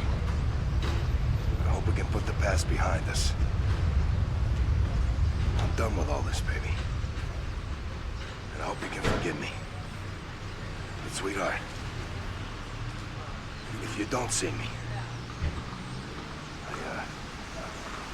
I want you to know I love you. This near-death experience has made him realize how fragile life is. I think it's up to you to interpret if he's being honest or not, whether he'll slip into his old ways, or you could just look online and see if they made a third game. Lamau. There are hangars over there. If Glazer was telling the truth about the plane, that's where it's gotta be. The final level takes place at Shanghai Airport. It's incredibly different to all the previous back streets and office blocks. They even spent the rest of the budget animating planes landing on the runway that tanks my frame rate despite being on a 3090 Ti. Also, remember when I said stealth wasn't a thing? Well, I was tricked again thinking it was, starting off with silenced pistols. That was up until AI Lynch ran ahead and started one-handed firing at all of the enemies, killing none and alerting all of them. You've probably noticed as well that we're playing as Kane. The final level always has you play from his perspective. The entire reason you're here is because of the plane Glazer mentioned when he was pleading for his life. The plane is real, but when you go to it, it's been taken apart. And worst of all, that arms deal, the only reason you're here in the first place, is going ahead with the remnants of Glazer's squad. It just feels like mocking at this point, dangling everything in front of you the final moments before you get out of the country. The ironic thing is, you have no option to take the bags of money spread across the plane wing, but you can take as many weapons as you want. I think this is pretty good acknowledgement that money just isn't going to do anything here. Now that that piece of shit can't fly! It's fucking junk! Might as well put a fucking bullet in our heads! Are you done? We'll find another plane. This was our fucking shot. It's an airport. Keep going. Kane is much more determined to escape than Lynch. He still has Jenny to get back to. Lynch has nothing, only being fueled by his bitterness to the people that took his girlfriend. Getting into the airport, you have to move through cargo. Again, inevitably having civilians in between the gunfire. Blowing up luggage cases the security are hiding behind. Half of these people probably aren't even Shang-Chi's men, but just airport security trying to protect innocent people. Problem is, there are no planes. No private jets anyway. So instead, they'll have to hijack a commercial airliner before it takes off. Running past security outside the cargo bay, maybe you shoot some security, maybe some civilians on accident. It doesn't matter, as long as you make it to that plane. Police are set up in the airport terminal, hailing down gunfire on you, but you barely, just barely make it onto that plane, taking probably several hundred people as hostage. The plane takes off, leaving only the cameraman, who is shot by the police and falls to the ground dead.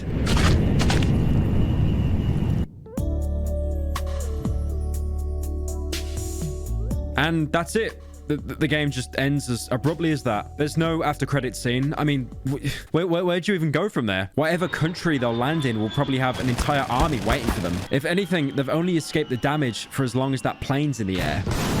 I also like as well how the last two enemies you kill in the game are literal dogs. You get it? Because you put the dogs to sleep and the game is called Sleeping Dogs. Wow, game theory. Hire me as a writer. I can interpret literally anything. Actually, if you want to know what happened to Kane and Lynch, IO's next game, Hitman Absolution, released 2 years later, has both Kane and Lynch in the game as NPCs, meaning canonically they somehow got back to America. Kane you can blame for power cutting the jukebox, which breaks out into a huge fist fight, and Lynch is out in a shooting range where if you shoot all the gnomes around him, he gets the blame for it. You can even find Kane later on in the game in a prison cell writing to his daughter Jenny, apologizing for being a mercenary and all the pain he's caused, which is like the 5th time he's doing this, I think. Even IO are just completely aware how ridiculous this trope is. There's also an Easter egg where you can nuke Lynch, but that's not canon because it ends the game. I don't know anymore. Looking back at the game, it feels like a fever dream. The visuals are janky, gameplay's janky. I mean, literally everything is janky. But Kane and Lynch Dog Days has this ugly beauty about it that I don't think I've ever found in any other game. And that should be it. There's no New Game Plus, no unlockables. There's not even any collectibles in the world to give you some kind of lore or anything to do. The game is unapologetic in that regard, and I love it for that. But there is extreme difficulty. I saved this for after the campaign because it definitely deserves its own segment. It isn't unlocked by beating the game. You can start this difficulty as soon as you start the game. And I can't think of a better or worse way to play this game. It's terrible because you get shredded by anything more than a stray cough. This means to survive, you'll have to push the game to its limits, and this shows all the flaws Kane and Lynch 2 fundamentally has. Teammates can take your cover and block your shots, small arms not being able to hit the broadside of a barn, but shotguns acting like literal snipers. Your partner just feels like set dressing because everyone is shooting you and only you. I mean, the friendly AI on the base difficulty wasn't that competent, but sometimes they would save your life, but here they just get bodied instantly. I streamed my entire playthrough of Extreme on Twitch, and you could see the hopes and dreams I had at the beginning and how I was a literal dribbling corpse by the end. It was streamed on Twitch, but recently Twitch took away my partner, so I'm not actually on Twitch anymore. I stream everything on YouTube on my second channel. Changing perspective from left to right shoulder can sometimes have seconds of input delay, which is life or death on this mode. And Lynch's angry schizophrenic ramblings are pretty much null and void, because instead of darting from cover to cover quickly, dispatching enemies, you're sat behind the same piece of cover, clicking on an enemy 50 times, hoping that the RNG kicks in and you get a lucky headshot. Mostly because the damage drop-off is so horrendous, anything outside of a headshot will never get you a kill. I even found out on this difficulty by testing every gameplay tactic to its limits that bullets don't actually come from the character's gun, but from the camera itself. So if you crouch behind some cover without actually initiating cover, your shots would be more accurate and you'd never have to expose yourself, mowing down enemies by the cameraman essentially shooting everyone. By doing this, I entirely broke the game, but I felt like I had to. Imagine teaching yourself to not use the cover mechanics in a third-person cover shooter. That's the worst thing about this game, I've realized. You are actually better off, instead of hiding in cover and doing this and exposing yourself, you're better off just like going inside a wall and then just firing like this. So why did I say this is also one of the best ways to play the game? Because extreme difficulty is brutal, but only because enemies have the exact same firepower you do. When I was about to die, I take cover and usually blind fire to get some cheap and unfair headshots. Well, now the enemies do exactly that. People that blind fire on extreme difficulty are arguably more dangerous than anyone else in the game because there's no head to click onto. Every group you face is almost like another Kane and Lynch. Horrible, evil people that are killing you just to survive. I'm not saying this is The Last of Us 2 where every character would scream some kind of name as a cheap attempt to build empathy. Skylar! But it's how brutal these enemies are that you kind of respect how they're just trying to survive as well. Don't you fucking touch me! I don't even think the game tweaks anything apart from multiplying enemy damage, but that's enough. There's an opening teaser video if you wait on the main menu long enough. And I think that perfectly encapsulates how unfair and brutal extreme difficulty is. The video is filmed from a camcorder's perspective, keeping in theme with the rest of the game.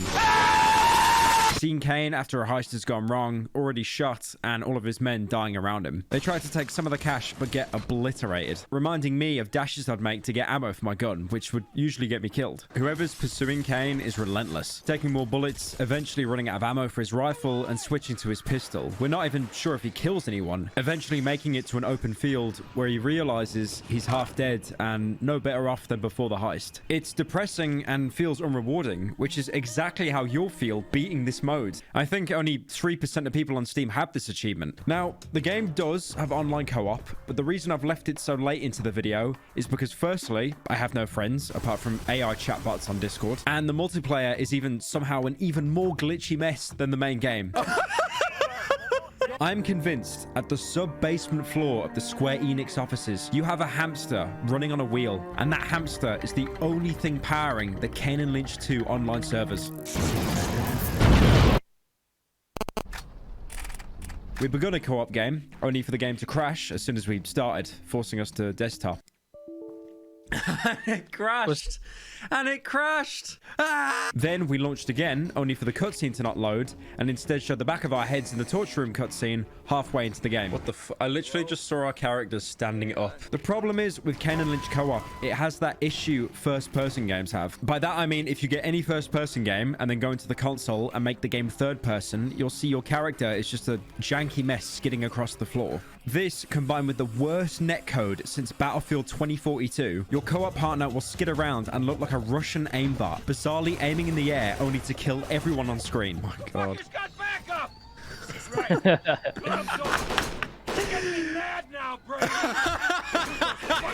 The game can't seem to cope with more than one person, so timed events don't even work properly. The guy we were chasing in the first level just ran through literal walls because we were catching up with him. Yeah, you can fire without having to aim. Oh my god. He clipped it. The game actually can't keep up with how quick we're moving. On the rooftop, you can pretty much outrun the people you're chasing. I mean, it doesn't change anything. You can just do it. Oh, she just abandoned the fucking girl. The girl's like still behind. The girl's behind us. Like he don't give a fuck. Throwing gas canisters, both players will instantly lock onto it. So usually your co-op partner will detonate the canister while it's in your hand.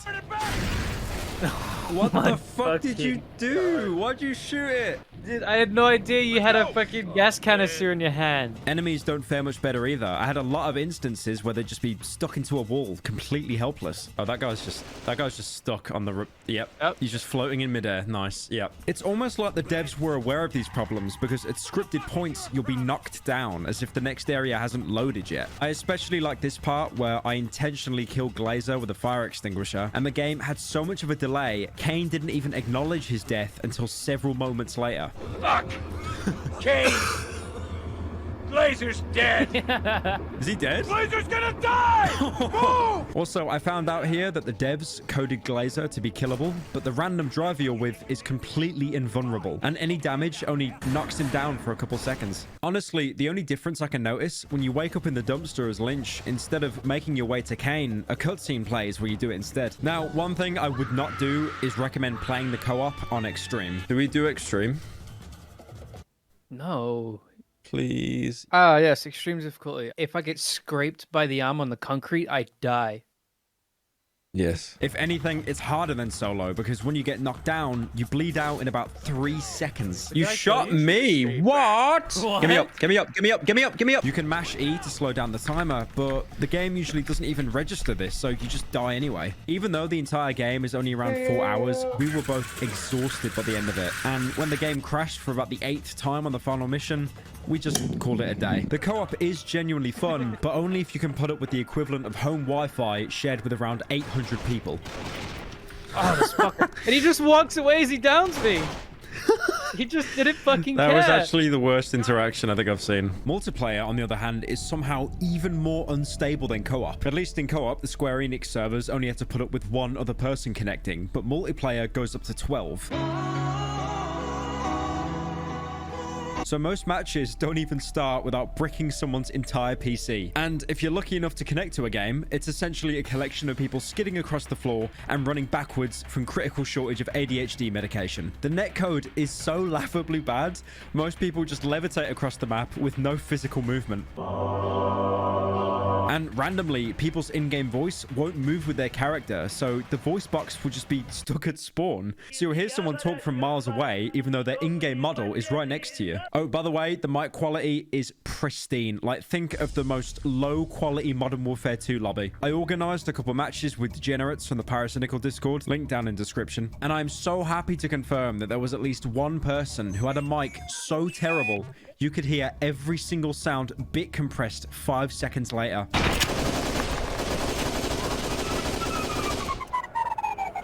Oh my god, the shitty mic. I'm just hearing like an ambulance through someone's mic, man. This guy's fucking There's 3 multiplayer modes, and each one follows the same plan of playing as a member of Glazer's gang before Ken and Lynch show up. At the start of each map, you'll reach a looting area where you have to take cash or valuables, and then make your way to an extraction vehicle, either a van or a helicopter, while fighting through hordes of gang members and police, both of which get you extra cash for killing them. Each round has more reinforcements, but there's a shop in between where you can buy better guns to defend yourself. But each game mode slightly tweaks how this run works. The first, Fragile Alliance, is the baseline game mode, but as the name implies, you can kill anyone on your team and loot the cash they've picked up for yourself. The only problem is this will instantly brand you a traitor, so everyone will know that you're not to be trusted and will gun you down on sight. It's also very specific about what brands you a traitor. If you shoot someone in the head, nearly killing them, the game thinks that that's an accident during a firefight, so there's no repercussion. But if you grab a friend on accident, making them a human shield, which does nothing and they can easily break out of, causing no damage, you can legally blow them away with an AK with no repercussion because the game has deemed them a traitor. This chicanery? Well, you can just fuck over other people by trying to kill them in this mode. idea was that to make I fucking knew it. Also, anyone that does die before extraction will respawn as a cop for a chance to get revenge. You'll instantly be able to tell who the human control cop is because a name is above their head, and they'll be the only cop in the entire match that can actually hit anyone, despite the fact that they're moving around like they're using their neighbor's Wi-Fi because they forgot to set a password. Oh shit! The escape vehicle in all modes will pull up, stay there for 5 seconds, and then leave, only to come back every 30 seconds and repeat until the timer runs out. This is when tension peaks because players that have worked together will maybe try to pop each other off to get some extra cash. My favorite getaway vehicle is the van because the driver has the highest KD ratio of any game, mowing down cops and gangsters alike. Don't forget us! We're coming! I even saw one occurrence where 2 of the last players were fighting each other for the remaining cash, and the van bravely broke up the argument by running them both over, killing them instantly. Also, in any mode, when you get in an escape vehicle, you can be a good boy and ask them to wait an additional 5 seconds. Or you can be a complete piece of shit and give the driver half of your cut for them to take off immediately, ditching everyone. Overall, Fragile Alliance is fine. The main problem is it's too easy. The enemy AI has no idea what to do when it's tracking more than 2 people, so just freaks out missing every shot. And by the time dead squad mates turn into cops, the game is pretty much over. And there's no real reward for trying to screw over your friends, because guns are dirt cheap and usually useless. And killing other players is usually impossible unless you're the only people left. Because of how bad the lag is, you'll always be killed by someone that looks like they're spin bike. One mechanic I really do like here, though, is how the game snitches on you if you have too much cash, with someone in your squad making a remark saying that you've got too much money. Flexing how rich you are. It doesn't actually put a target on your head, but it's a nice touch to make people think twice about killing you. Okay, cops and robbers. This is where things get interesting. The exact same scenario I explained before. Difference is now it's 12 players instead of 8. It's split between 2 teams. One team is Glazer's gang, the other team is Shanghai's finest, trying to recover the money for themselves. I love how it shows, even though the police are a force of good, with civilians running towards them for safety, in reality, they're just as corrupt as Glazer's squad, having one-liners when they pocket the cash for themselves. This is a lot more chaotic and honestly really hard. You'll switch from Glazer's squad to cops each round, so everyone gets a chance. As a cop, you'll probably want to try and buy a rifle and sit back to stop anyone from pushing forward. Because if you get into a close quarters fight, the Square Enix server will probably have a stroke. Glazer's squad will still try to escape via chopper or van. But this time, you can destroy both of them, which kills everyone inside until another one arrives. Nice job! Yeah! Fucking owned. Field.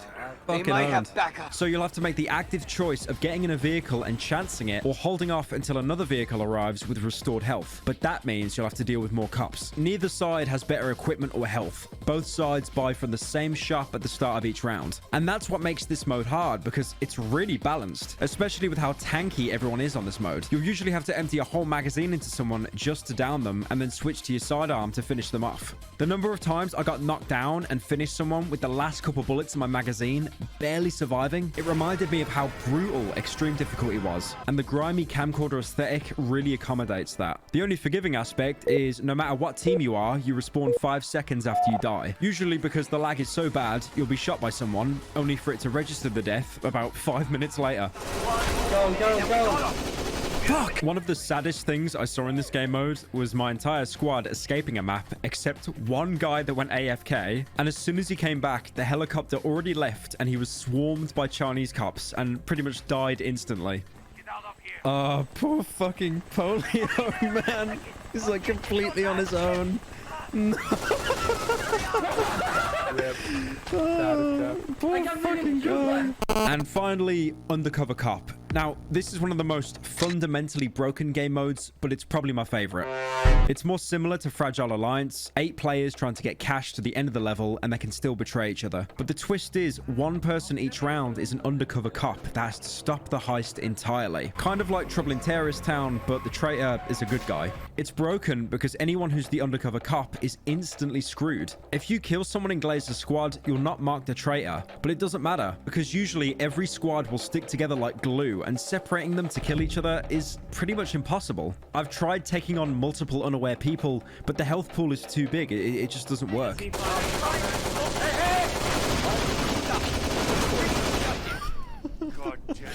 Again! The problem is anything you do that breaks character instantly snitches you to everyone on your team. If you accidentally shoot a single cop, gang member, or civilian, the entire team will be told instantly that you're the undercover cop with a huge blue neon sign flashing above your head. So if Glazer's squad are stacked together and you can't attack any NPCs, the only thing you can really do is hope that the gang turns on each other and you take advantage of that because you never really have another opportunity.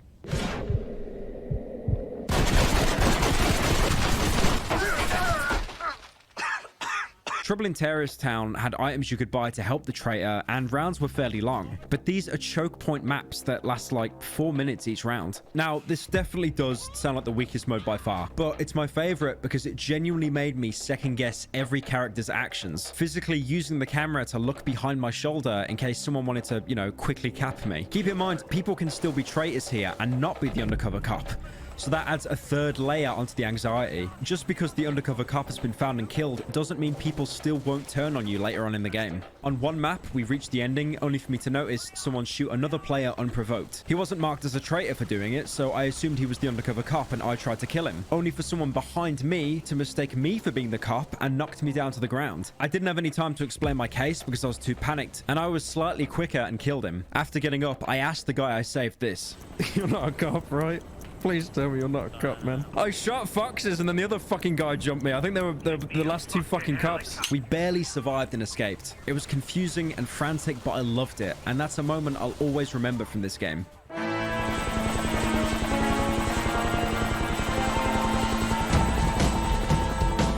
Just over 10 days after the game launched, it had some multiplayer DLC called Doggy Bag, which added some new guns, maps, and character customization. I couldn't play these maps with anyone because, you know, who's gonna get DLC for a 12-year-old game that has an average player count of 3 people a day? The maps included a high-rise level, which was essentially Shang-Chi's tower in the campaign, but at night, a dock map, and a radio tower, both of which are fine. I mean, yeah, just whatever. The weapons added in the DLC pretty much break any kind of progression because getting better weapons is tied directly to your character's rank. But as soon as you buy this DLC, some of the most overpowered weapons are available instantly. So the game is literally pay to win. And the customization, well, you can never pick your character, so I assumed it would add that option. But nope. All you do is go into the options and now check a box if your character has a mask or not. And the mask is chosen at complete random. That's it. Relax.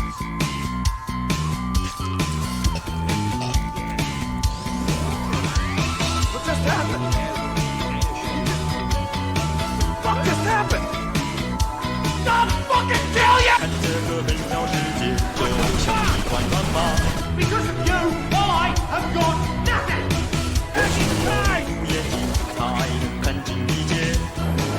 Mr. Leach?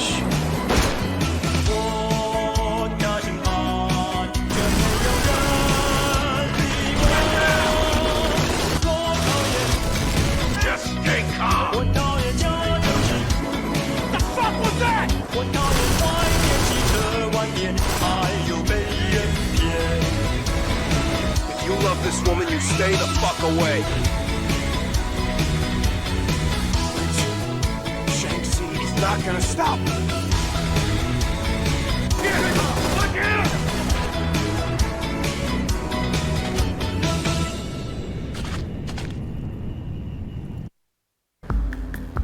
There definitely will never be another Ken and Lynch installment, especially from how mediocre the reviews both games had. The fact they undersold, and most importantly, IO lost the rights when Square Enix dropped them, forcing them to go independent. They kept the Hitman IP, which is great. I love Hitman. Well, like most of them anyway, but I'd still love to imagine a world where Ken and Lynch 3 came out and it retained this shaky handheld cam aesthetic that the second game had. So yeah, that's Ken and Lynch 2 Dog Days.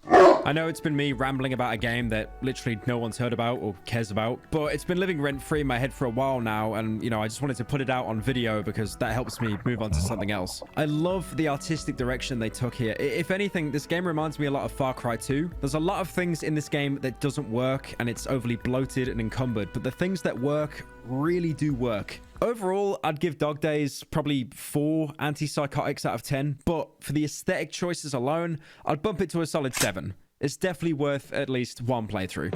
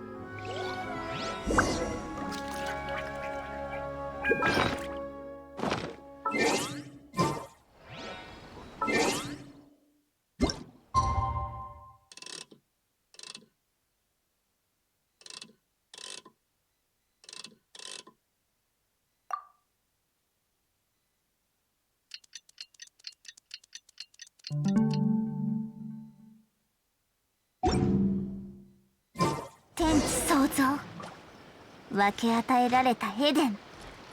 私こそが断罪の公女。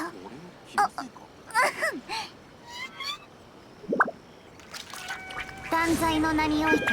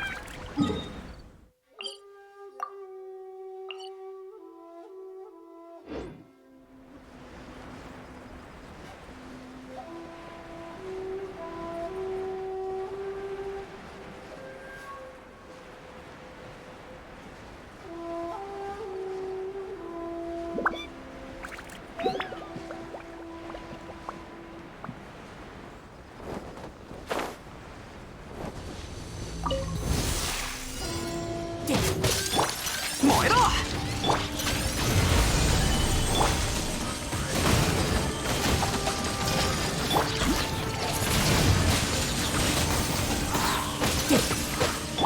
夜の権限。岩山八九。いや天道ここにある。ふっはっふっはったはっふっくらえ。難攻不落。や天道万象。いざはっふっはっふっやせはっ隙あり。冒険だ冒険！全力攻撃だ！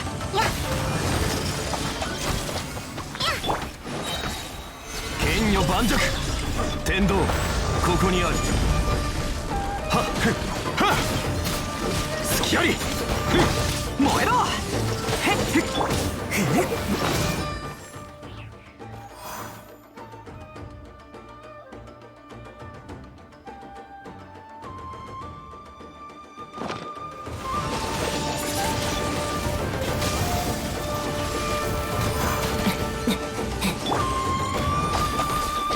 姿を見せよオズ。岩山八九天理チョーク。せっはっふっ隙あり。はったふっはっ甘い。はっ隙あり。難攻不落。ふっ天道万象。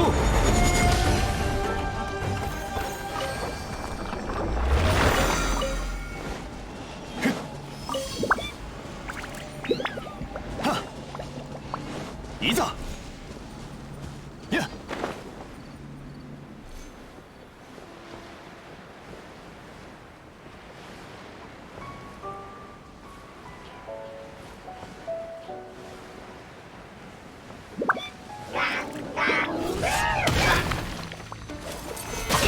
盤石くらえみんながそばにいてくれるわ。断罪の名において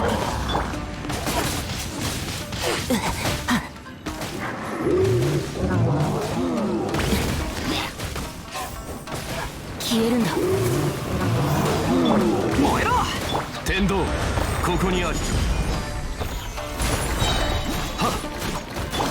影のガラスが優也を求めている。天理チョークやっはっはっ岩山八九くらえやっは隙あり全力攻撃だ。は天道万象は難攻不落風と共に去れ。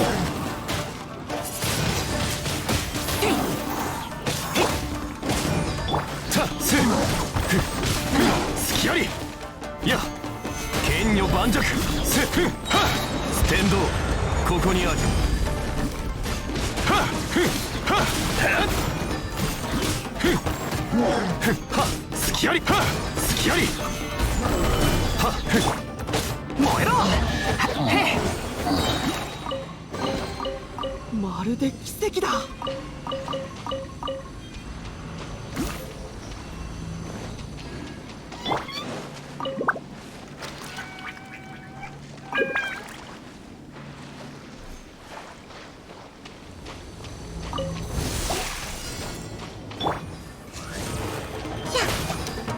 夜の源源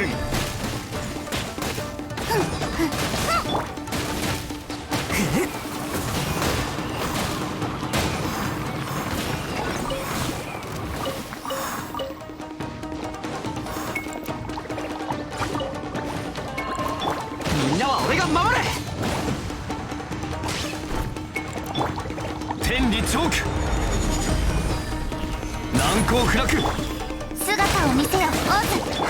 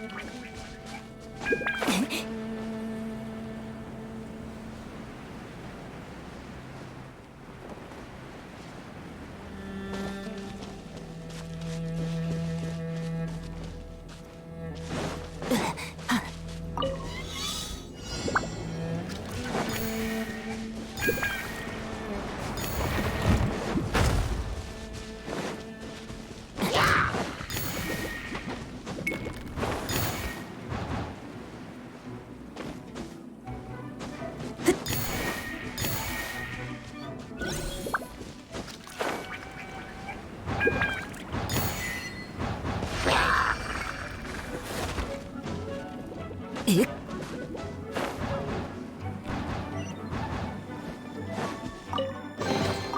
きちんとしまっておこう。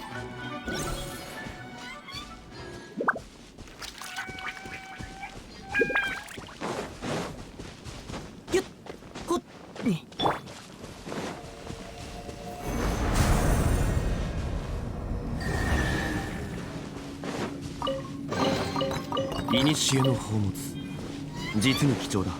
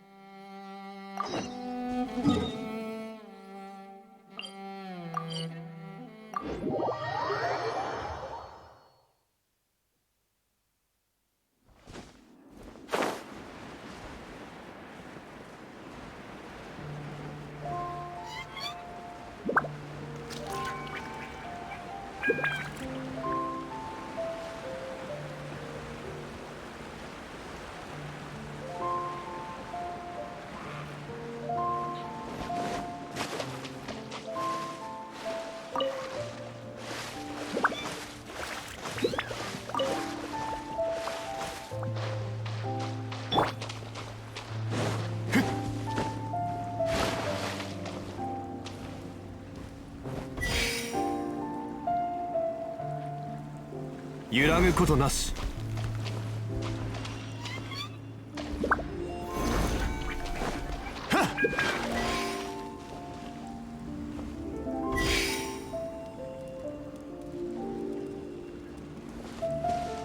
新天道地。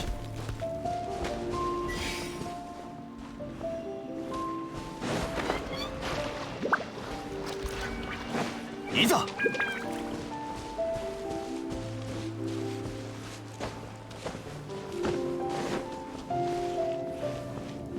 いざ。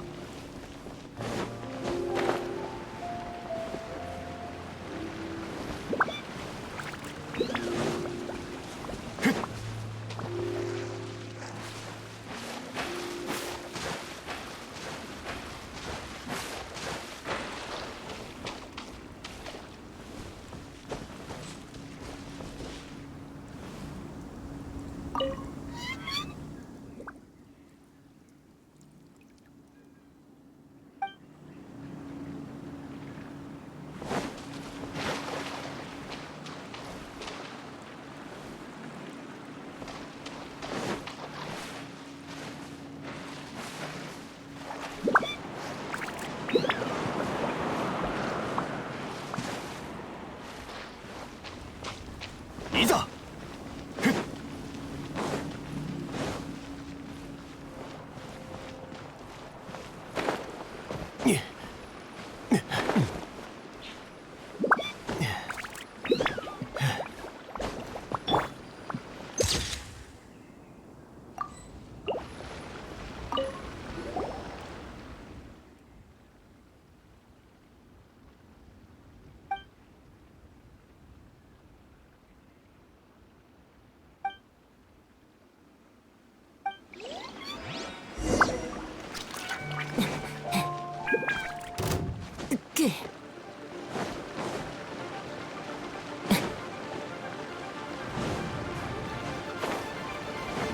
断罪の名において。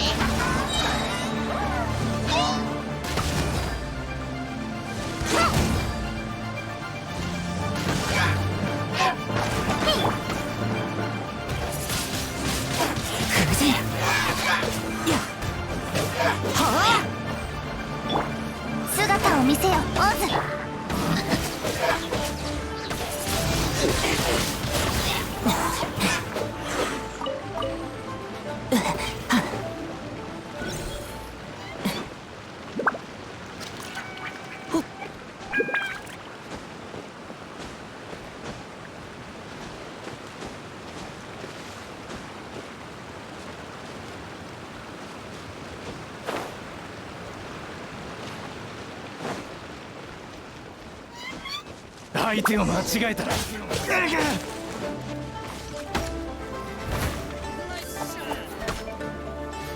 チャンスだ。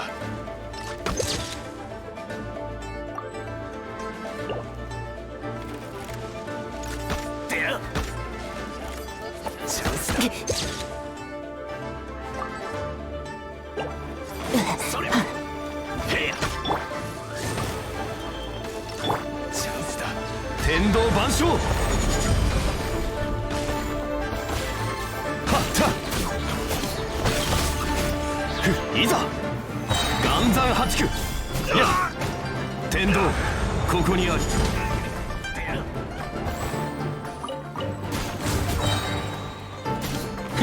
みんながそばにいてくれるわ。傷なんて痛まない。燃えろ。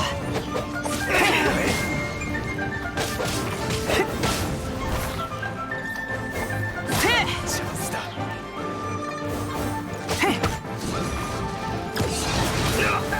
いってくらえ。断罪の名においてはっや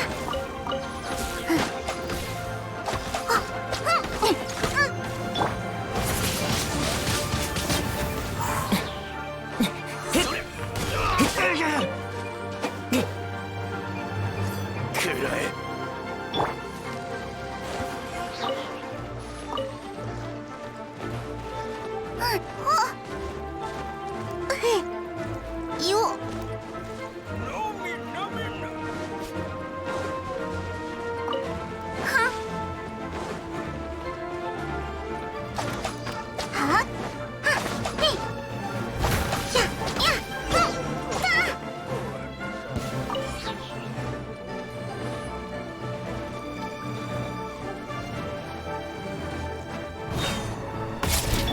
燃えろ。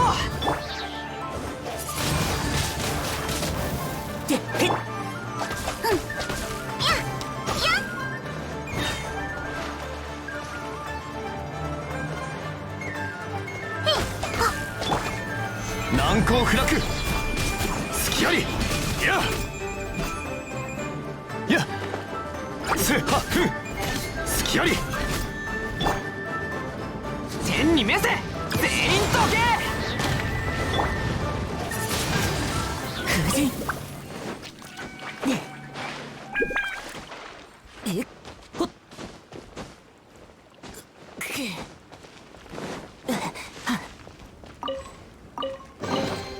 この世界も俺に応えているのか。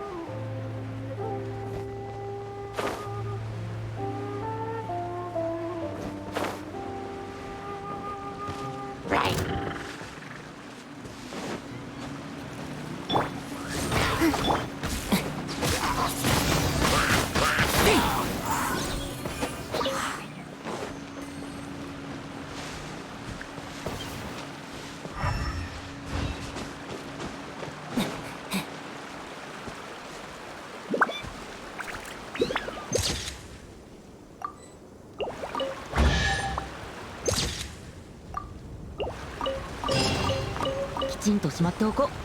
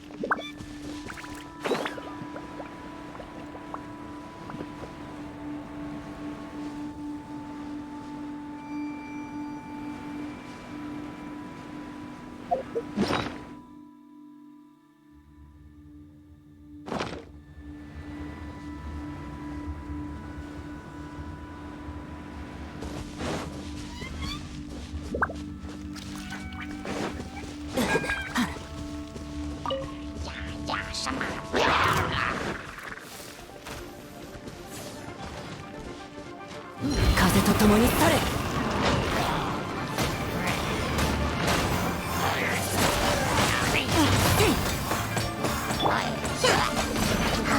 降りるわけに岩山八九天道万象。ふんやはは隙あり。ふんはふん霹靂先陣やはは。みんなは俺が守れ。揺らぐことなし天理チョーク。ふん隙ありは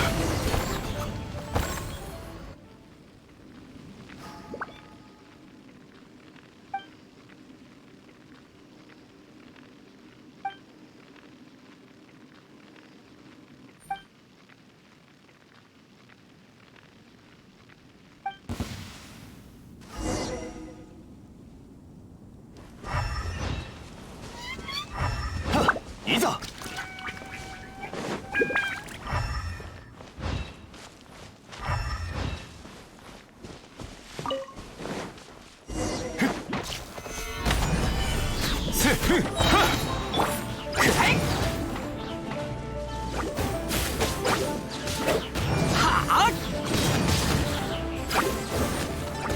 天道万象。ふんはいざ。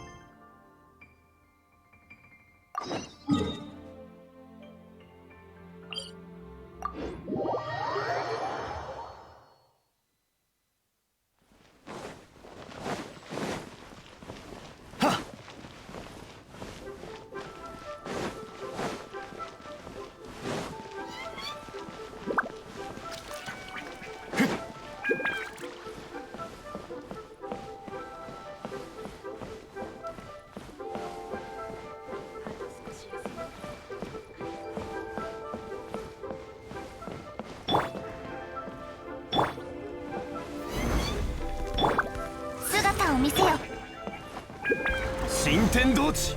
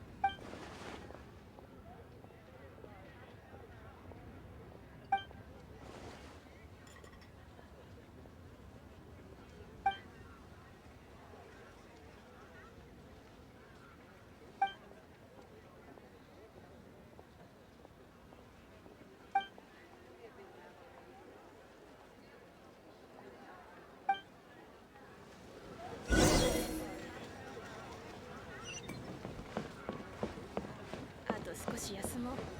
あと少し。